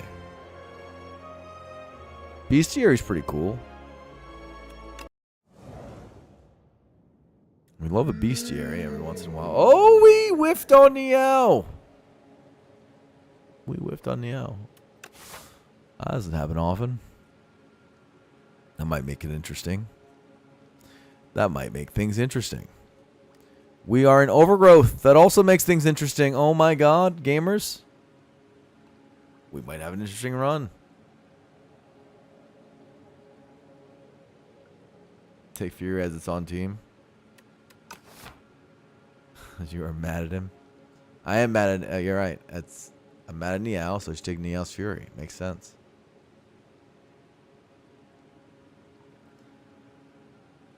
Door of alt axe, that could happen. I mean, just wasting the asset seems kind of silly. I felt like the door was kind of cool in terms of art and stuff. I was kind of into it. Like, why waste all that artwork?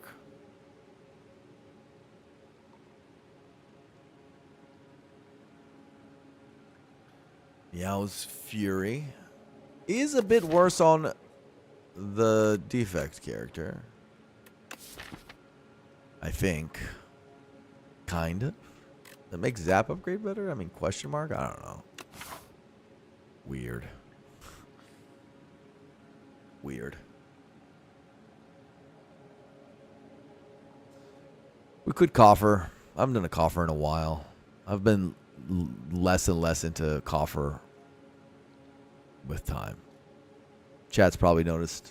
They've been watching. I take less and less coffers than I used to. I could do like this. With a coffer start. Use that potion. Yeah, you do go in hard pull, which is kind of annoying. Here. Early shop, I guess. I mean, with coffer, you don't want an early shop, so maybe not that way. Maybe it's this. Potential deviations also available to us in case we don't feel like we can do this elite by then. We can also deviate this way.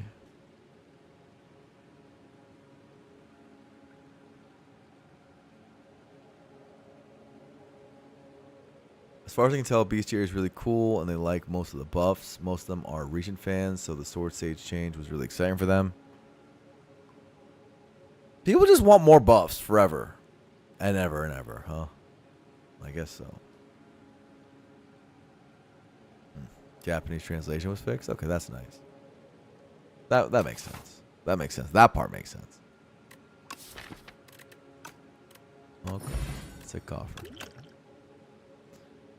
Compile driver versus the claw. Floor 1 claw. Claw is best in Avantum act. Pointing that out. Just pointing that out. Probably just take the compile.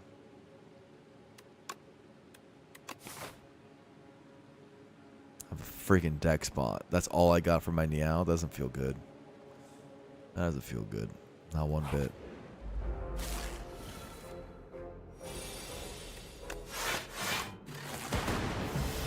We're weak. We are not strong right now. Oh my god.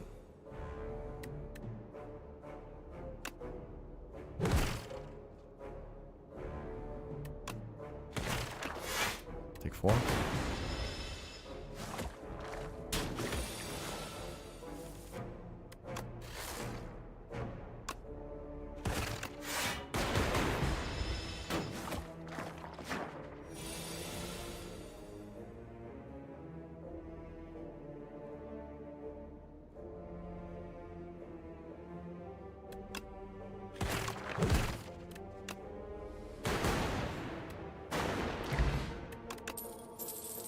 Bulk up.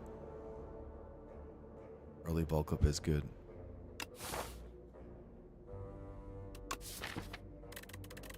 Kind of sucks the compile driver. It's a bit of a bummer.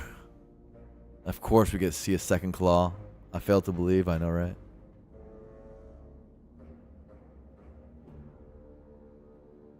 Valor. Dude, that's the biggest coping I've ever seen, Aerials. Aerials is coping hard, huh? I appreciate that, though. We need people with optimism in this world.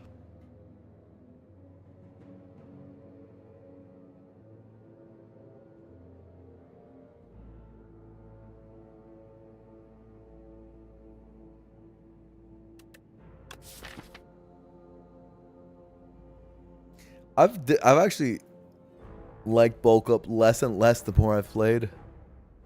So it's really funny to just not normally... I normally just click this thing, especially this early. But I have liked it less. Frost is so broken in this stupid game. And orb slots are good. Like the primary where you scale, things like coolant, all like... It doesn't matter. It's early bulk up is when it's at its best. You were high man on bulk up? Yeah, I was the highest on bulk up of anyone.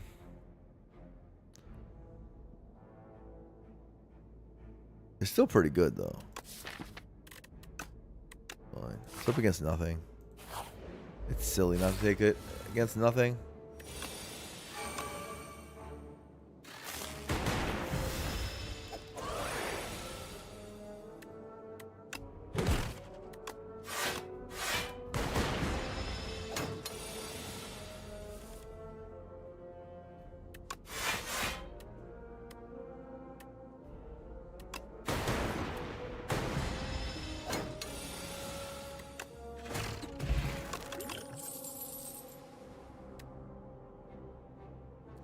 You feel like you can still take it early? Can we take a Tesla coil? Yeah, you can definitely take an early bulk up. Tesla coil. The thing is we're gonna have less lightning because of the bulk up. But it's a 0 energy card. 3rd claw in a row, I know, right?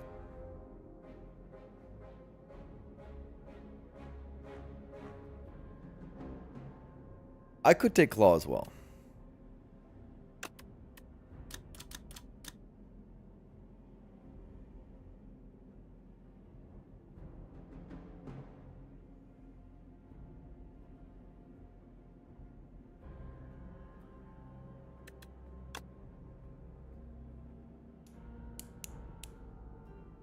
Coil for Vant. That's kind of what I'm thinking. And I kind of want to play around with this.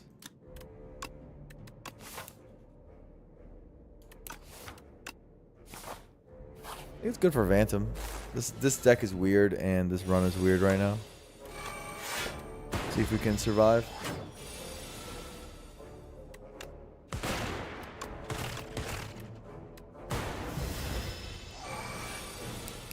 Gonna need this seed ID for Claw Run. It's pretty compelling, this whole claw thing that I could have done.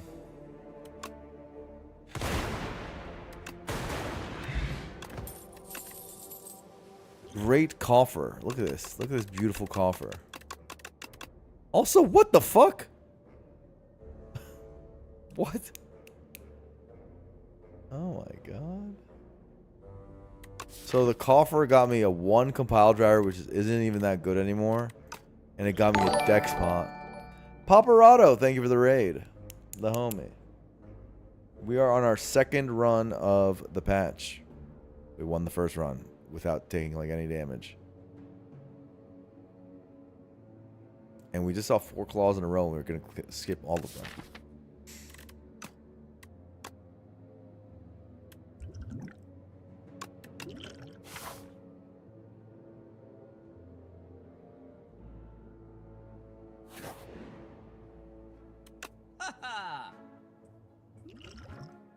Another Tesla coil. Feral. Feral claw. Oh! I am foolish.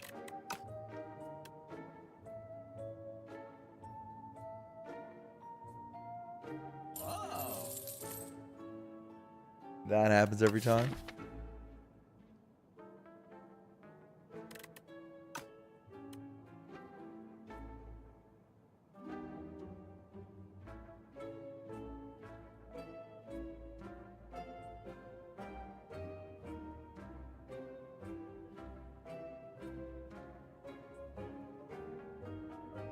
Except with a new door, the mechanic's like time meter on food stamps. It's not that different from time meter. I'll say that much.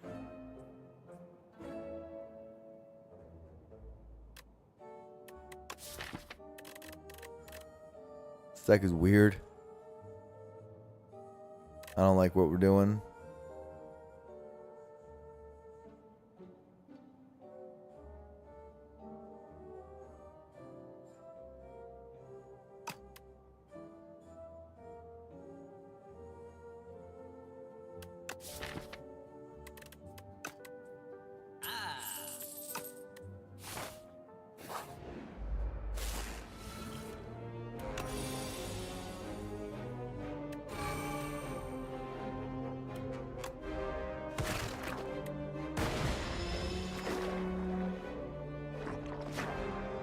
Could have used energy potion last turn. Maybe that was better.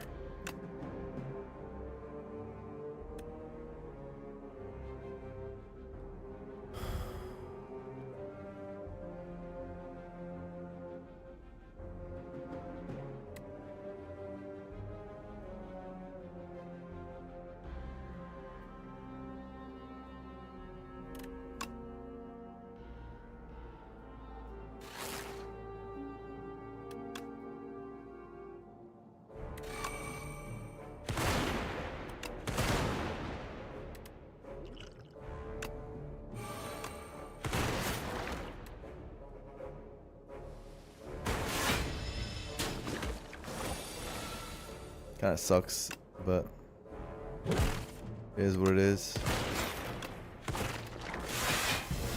That was a much better way of using my turn, so.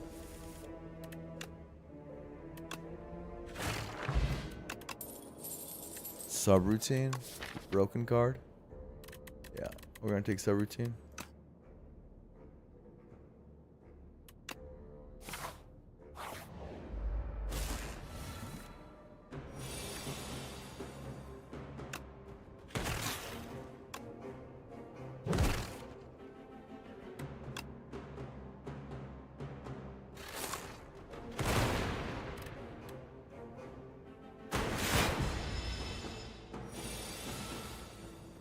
Oof, oof, oof, oof.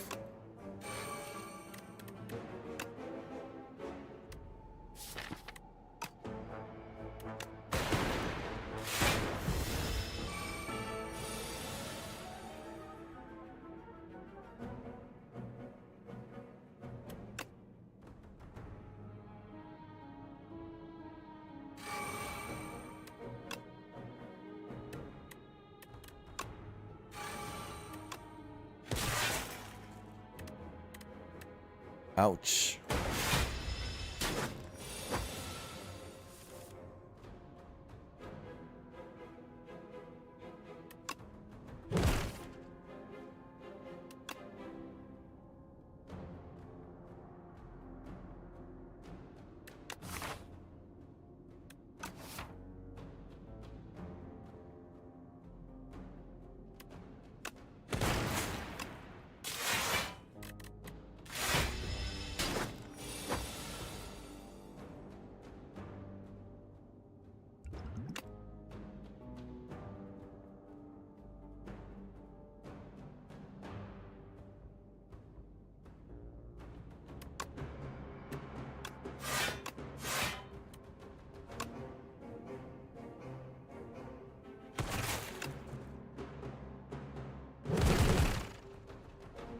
Oh, you get it back.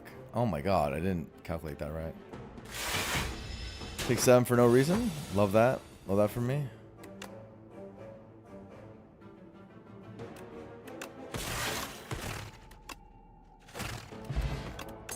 Oxygag. Okay, don't throw the run. Focus. Let's take a boost away, right?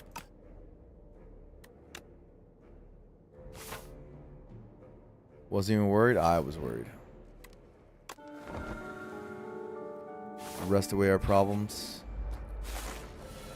Good thing we rested.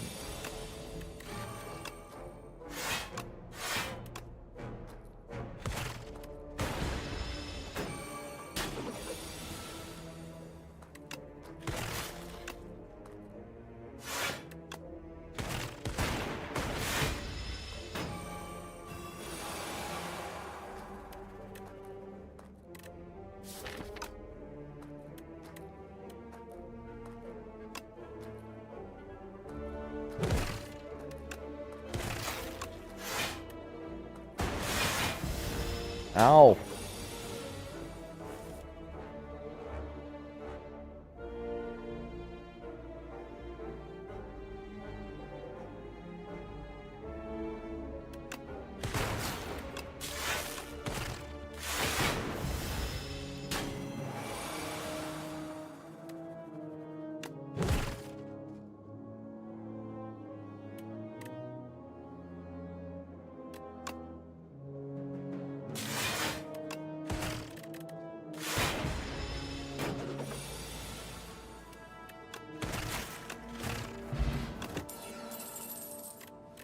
Holy. Hollow, lightning, or cool-headed. Hollow's pretty good. How good's cool-headed? Also quite good. Didn't get a potion. Might have to respect, sadly.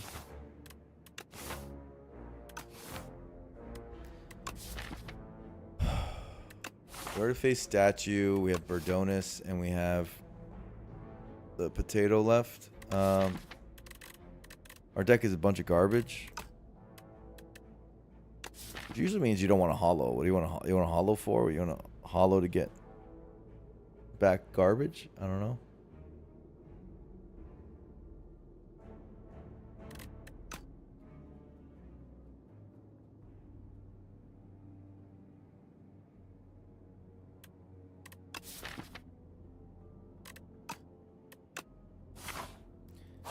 Better than what else I'm doing, but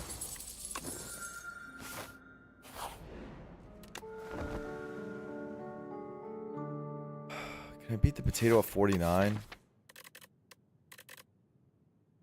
No. Not without a potion. I'm not strong.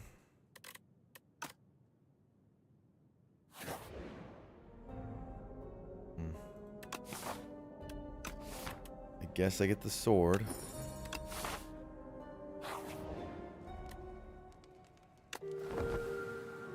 I know this looks stupid. And it is stupid, but I need help for the potato. It's not an easy fight for us.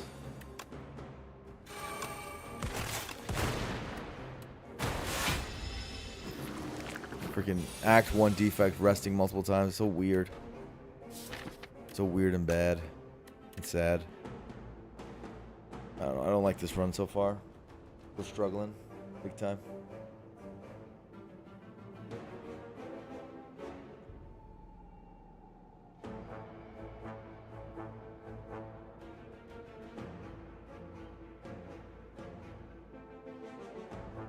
Egg will make up for the rest. I'm hoping.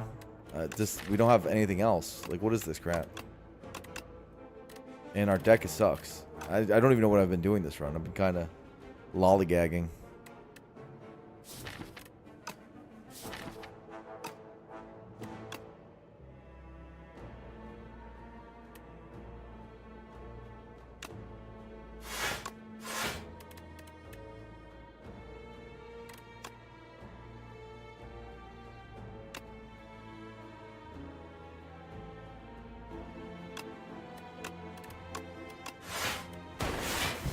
Do that because I think I'm gonna take this anyways.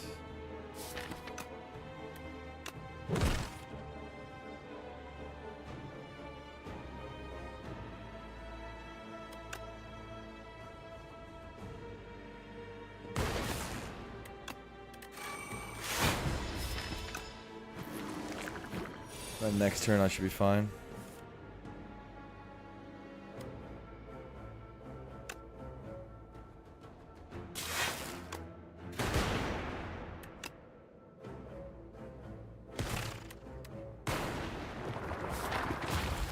Alright, good luck me.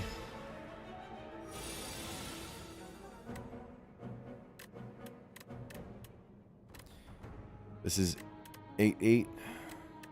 8-8-8.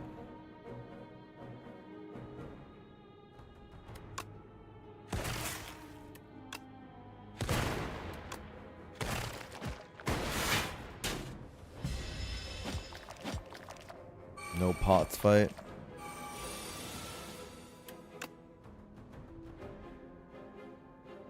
Maybe it hits this.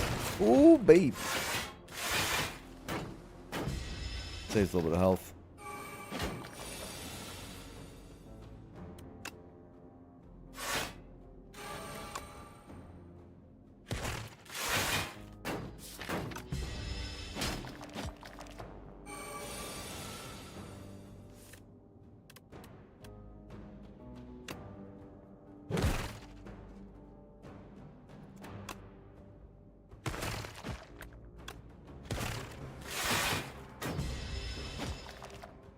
He's okay. Our final bit of damage in the fight.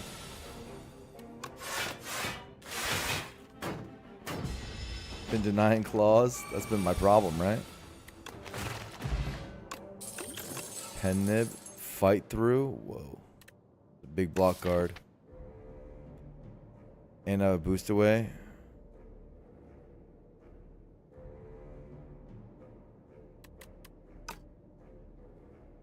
Rocket punches here with boost away. That's something. Then there's a charge battery plus. That's probably better than this other clunkier stuff.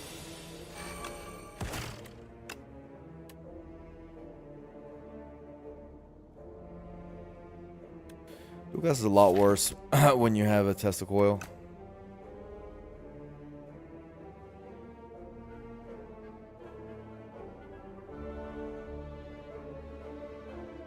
Did one less damage, it could be played.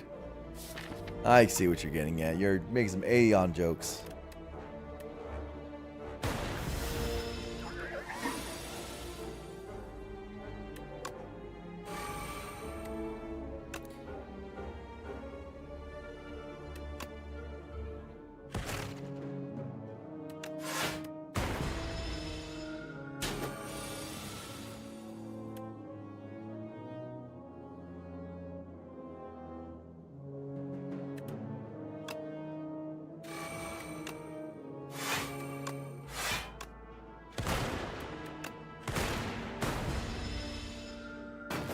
It's fine.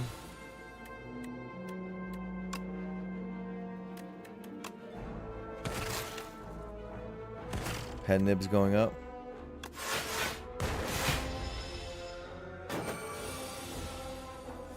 Got my reshuffle, and I think it dies during this reshuffle-ish.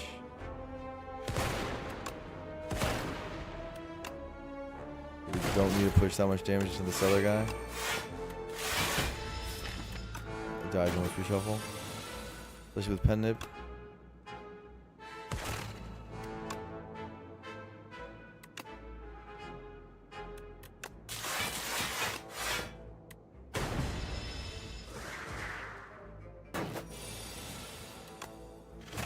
Pen nib low is actually good for Phantom.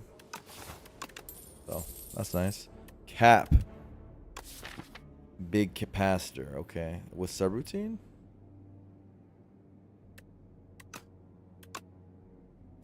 Could have had another claw, FYI. Picture this claw, pivot to claw. We do have feral now.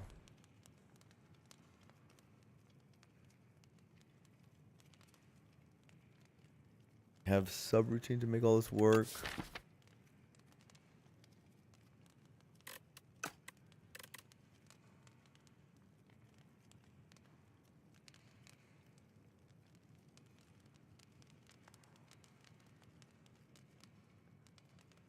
The best time claw was floor 1. The second best time is now. I'm just going to take +1/+1 and hopefully it works out.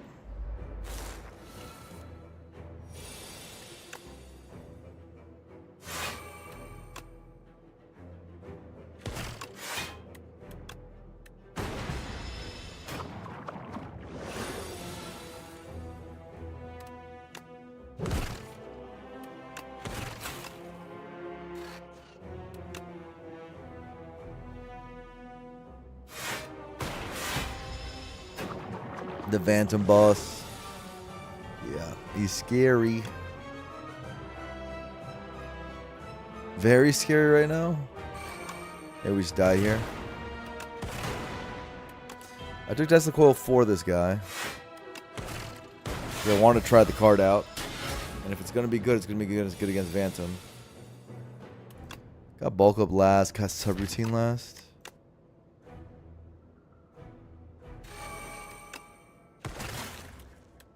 Bit of a bummer how this fight so far has gone, but I do have my speed pot still.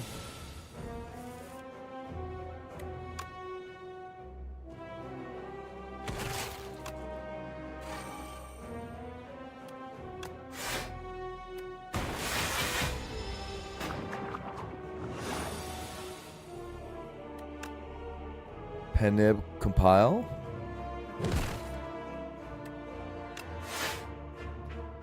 $14 right now with 18 incoming. Do I just do 9 damage? Yeah, you can keep blocking, it's fine. The traits may or may not make a difference, we'll see.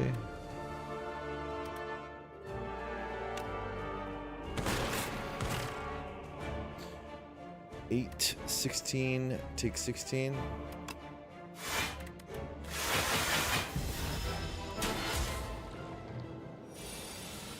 This next cycle is what I'm really worried about.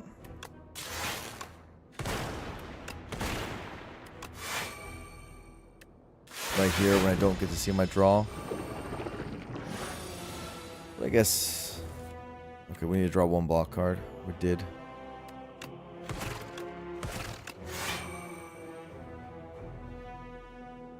Can we kill if we play Zap? Potentially. It's only +3 on the dude on Tesla Coil. This is going to deal like 20-ish with Pen Nib. Saw a lot of block already. Charge better and defend. Bit scared. I kind of do need... Okay, am I going for the kill or not? Enemies to die? Yeah, I think that's fine. I do have Pen Nib coming, so... Okay.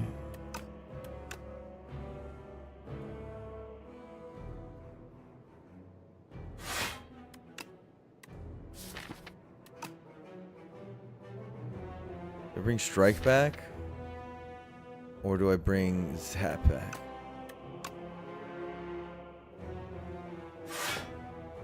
Probably Strike.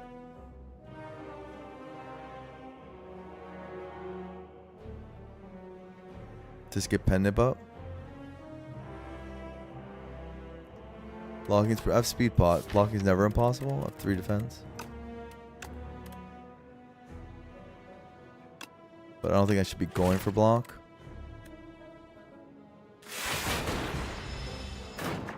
I also have Feral for the damage, don't forget. You can see this here. I think that's a kill, right? Right. Because we have... Each of these Tesla coils are 24. So it's 24 plus this, yeah. Oh, wait, we waste Pen Nib. Kind of annoying.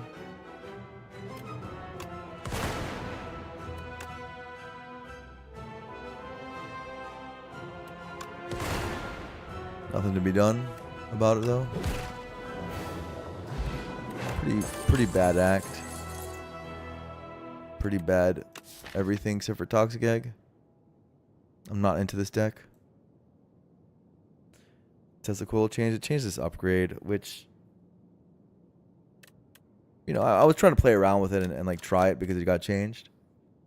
But I don't know how many lightning I'm going to be making to make this Tesla Coil relevant. And now I got a stupid Feral on my deck for some reason. I don't know. I don't know what's going on. Relics are kind of beast? Not really. Not really. Just a Toxic Egg. So I see Ice Lance, Meteor Strike, and Machine Learning. I don't think I can do Meteor Strike. As much as I'd want to. Ice Lance is 3 Cold Snaps snapped together. Plus 1 damage. I like that.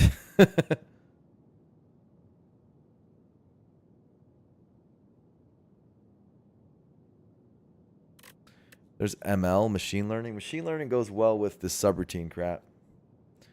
For energy and draw. So I do like ML. But might be slow and bad. For what's going on here. Against Ice Lance.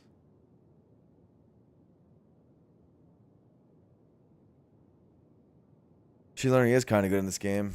I agree with that. And I have Charge Battery and Boost Away to kind of make it work. I have Subroutine to make it work.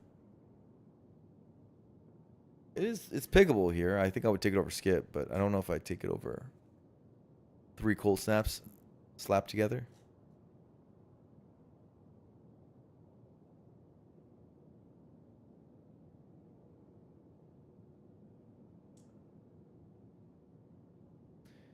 It's weird. It's a weird ML. I mean, it's good. But our block density just boosts away hologram, right? And charge, that's not the worst. And we have some snaps. We do have 2 cold snaps.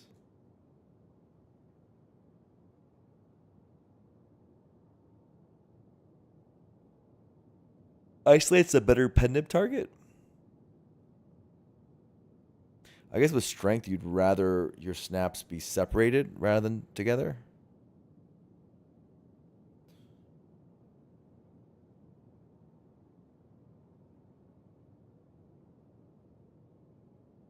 Hmm.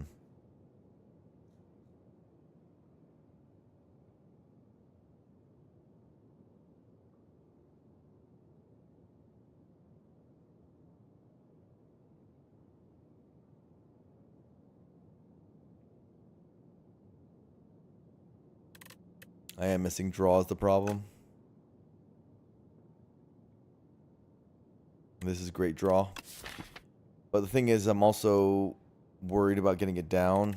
I have a bunch of like clunk. A base cards and a bunch of clunk, and then I have like a few good cards. Like these. These 5 are good. Compile's okay. The rest is very clunky.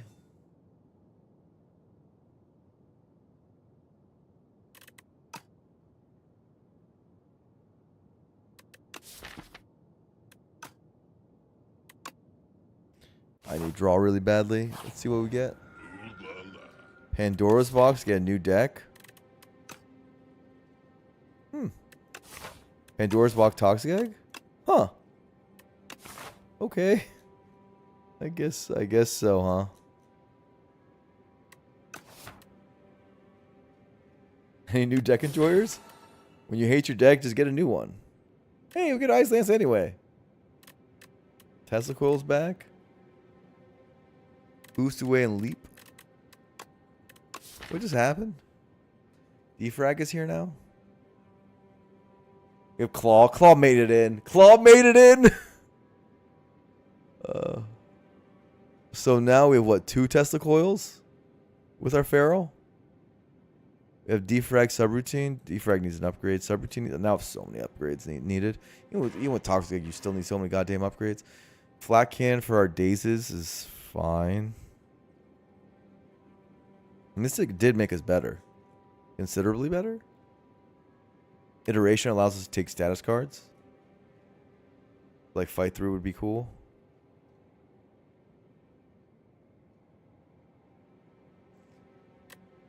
So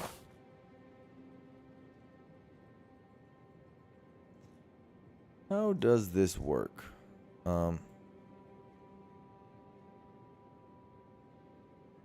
We go here, decide. Maybe we get through here. And you can use the shop. Probably not that way. We can't really access this shop. More than likely, we're not going to use our gold. Either way, we go to this node. This node's required pretty much. I don't really see a reason to go any other way. And then from here, you can just decide.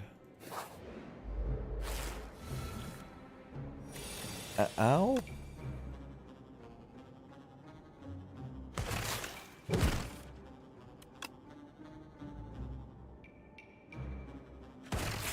Ow.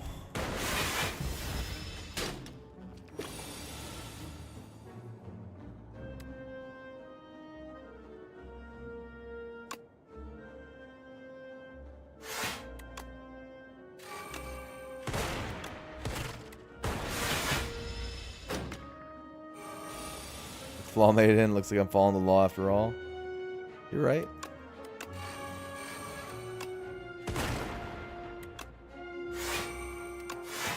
I would never abandon Claw. I click it on every screen, as you can see with my deck.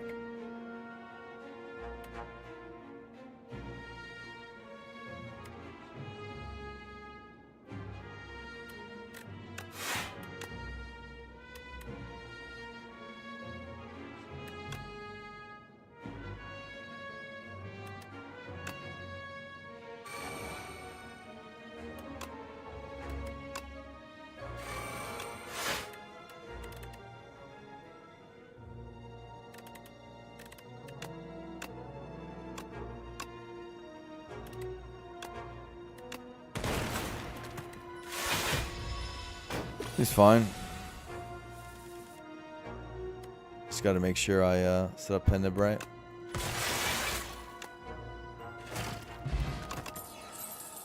Fight Through, the card I was just talking about. Wow. Now we have Fight Through Plus with an iteration and with flat cannon. Pretty good. Block density.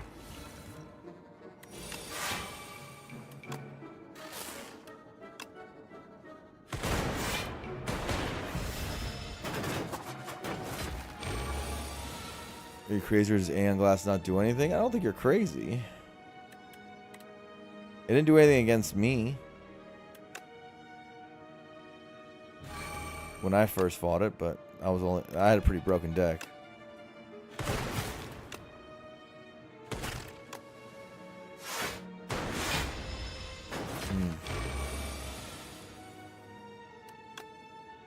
Surely they play tested it though, probably extensively. So I'm sure it's fine. Surely.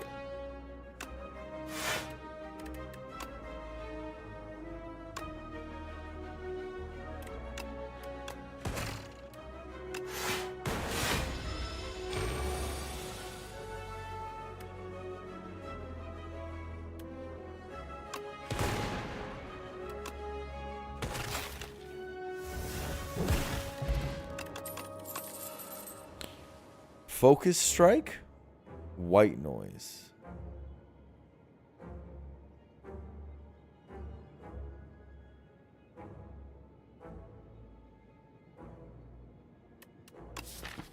Focus Strike is focus. It's not the best source of focus, but it is focus. And it's upgrade.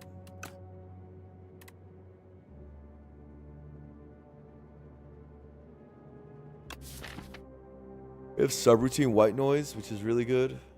That helps it a lot. It's like +1 energy. It's almost like a turbo.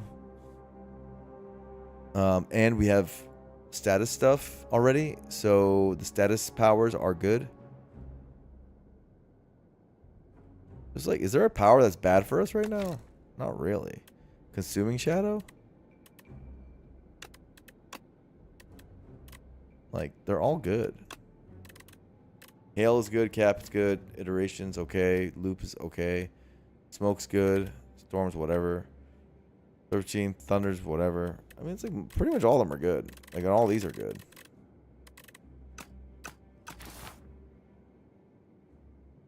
Yeah, I'll take it. It's actually a really good White Noise, surprisingly. Like this. Hey, get to use our gold. Synchronize Plus. Okay, there's a Royal Stamp here, which is crazy. Choose an attacker skill in your deck to enchant with Royally Approve. Attack or skill. Innate and retain.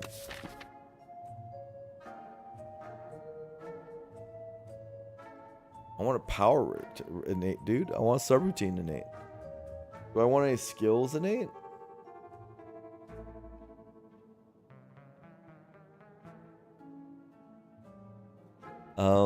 Not really. Hidden Gem could be innate, I guess. No, not really. I think it's just like...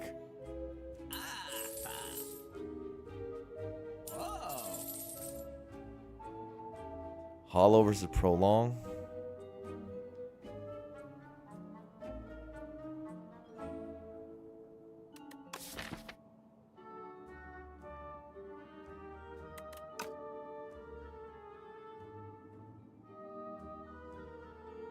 Prolong is weird again. Weird. Because in this deck, it's like... Yeah, it's carryover block, but I'm really just trying to draw subroutine and stuff. Do I care about my next turn block, usually? I care about setting up for this turn, and then having the carryover be the Frost I bring over.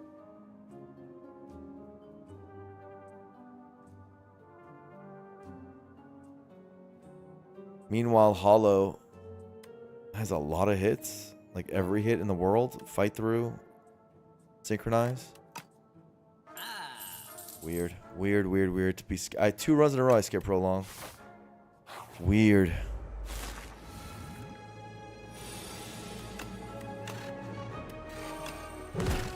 Draw last, like a pro. What's up, Roar Man? How are you doing?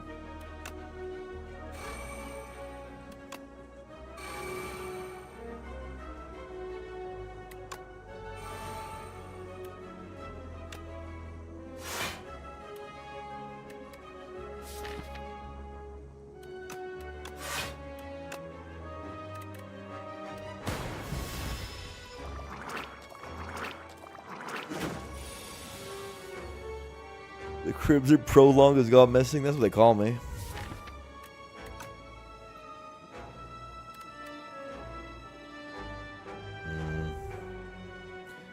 I have Pen Nip coming up.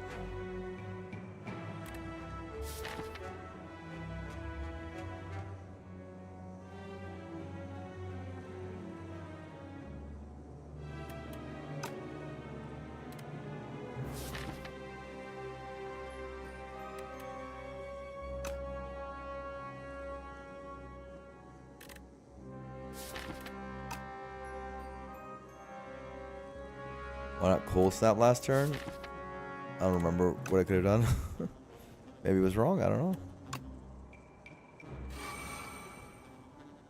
don't remember the turn that well.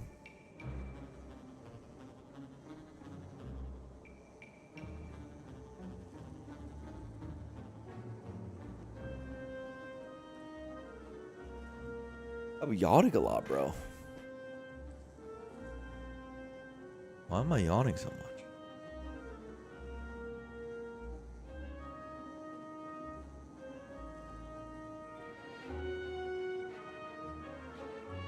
Cold Snap took chip? Sounds right.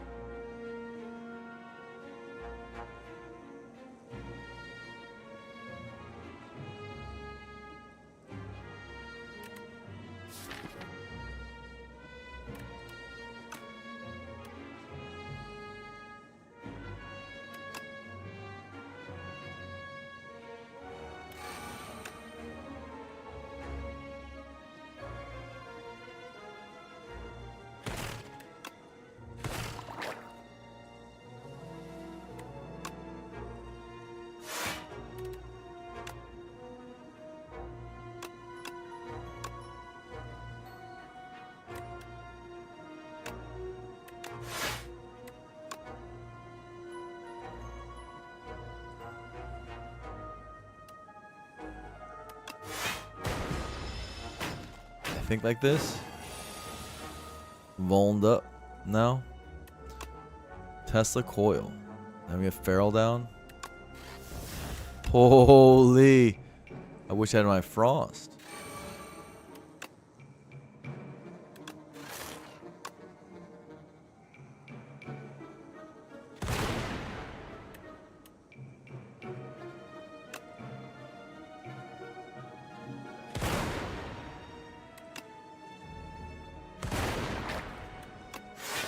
It's kind of good, I guess.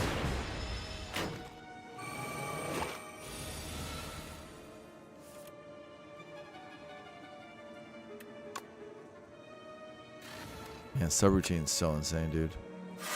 That card is not okay.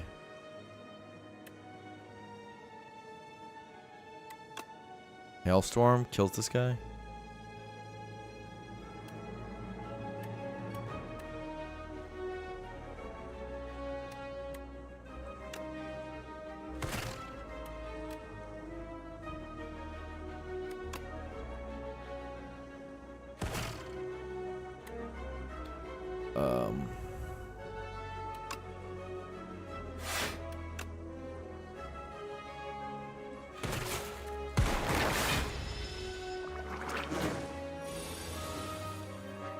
Big Hailstorm Gaming.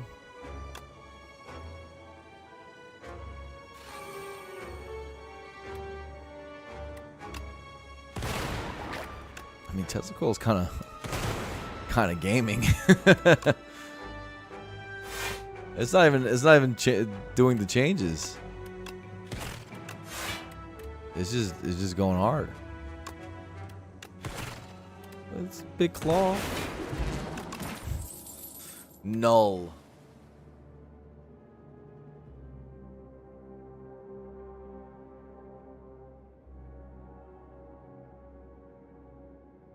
Compile.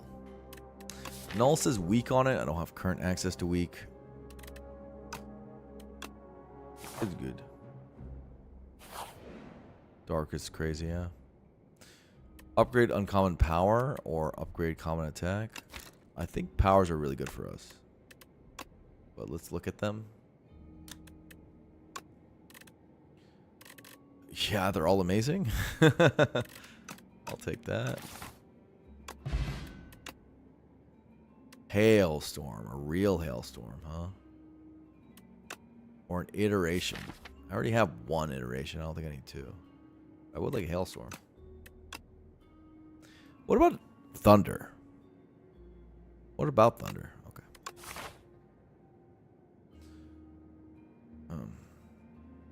Is this the part where you go for double upgrade?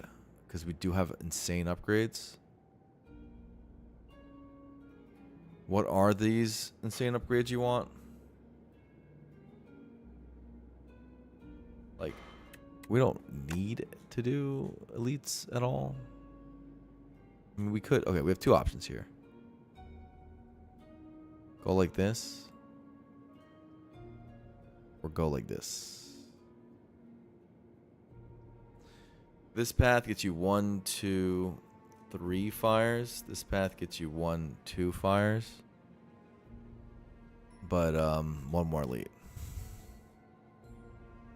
So it's fire versus elite, and like health is a factor.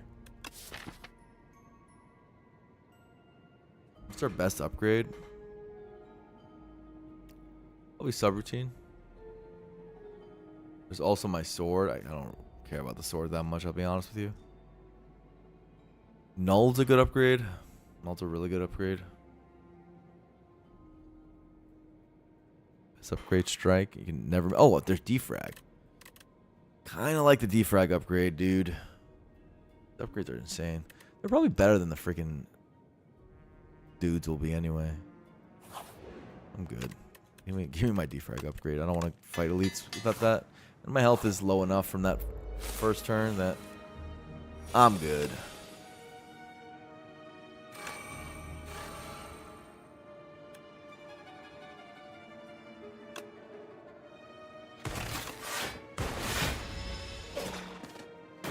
Turn might be tough. Okay.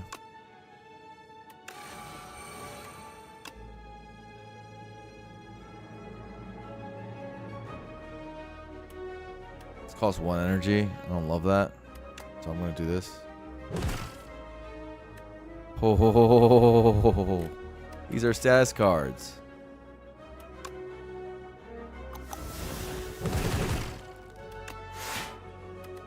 Nice.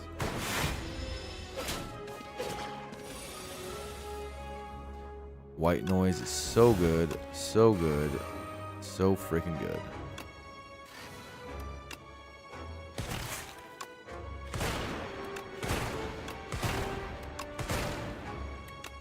Come on, baby. What?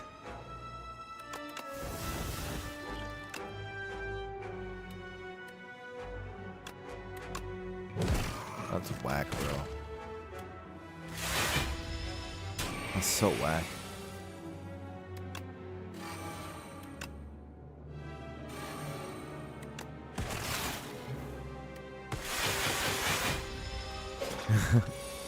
Now we have to use a potion.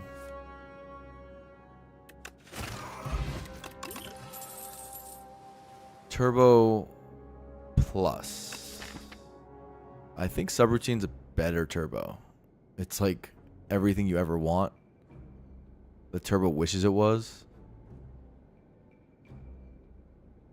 Like, what the hell did I want with a freaking turbo?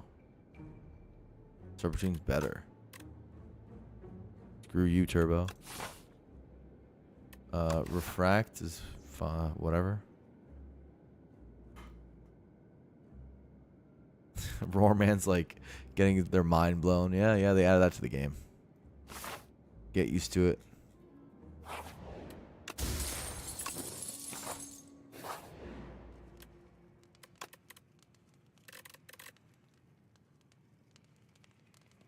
More flat can synergy?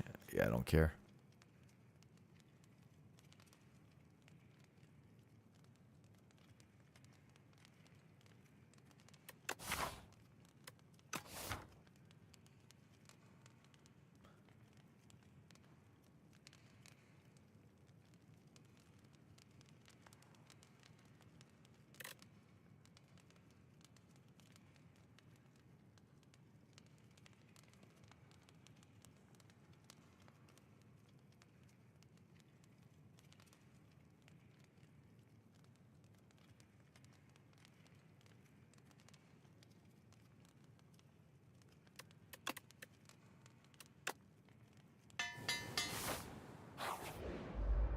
Okay.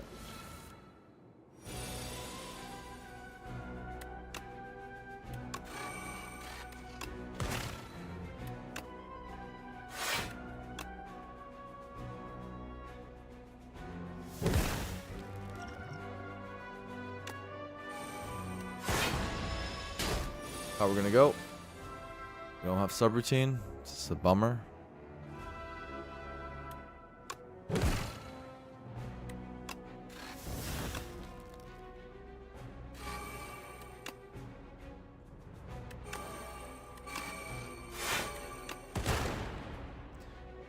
Good use of the potion though. That's nice. Still no subroutine. The big bummer.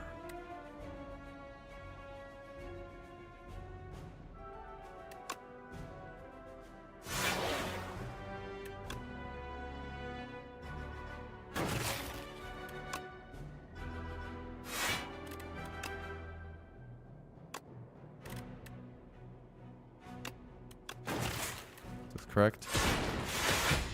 The plasma orb all of a sudden. That's kind of cool. No subroutine.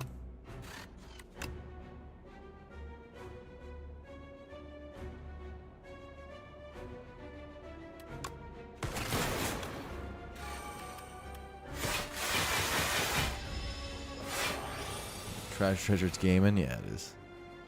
Yeah, it is.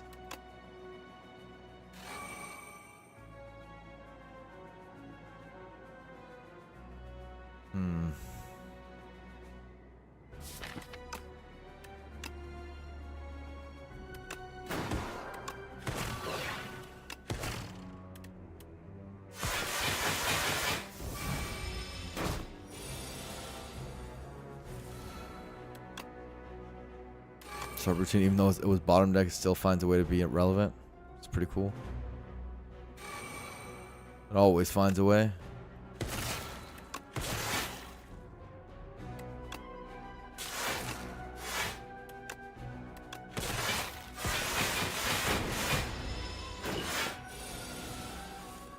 Nice.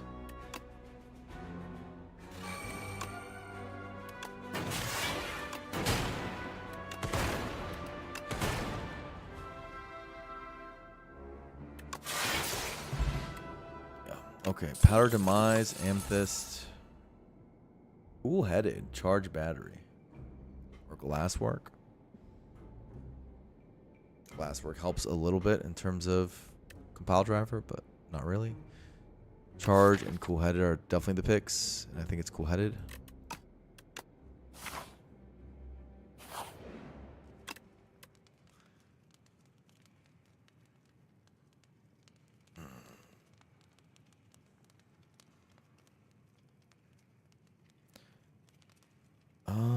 What's next?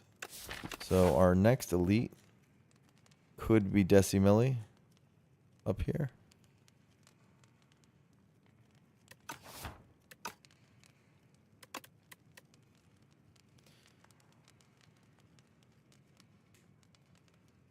Could be Decimilli, which we are only good if we get Hailstorm early. Otherwise, that fight is kind of hard. The B-Man of Beevil is pretty easy, on the other hand. We do have Pen Nip for the guy, for Decimilli. Like Big Ice Lance or whatever can, for example, take one of the guys out. But we have a lot of setup, and setup isn't good against Decimilli.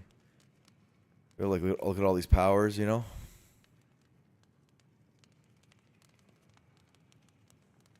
Cool Head does make us better against them.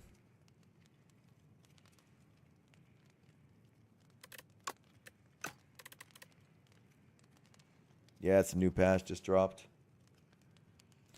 Go check it out.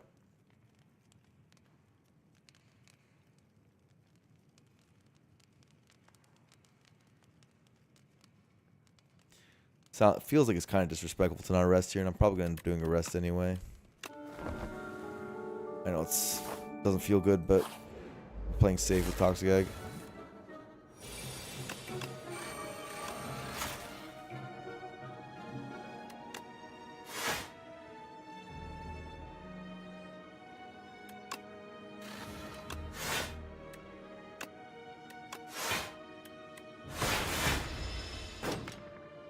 Ripple Basin to our advantage. Hailstorm to our advantage.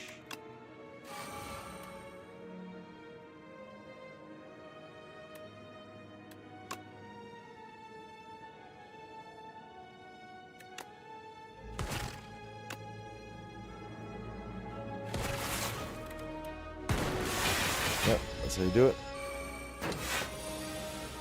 Take that guy out in cold blood.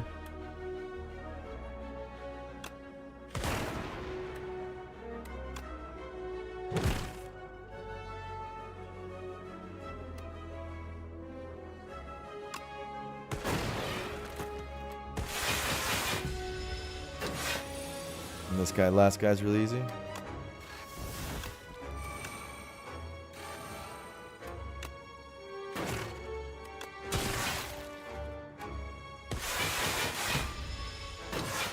Looking good, looking good, looking good.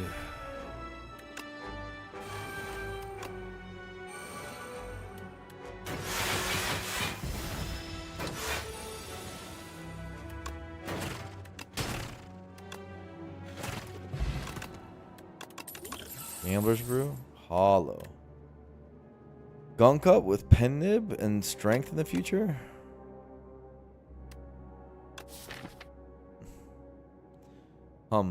It's gonna deal a lot of damage.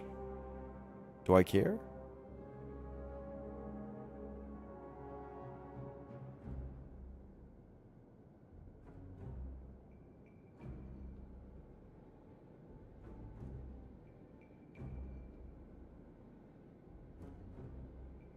Hollow just seems amazing.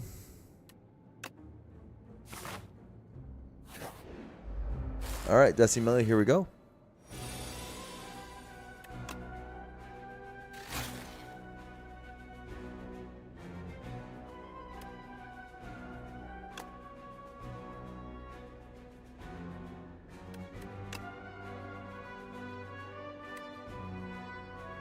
Oh, I wish I have subroutine. It would help a lot.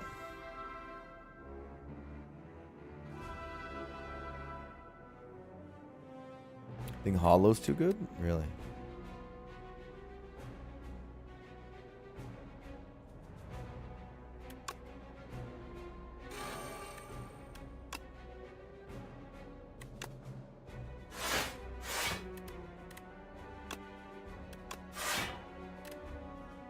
We didn't really progress the fight at all. And we didn't play ML. I'm not playing this because I want Ripple Basin, right? 27 block. 16 plus 12 is 28 block. I guess I don't want Ripple Basin. I'll take the 1.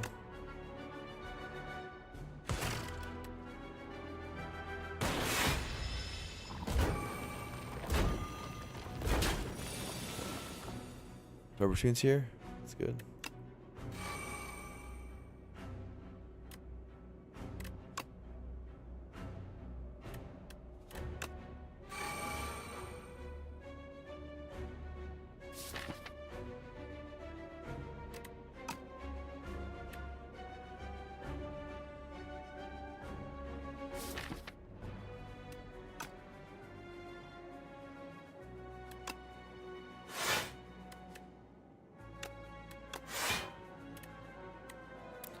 Like so. Ow. Ow. I got a bunch of stuff in play. Got subroutine in play. Subroutine is the most important thing in this fucking game. It's funny.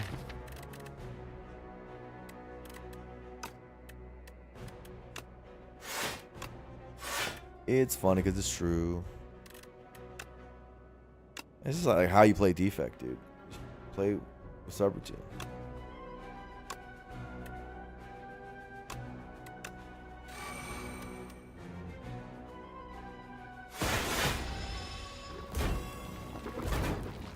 Once you crack that code of like realizing how strong that card is, I feel like everything gets easier with the defect.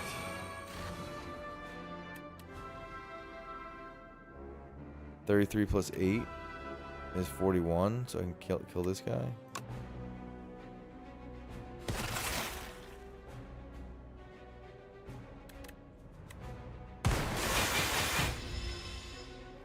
Take 11, but win the fight, I think, from here.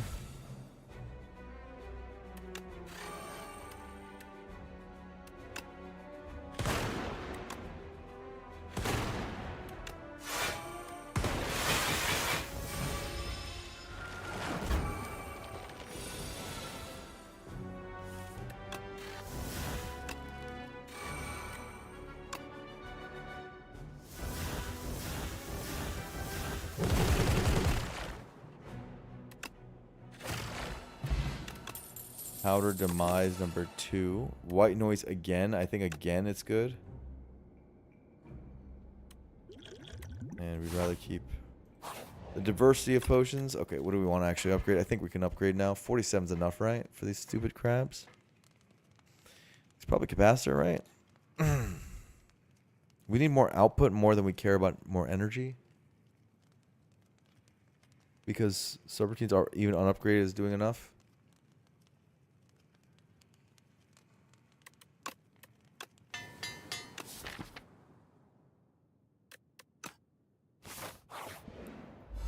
We have a good way of fulfilling frost as well. Here. Defrag, yes.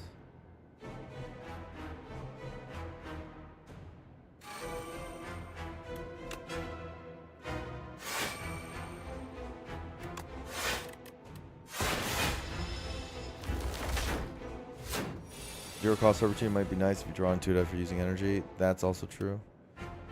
But I don't think I can afford it right now.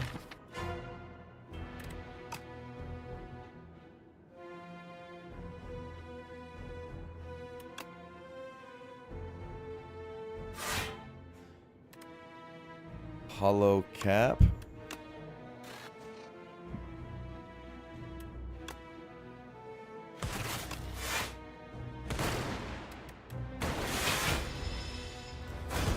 Hollow's just dominating right now. All the different hollows are just really dominating.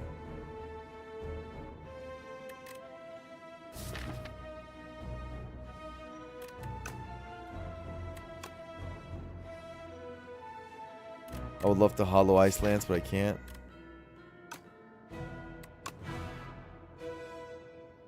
So I guess I'll do the next best thing.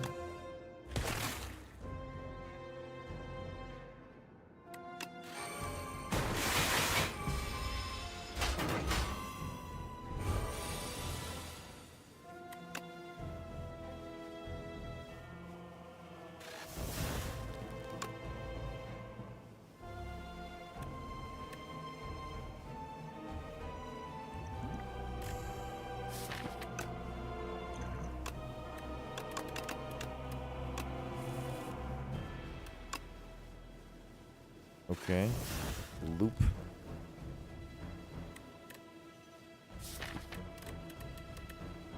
Hollow synchronize.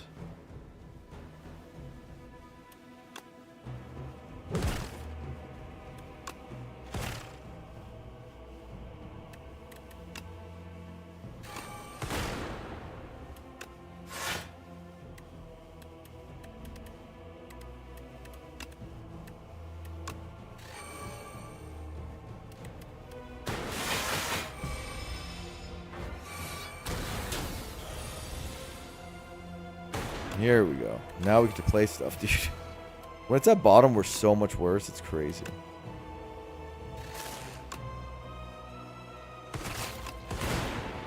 Actually, not so much worse we are when synchronized on bottom. The thing to think about. Hollow at least lets you play your powers, yeah.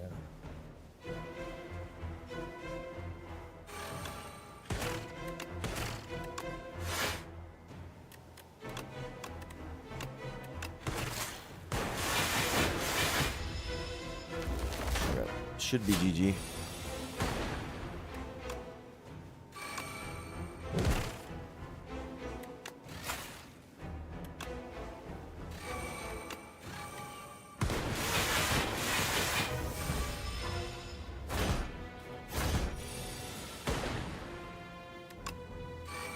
Overseeing is just nuts. It's just a completely busted card.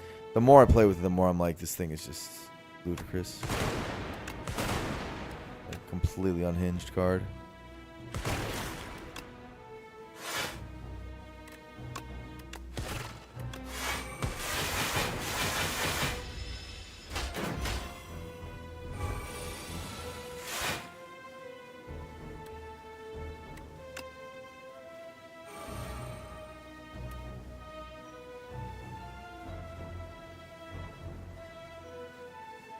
Did you know Testicle works with loop lightning? Yeah, that's pretty cool, huh?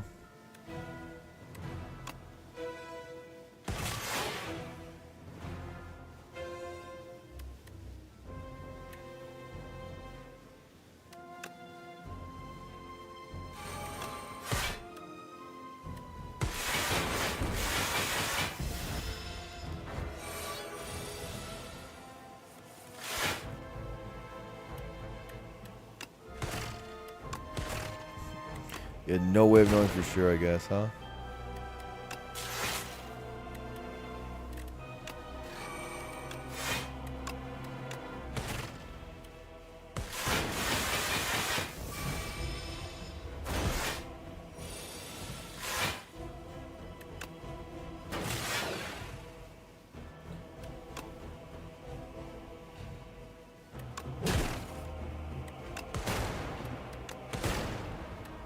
I mean, that's pretty good. It is some damage.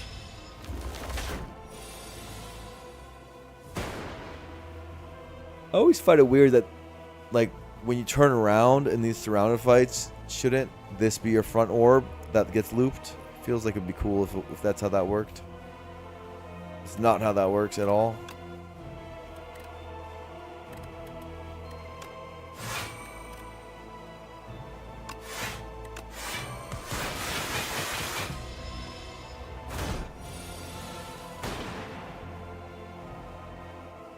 Subroutine, the best card on defects. Echoform's pretty good. I mean, I don't know. It's up there. It is in the conversation. It's ludicrous amounts of energy.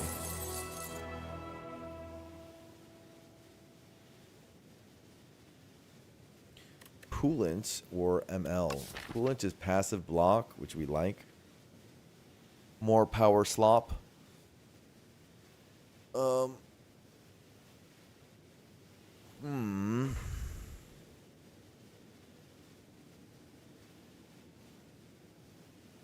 We do have enough, like, at this point we have enough powers to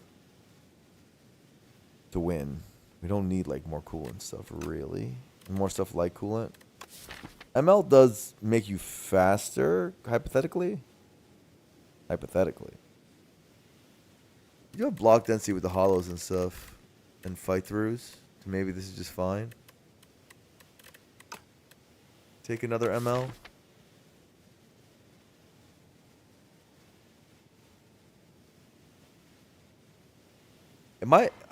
Is anyone else hearing this sound? Is this a bug? What is this sound in the background? You guys are hearing this too, right?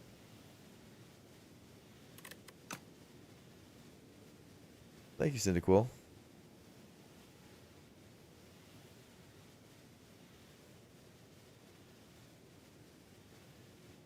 So white noise, yeah, Roa, you hear it too. This happened last time. Sounds like the ocean. No, it's not your tidness.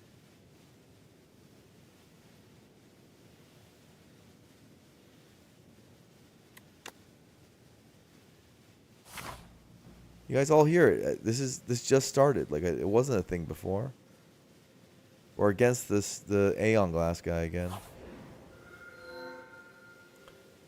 Ethereal copy of the first card, so more clawing. More Tesla coiling. More nulling, I guess. We don't want to innate anything. 3 removes isn't even worth that. Fiddling and ML means 9 card hands. That's kind of cool. Maybe this is a good fiddle. 9 card hands are good, right? I was kind of into the music box for the 0 costers. For big claws, but why do I care about that? It doesn't work with Ice Lance. It doesn't work with Null, really, because I don't have energy for it all. Fiddle seems to go crazy because I get to have subroutine down faster, which is all that really matters. Blocks Compile and Cool Headed, but I mean, Cool Headed still makes a Frost, so I'm happy with it. And Compile, whatever. Yeah, double ML is plenty of draw. More holograms. Yeah, just getting back to holograms is all that matters. Fiddle it up. Fiddle-dee-dee. Fiddle-dee-doo.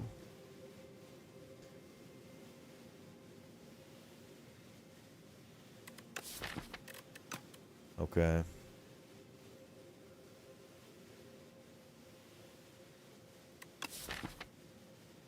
Guess, what do we want next upgraded? I guess other capacitor?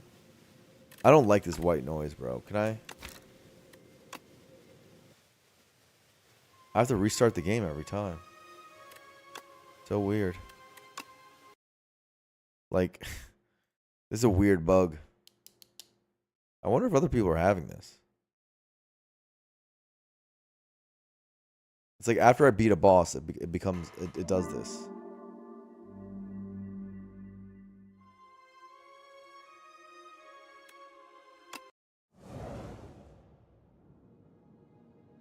Oh, I can get rid of the white noise. Oh, that's a good joke. That's a good jokey joke.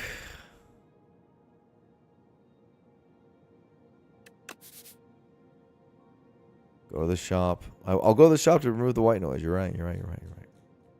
You're right. You're right. You're right. Or maybe I go like this for more toxic egging. I don't think the elites are hard.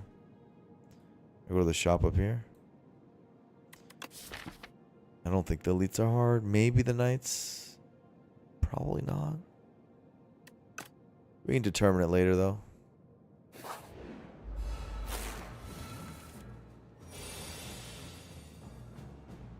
Where is... Okay, so this amount of powers is making me think I gotta get some block cards in my deck.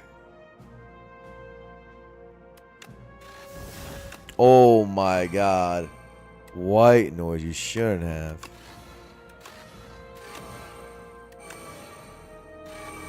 How good is subroutine, gamers? What do you think?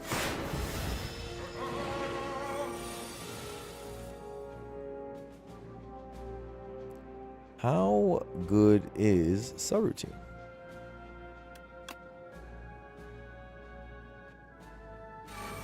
To me, it seems like it's pretty good.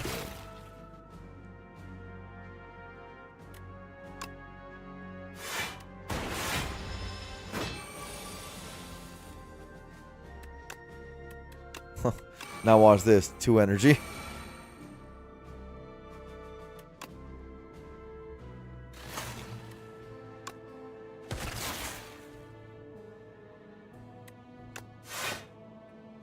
There's new music for some of the bosses, including Crab. I'm guessing the white note tabs are some of the new songs are played. Maybe. That's a good theory. I like that you're thinking.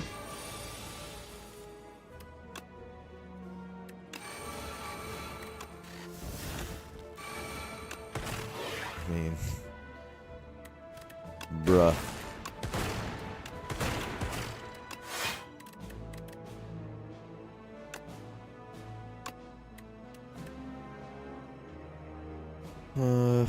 Space attack.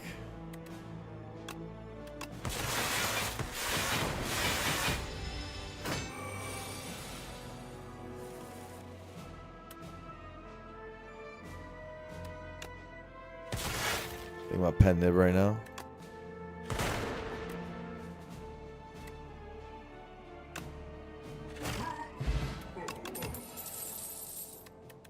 Another power. Maybe you could take a fight through at this point. I just say one more block. Let's see, more block to even things out, basically.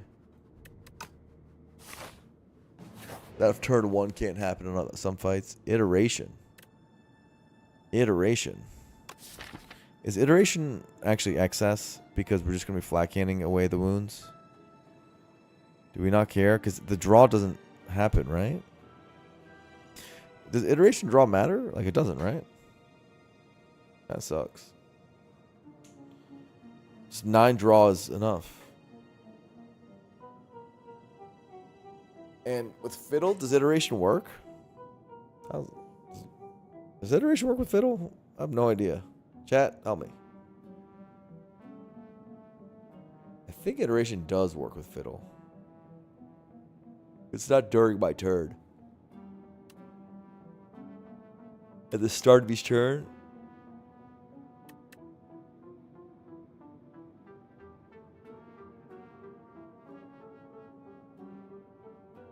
And you draw cards during your turn. But so if it's drawn at the beginning, I get stuff. But I don't think it matters that much. Kind of bloat. I think 9 card, the double MLs is all I need.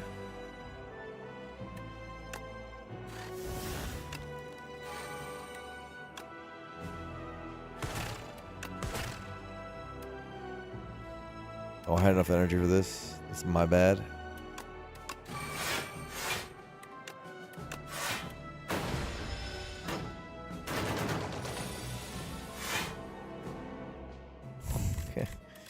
Okay.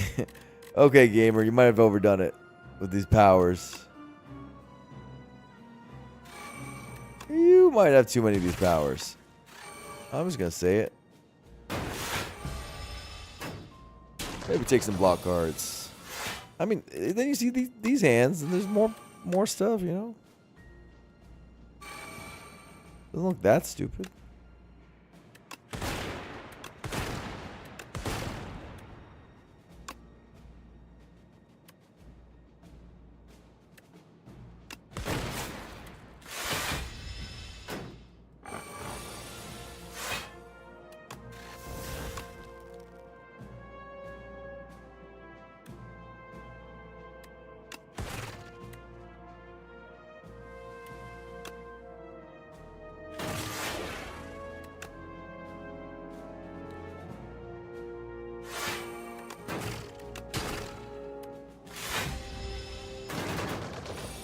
All right.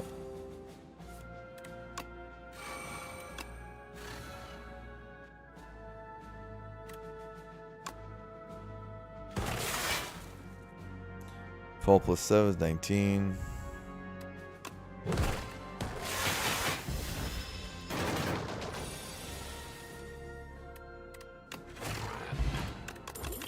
Powerbot's great. Cold snap. Cold snap. I have 2 cold snaps right now and an ice lance and a cool headed. That's probably enough. I think this stuff is what we need.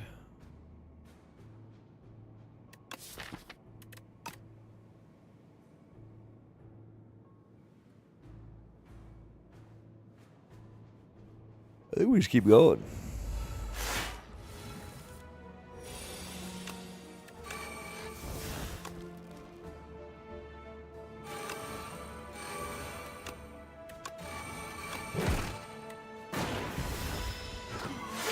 Ow.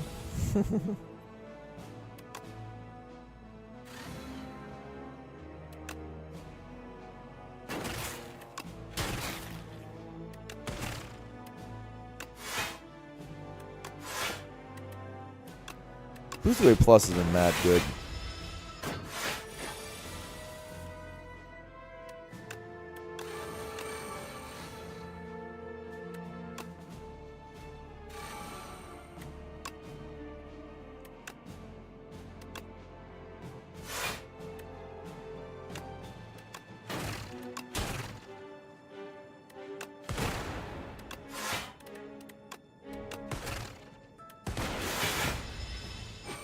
What led to only 2 elites, if that, in Act 2? Bad passengers avoiding. Did I only have 2 elites? It was a bad path.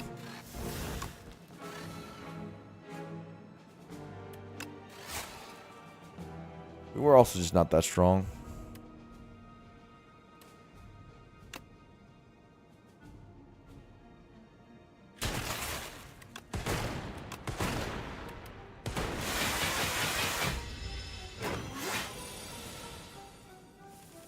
Okay.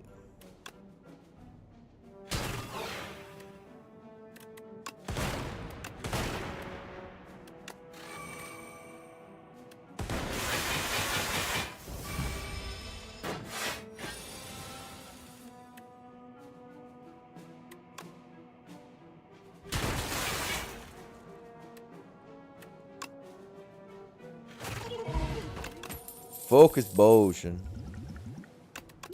It's really good. Holy moly, Jesus Christ. Wow.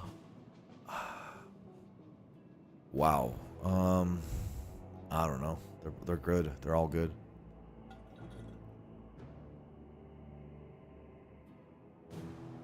We did say we wanted more block. His Shadow Shield is block. Yeah, Shadow Shield. Shadow is amazing. You guys are right. You guys are right.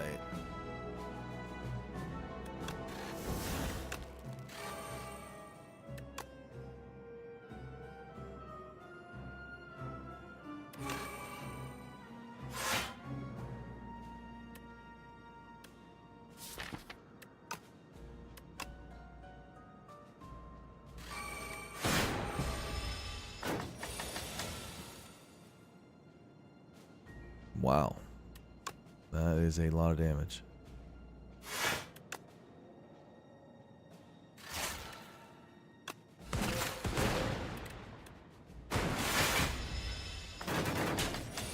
Trying to mitigate as much as I can.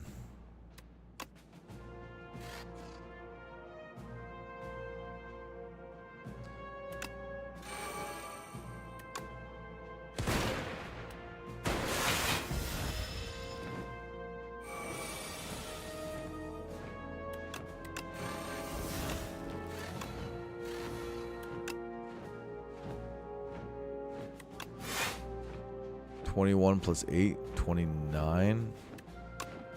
29 plus this is enough. Bring back best power. ML.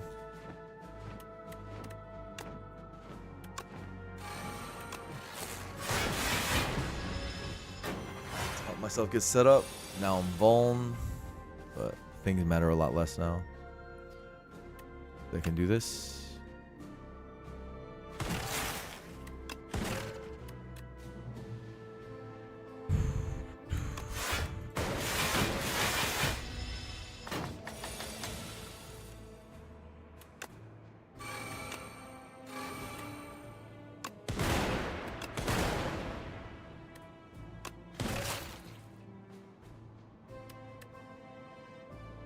One, two, three, 4, 5, 6, 24,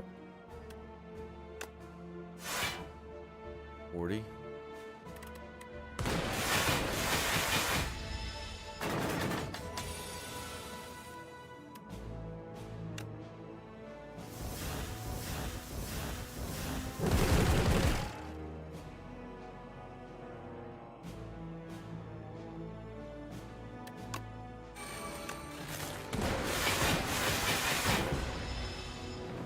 GG.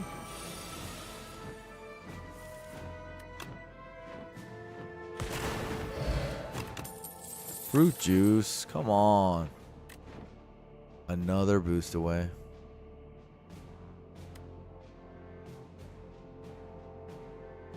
Arctos was... You were dying, right? You were dying. I'm sure you were dying, of all people. I would like more max HP, man. Am I gonna have to leave this fruit juice on the ground?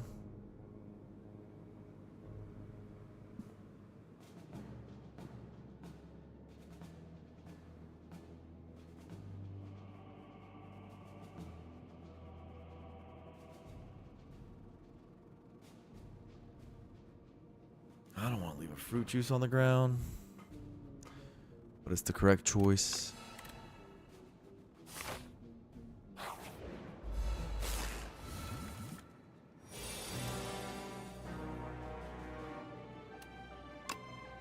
Big pen nib.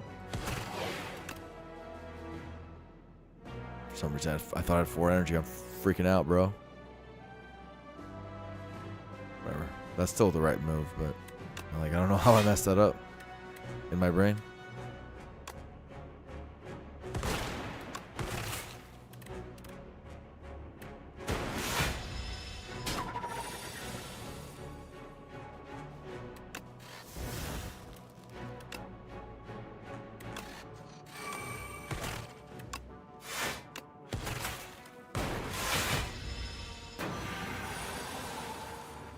Okay, subroutine, yeah. Now we play stuff. Eco forma. That's fun. Bulk up.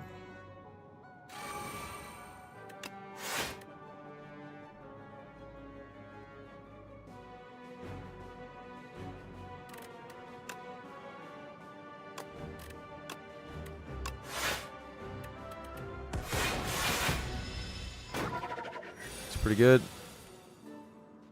Echo form what? Hollow?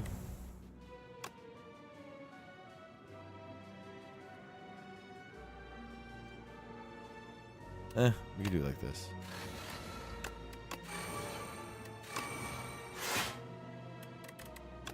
Hollow what?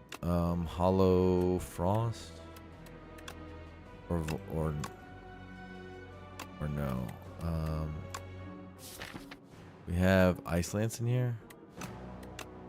We don't need Frost, technically. What we need is Weak.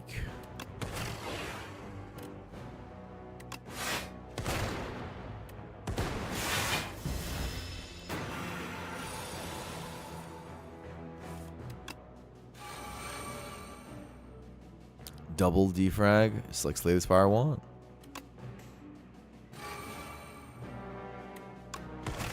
Reminds me of old times.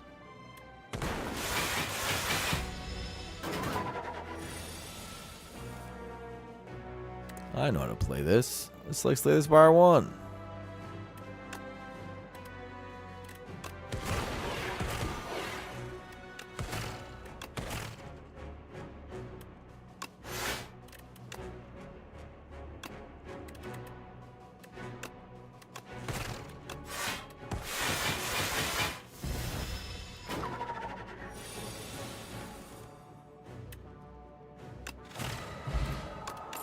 Pantograph, that's actually quite helpful.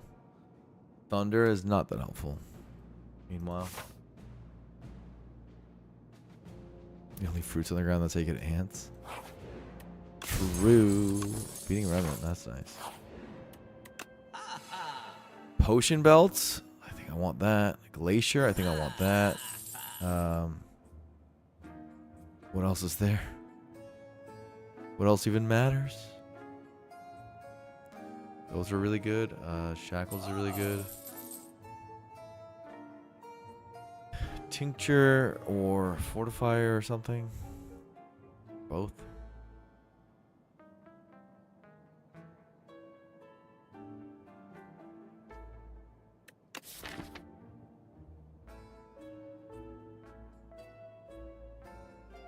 Our deck is insanely good. Just need to be healthy.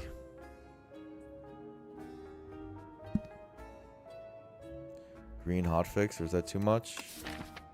Doesn't help that much actually. You'd be surprised. It's like it's good, but it's not like not amazing because we need to get frost down. We need to get the powers down. Just getting a hotfix here in our first couple of hands is not like gonna be that helpful. It's gonna be like moderately helpful, but it's not. It kind of gets in the way.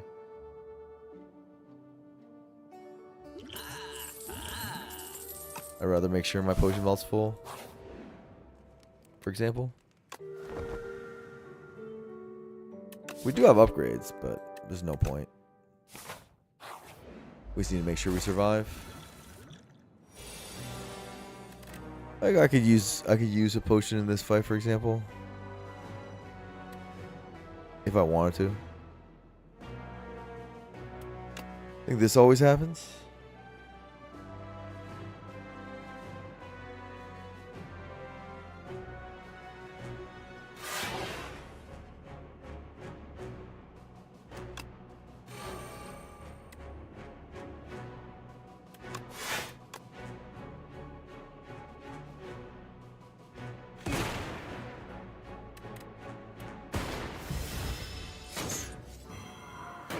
Everything's ethereal. I want subroutine quickly.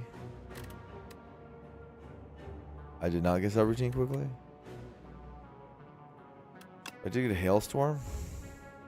Not a lot of good it's doing me right now, but maybe one day it will do me good.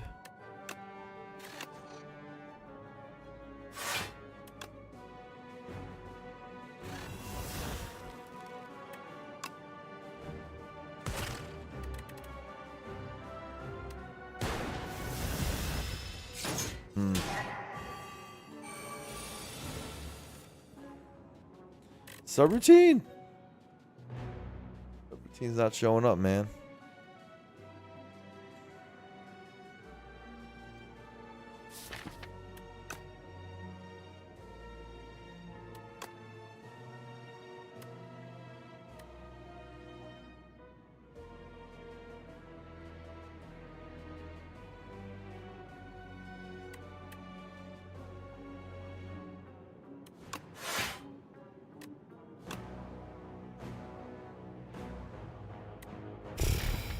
This is really weird.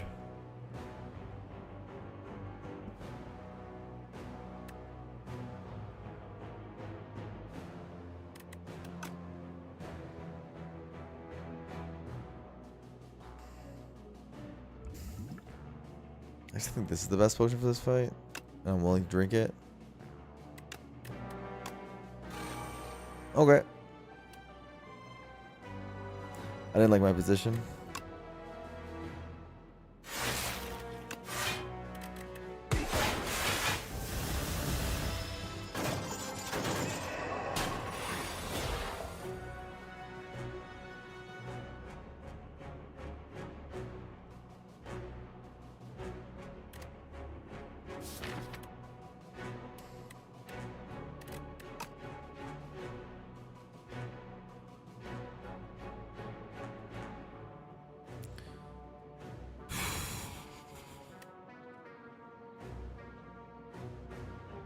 I don't know what I'm duping.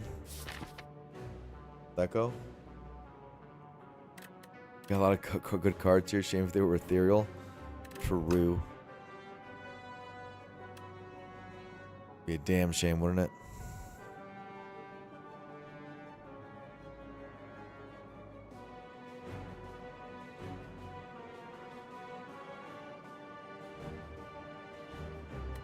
What's this?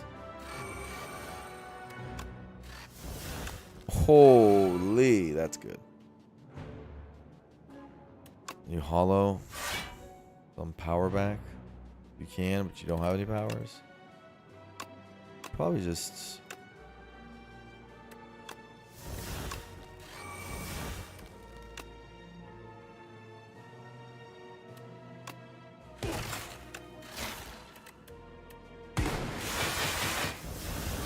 something like this. You have to kill the bad guy. This is pretty good.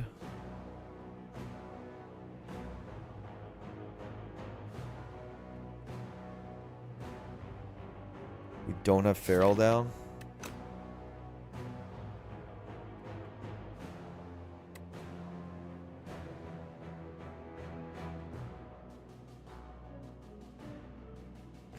Double white noise?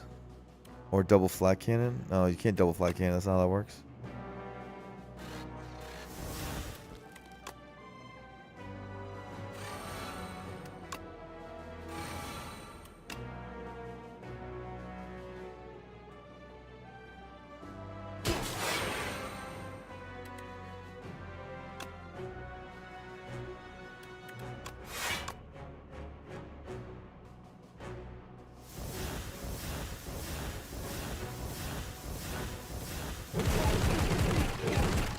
Bad guy's dead. Alright. What's up, Arceus? Thank you for the resub.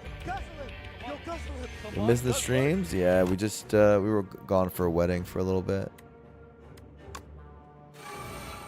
Love having you back though. Love having myself back. How about that?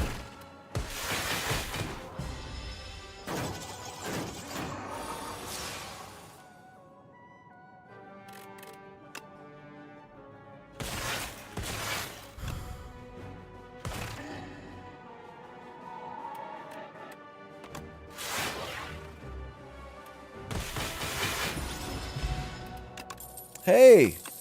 We have strength now. Took a while, but we got strength. Hollow seems better than cool-headed. Has to be, right?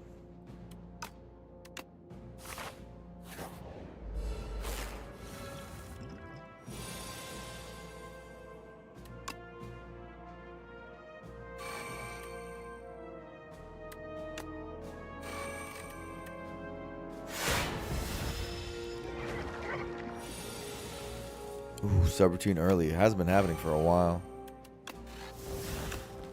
Oh, creative AI. That's like the ultimate nuts. Which you want the most.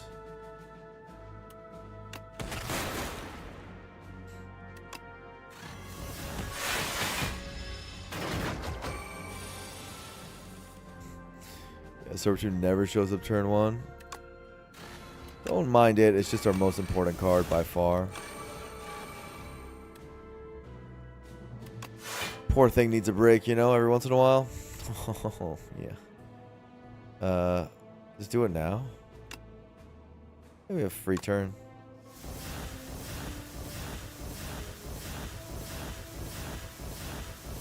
Might as well do it now, right? Don't need to wait.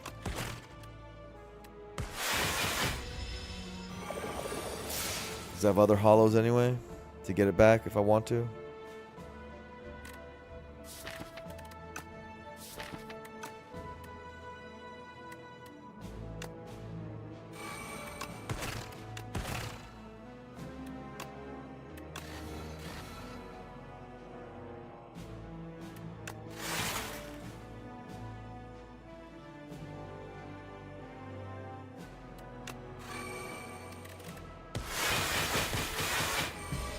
Okay. Miss 11 years not playing boost away. Roll Tourist always keeps me on my toes. I like that.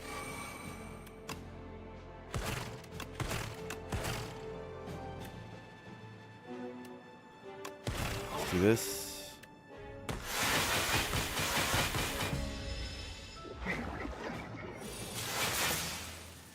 It's dead.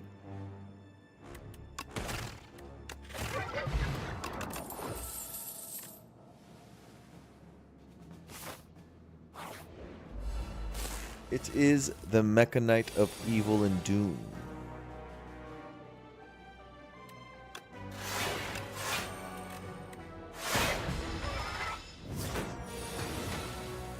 Subroutine anytime now. Don't mind me, subroutine. I'm just waiting for you.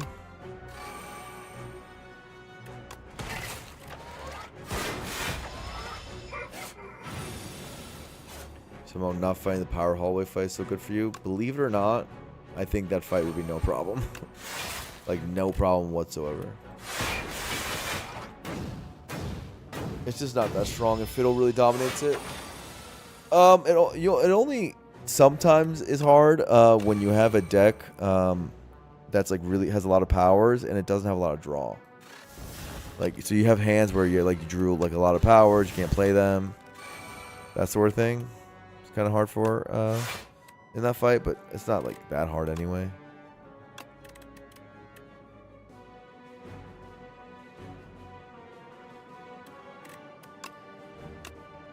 Glacier. 13 block on Glacier, 17 on fight through. I guess the thing to do is hollow hollow.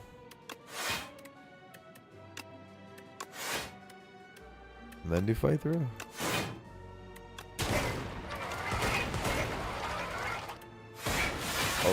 relatively obvious. I don't know why it took me so long to think about that. And forced me to use attack potion. Miserable.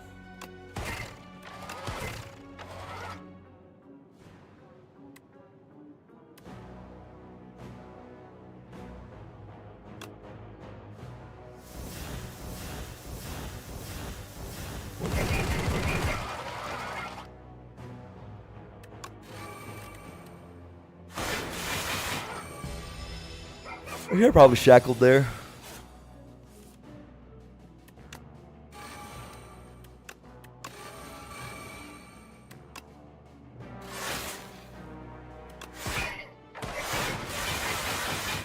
Smokestack going in. Look at this guy trying to attack me. Bold. Bold customer.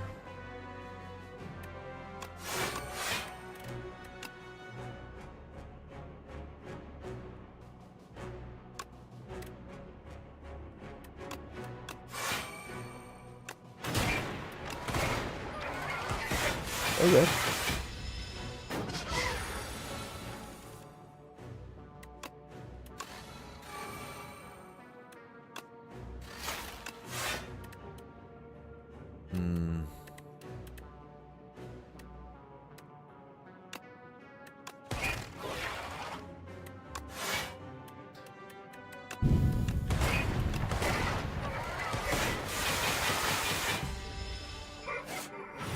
Almost there.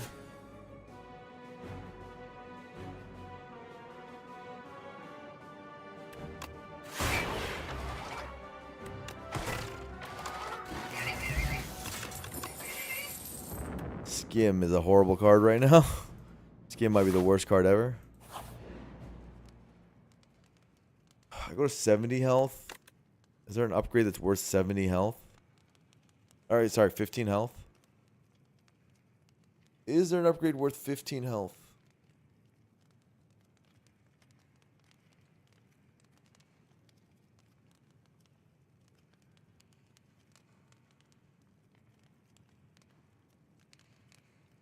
Capacitor's one more orb slot.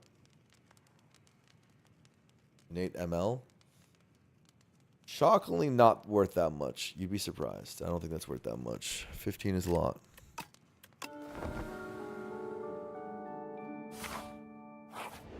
Okay.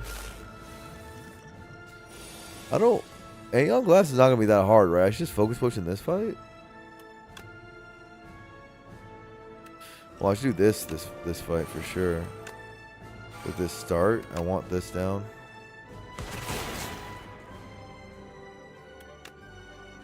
Wrong order. Should have done Testicle earlier. Well, no, because I had to do that for Pen Nib. That was fine, I guess.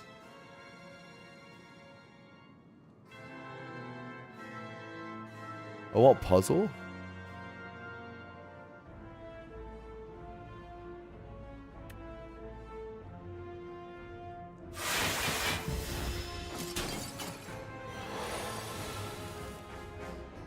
Okay.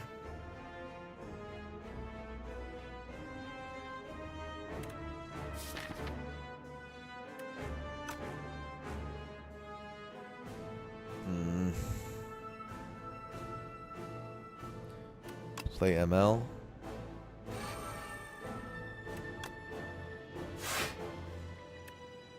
Play Hailstorm.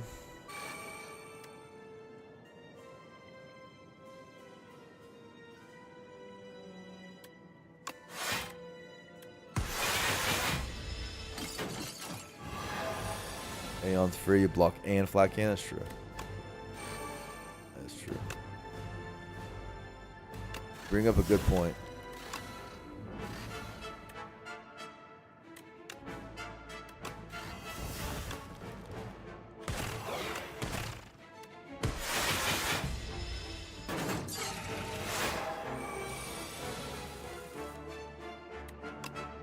These were good white noises, I'd like to point out. Really good white noises.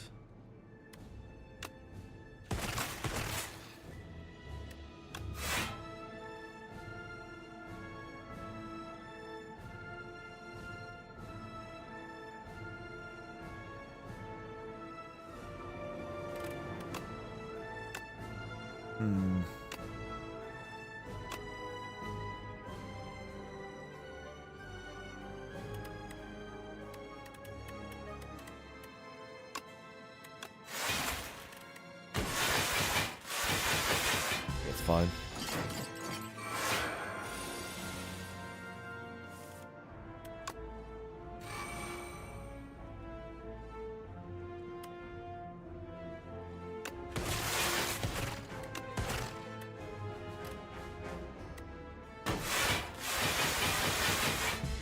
Whole class was so strong. I can't believe they made every character be able to get that. Fiddle's so good here. Yeah, Fiddle's insane. Fiddle is insanity.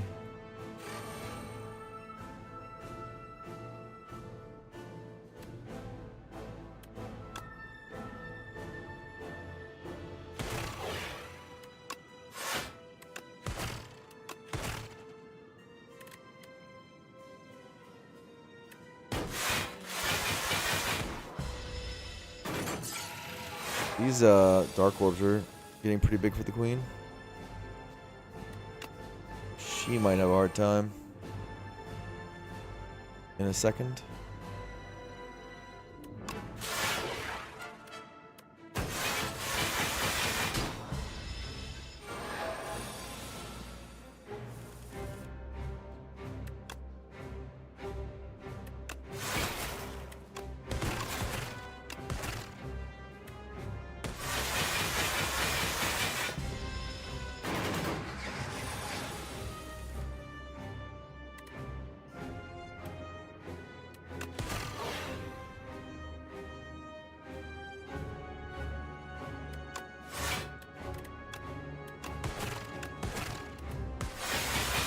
I should play Tesla Coil, but doesn't matter.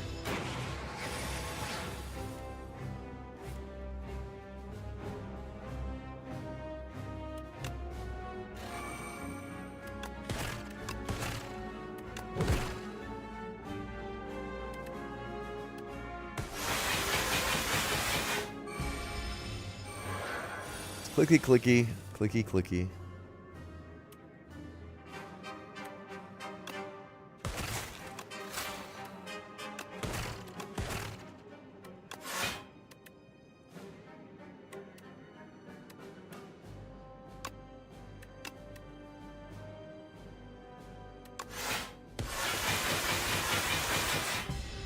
All right, another fight against the A on glass. That'll be fun. I'm already looking past this fight. Don't think this guy can do anything to me. Is what I'm claiming.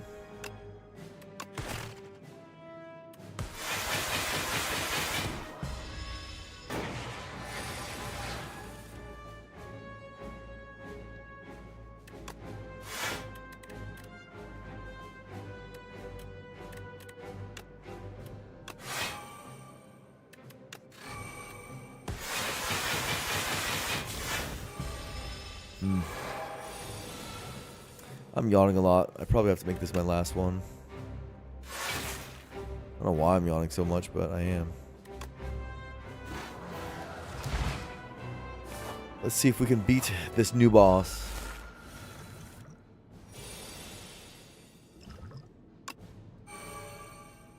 With more focus.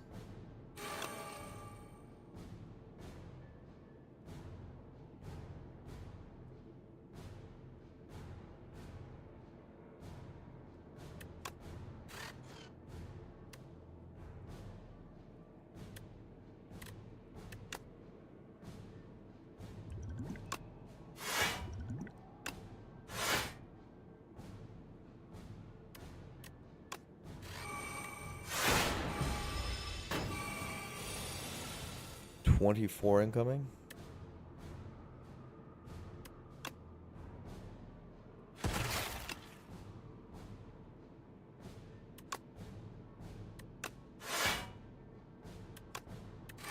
Take some damage for a good cause.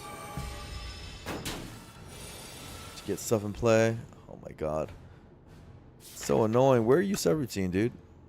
Where are you, dude?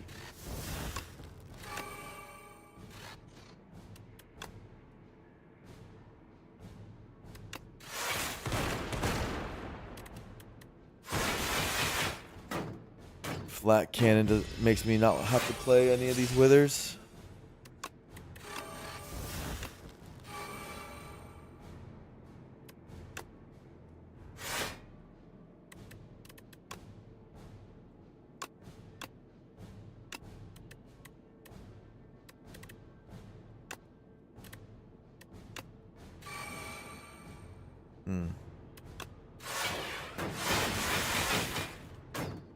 Float class wither combo. True. True.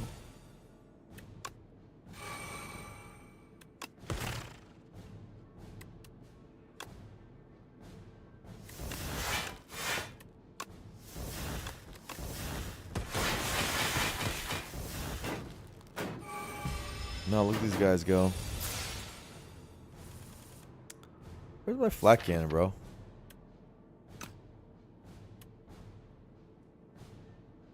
Where is my flat cannon?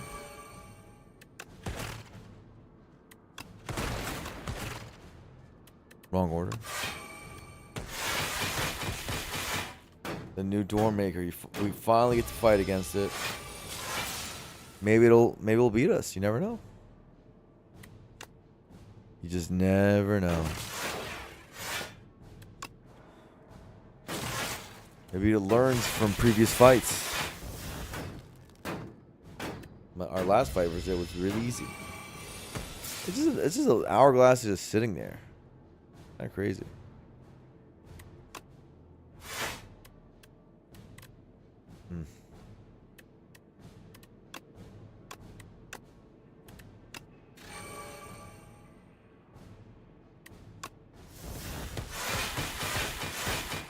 Doing 42 damage? Wow. Starts to scale a bit, I guess. That's cool.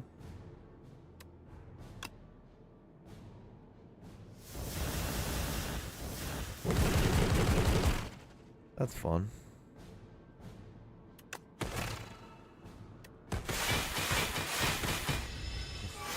Spinner's doing so much damage.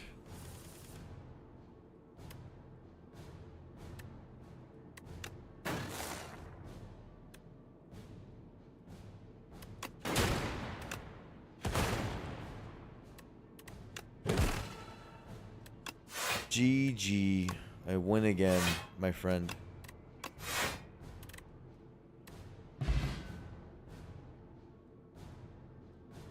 Was a new debuff on the player? Honestly, that fight is so easy. I have no idea. Oh, you just get withers. We get like decays added to your deck, which are statuses. But then statuses don't even bother the defect. So that guy's way easier than Door was, and like way undertuned. Is how it feels so far from my 2 runs, my first 2 runs. Oh, there's a -3 dex. Oh, okay, that makes it more interesting.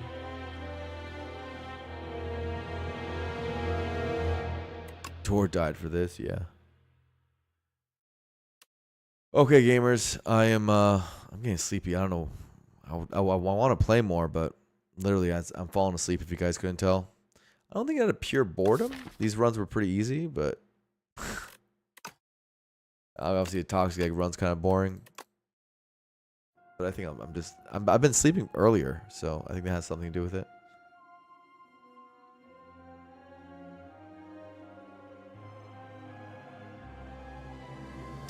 Retta seems to love door going, yeah. All right. Let me send you guys over to somebody. Who am I sending you guys to? Twitch.tv. Who is online? Yeah, I'll be back tomorrow, guys. Don't miss me too much. Oh, I'll send you the One Pun Man.